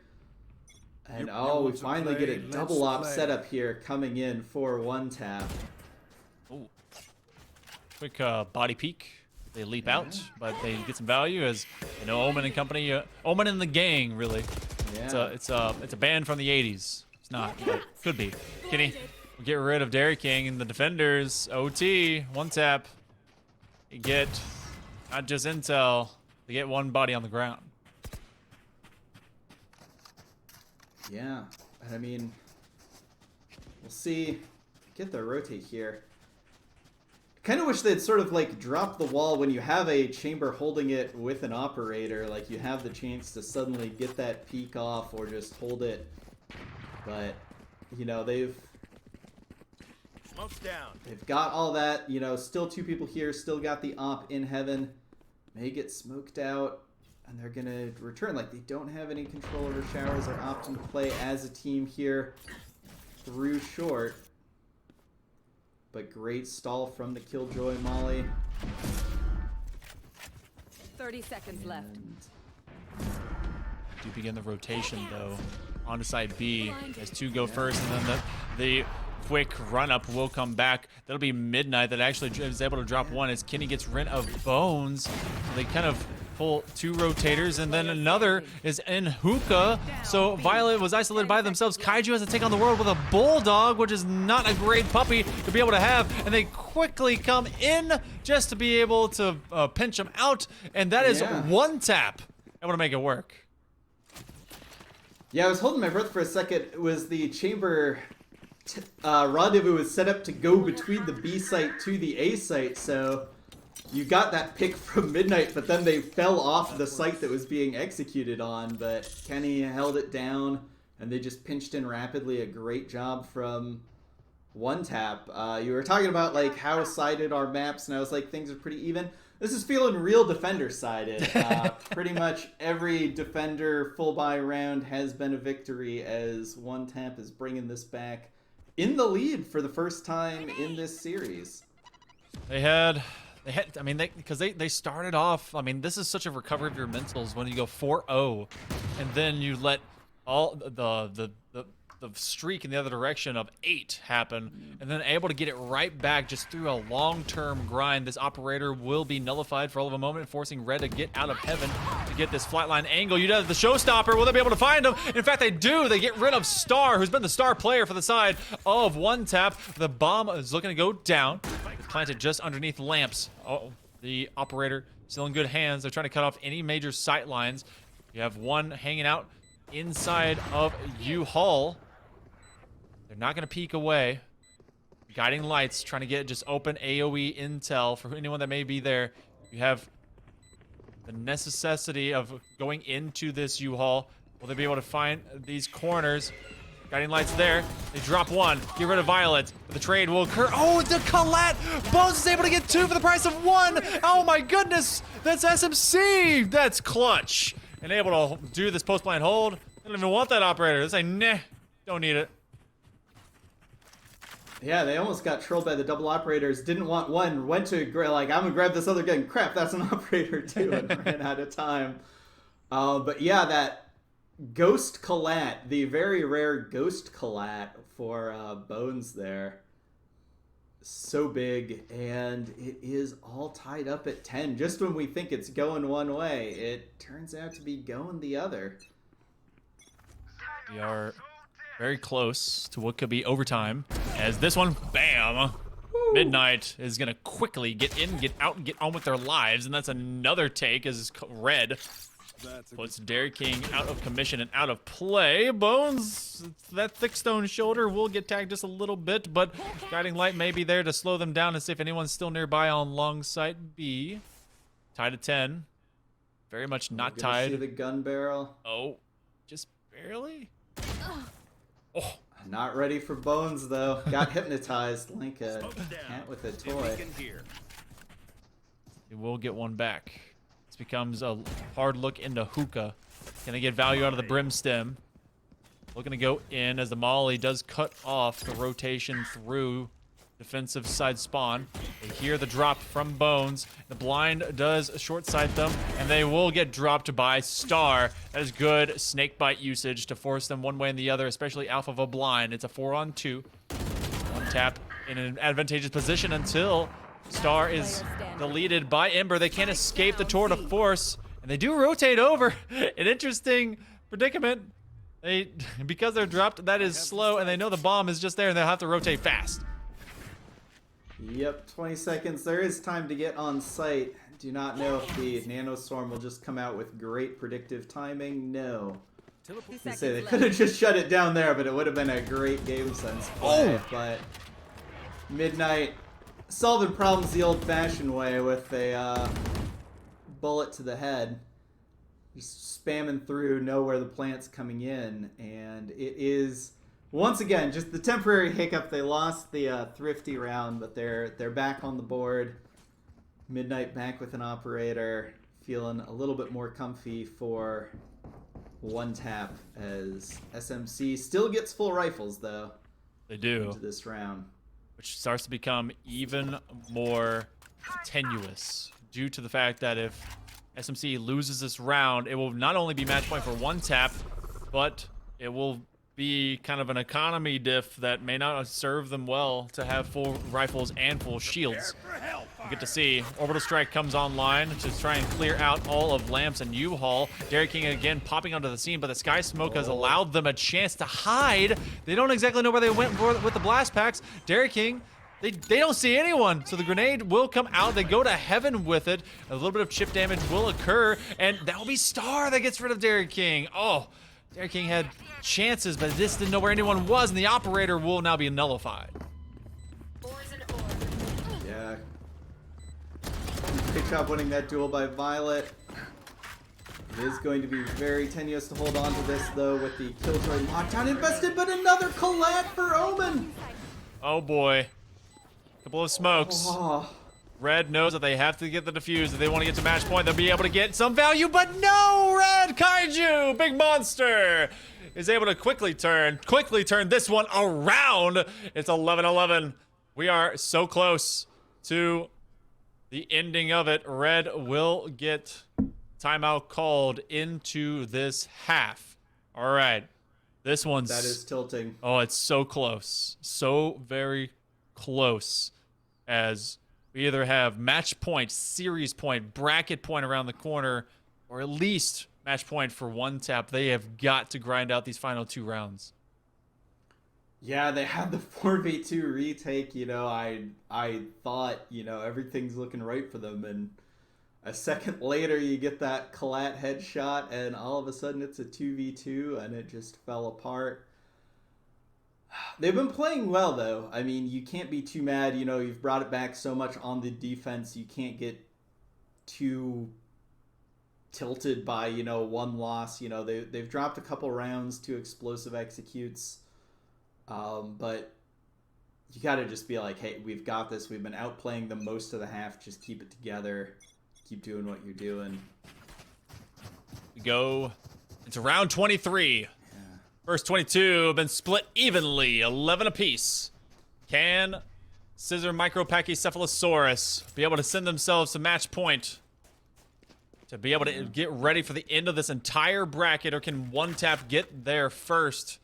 Whoever does will have to fight off the momentum shift from either side, especially because then we'll be in OT land. We have not seen that today. I don't think we've seen that this entire tournament. Yeah, now we get the fights over showers here.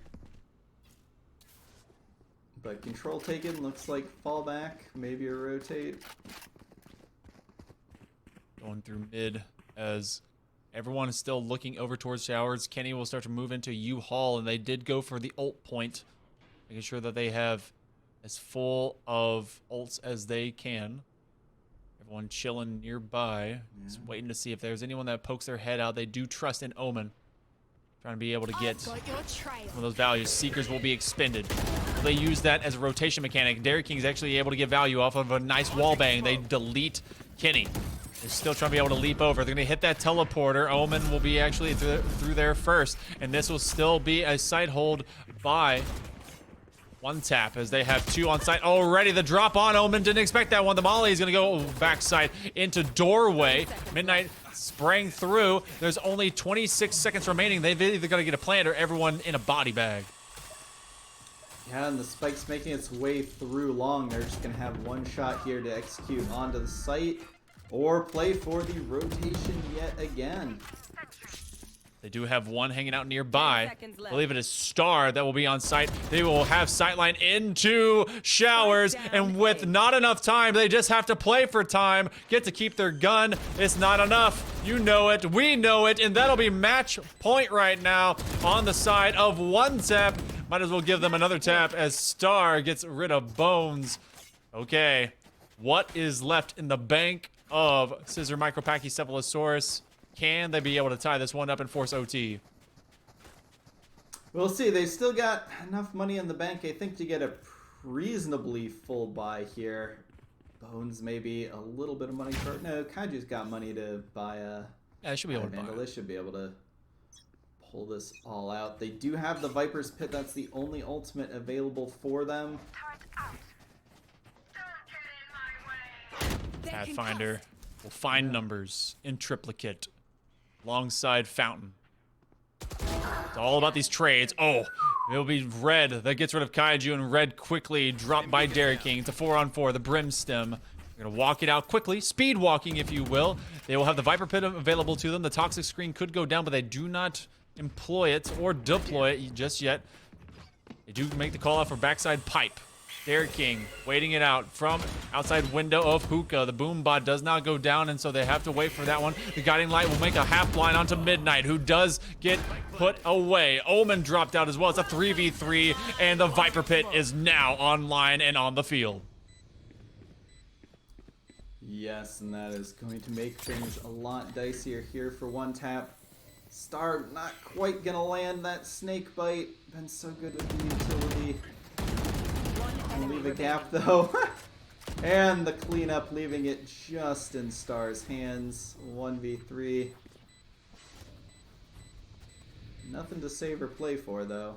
You gotta be able to clutch up. Oh, clutch or kick. We go to OT, everyone. I know there's already an OT in One Tap, but we're in OT. So you have to win by 2. We're in tournament mode.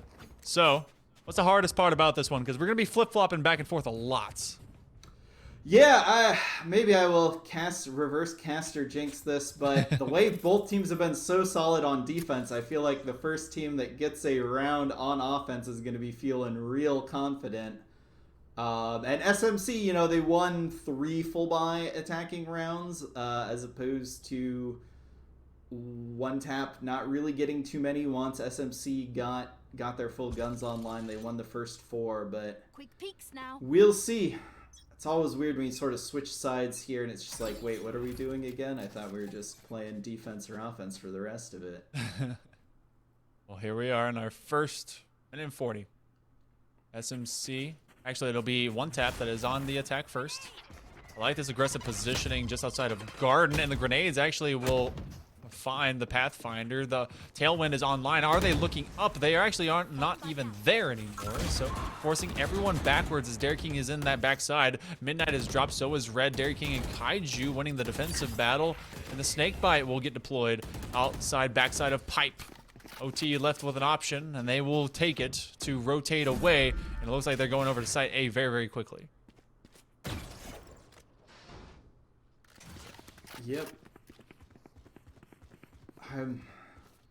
We've seen this play a lot. This is the joy of Bind, the teleporting in between the sites.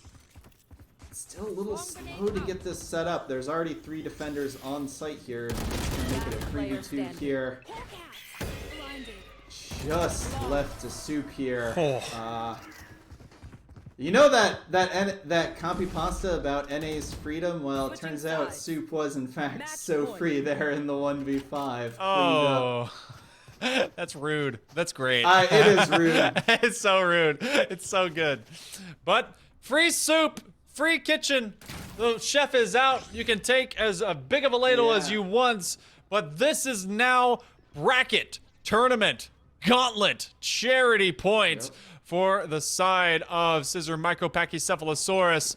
One Tap has to be big on this defensive half, and we've seen this be defensively leveled, but a lot of big buys and full buys onto the attack have gone the way of SMC. Boombot being expended over into the U-Haul.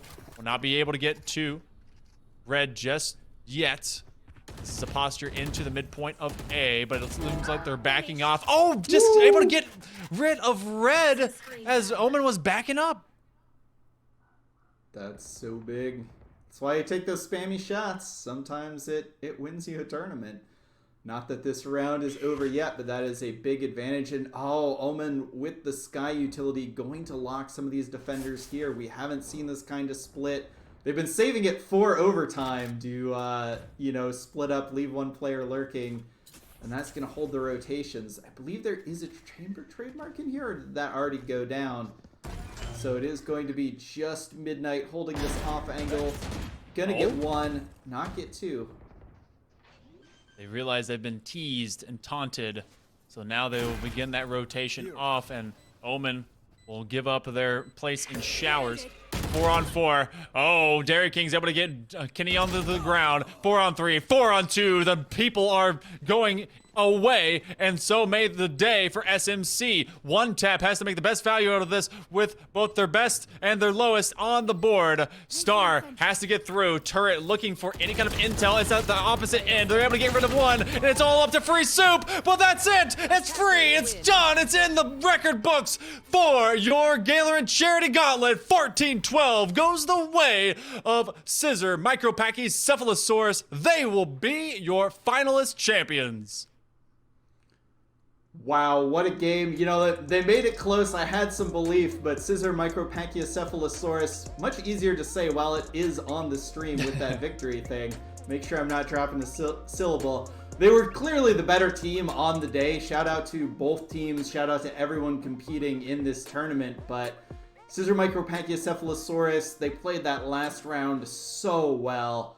And just great peeking off each other's utility, just great team coordination, and they really showed why they won this tournament. They're going to come down with the top prize here, and well played to them, and a great job by One Tap. You know, they were down, bashing their heads against that wall. They still brought it to OT, made that real close. You know, they had dropped two maps in a row, still fought hard on the third one, so you love to see it, Monkey Man. You really do. I mean, this was a squad that they were looking for that third time's the charm, and they had a lot of variability to really come into the early parts of these first halves, especially on Bind. I mean, they were up 4-0, let 8 go, got it all the way to 10-9, and then it was back and forth, but gotta give some mega kudos, of course, to our major winners here of SMC, as not only did they come in with the most ridiculous name, because, you know, Scissor Dinosaurs or Micropachycephalosauruses are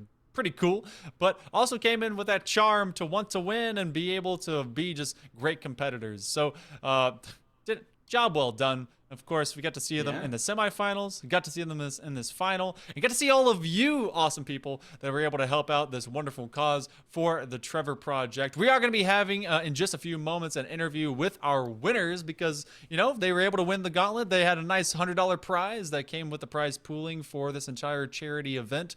Jalbert, what do you think about this weekend, about this cause, about everything that we got to see out of Gaylorant, this community, and, of course, the players we saw today? I love it. I love the people. I love the tournament. It's been great watching. Always love to see good Valorant. It's fun casting. Like, I love the charity, like, team tournaments where it's just, you know, people are thrown together. Obviously, you know, like SMC were talking about how much prep went into it. You know, they were planning executes for a couple weeks. Like, I love seeing, you know, not necessarily the highest, you know, pro level of play, but it's so much better than solo queue when you have the teams, you know, it's players who are like silver, gold. You know, we've seen everything from Iron to Immortal in this tournament, but, you know, people coming together, getting their strats down, playing it like a real serious game of Valorant. And of course, I love raising money for the Trevor Project. It is such a good cause, and I am happy, like genuinely happy to help contribute. And there were no knife kills. I will pull my wallet out, get some extra stuff in the pot. I was, you know, thinking that was going to come out 0 knife kills, but $1,050 raised so far. I'm spamming the F5 button to see if we get any post-match donations coming in, but you absolutely love to see it, as the internet cliche goes, Monkey Man. Yeah. And thank you so much to Boom TV for supporting this, you know, being the platform for tournament logistics, as well as promoting it on their front page. Thank you so much, everyone who donated, everyone who competed, everyone on the production staff. It's just been so great to see this all come together, and it's been such a great community. Well, it's talking about raising the bar for a great challenge, or a great charity and a great cause, and of course, raising up our expectations. Let's go to the raise of the game in Dairy King, who will be joining us from SMC. Congratulations, Dairy King! You are the lactose with the most. You got to see a bunch of awesome play. I need to know how you feeling right now. How you feel about that final? Just, you know, what's vibing with you right now?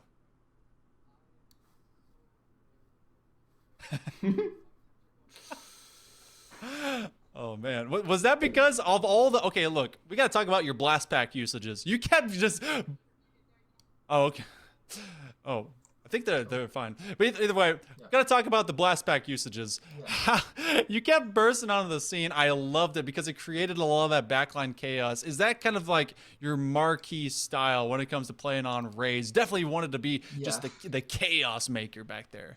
Yeah, because when we were pulling up comps that we wanted to play on Bind, because I'm the only one that plays Raze on our team, so I'm fairly confident in that, right? So I'd spent like a bunch of time in the previous weeks just going over satchels, relearning it, so like I was able to entry for my team in those positions. Oh, it was amazing. It was crazy. Yeah, it was a great job. I'm curious, they put up a lot of resistance on that Bind map. You started out real good. You guys took timeouts. Were there any key adjustments you sort of had to figure out how to break that down? Because you had a lot of trouble initially, and then you slowly figured out the attack. Yeah, I think for us, we were trying to overthink it too much.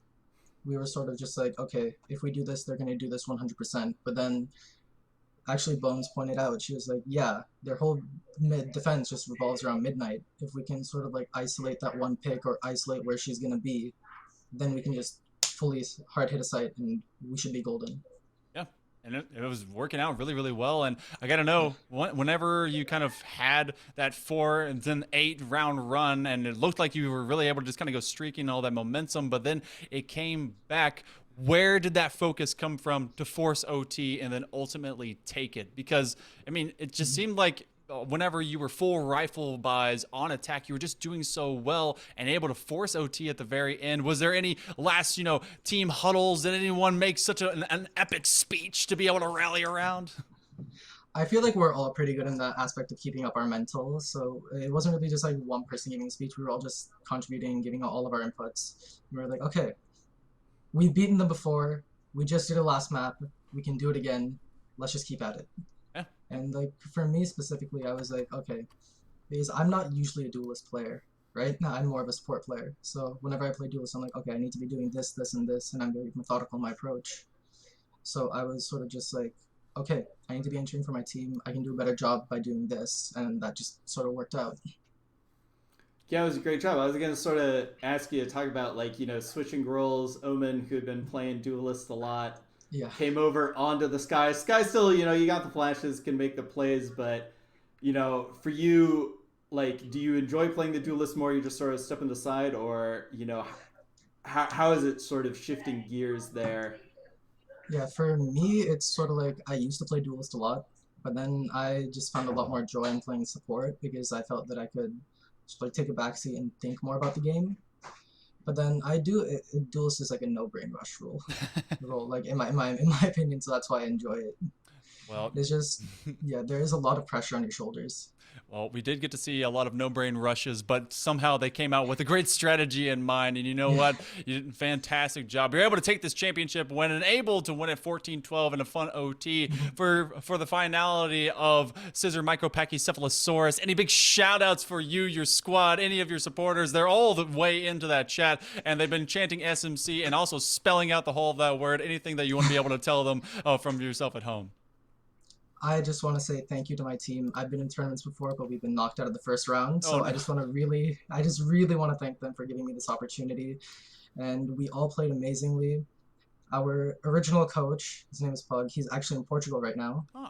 So we'd like to dedicate this victory to him. Aw, okay. Shout out Pug. Yeah, and a huge shout out to Mother Allies Cat for stepping in as our coach during our finals and semifinals match. That's amazing. That's showing some good support all the way around. You know what? It may be competitive, but it's good community, and you guys all came together to make it happen. Again, congratulations. You take this BO3 final 2-0. You're going to take a big prize, the $100 for this charity tournament. Job well done. Enjoy the victory. Enjoy the night. And, of course, thank you for joining us in the booth. No problem. Thank you guys for having me. Of course. Well, Jalbert, we hit the end. Sometimes it comes a little bit too quick, but we did not. In fact, it came too quick. We didn't get to have Pearl, which I'm kind of satisfied, but I know that you had your heart set on. I was a bit of afraid to cast that, man. I'm not going to lie. I was looking forward to it, but we got a great match. You can't go wrong with a OT nail biter to cap it off. Sometimes the comebacks aren't always real, and I had a lot of fun seeing through it.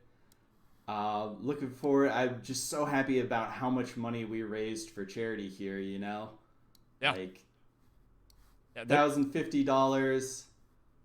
Gonna pull up a graphic here, see if anything more came in. No, finishing off $1,050. We hit the goal. Shout out again to KP. Shout out to everyone who donated.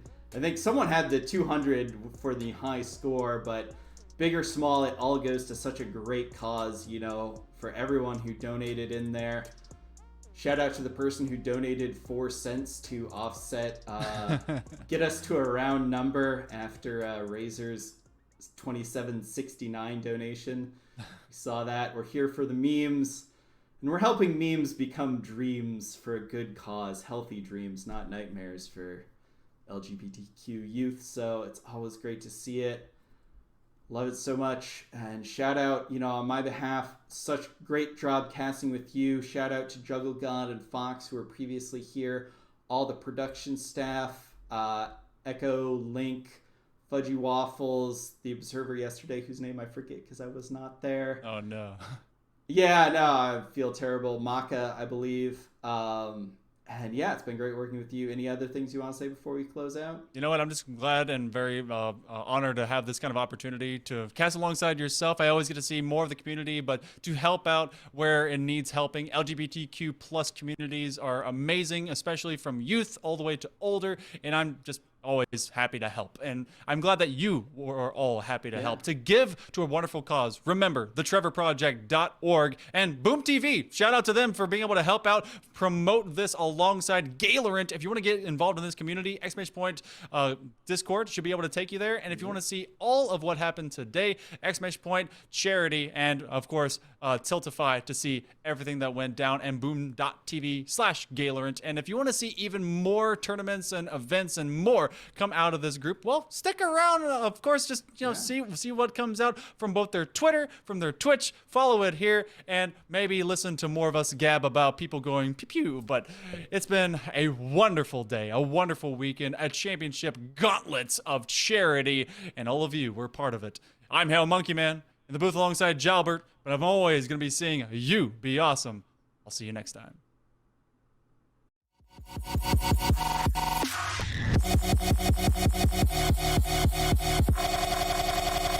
What an irony. My mirror shows the other side of me. All these ones and zeros, nothing in between. But there's so much more to me than eyes can see. Than eyes can see. I'm not binary.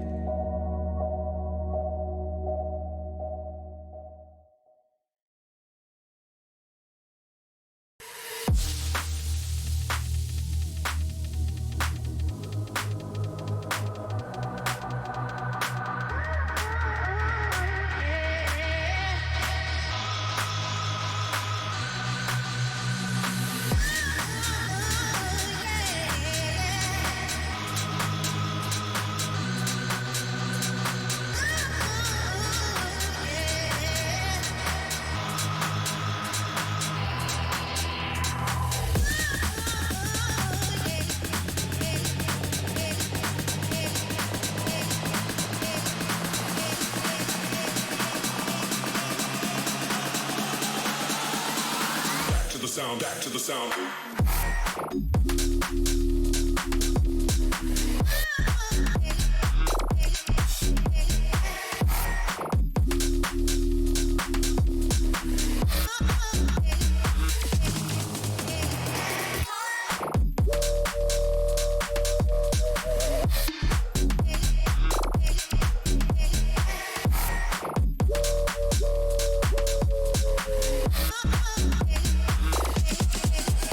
Yeah.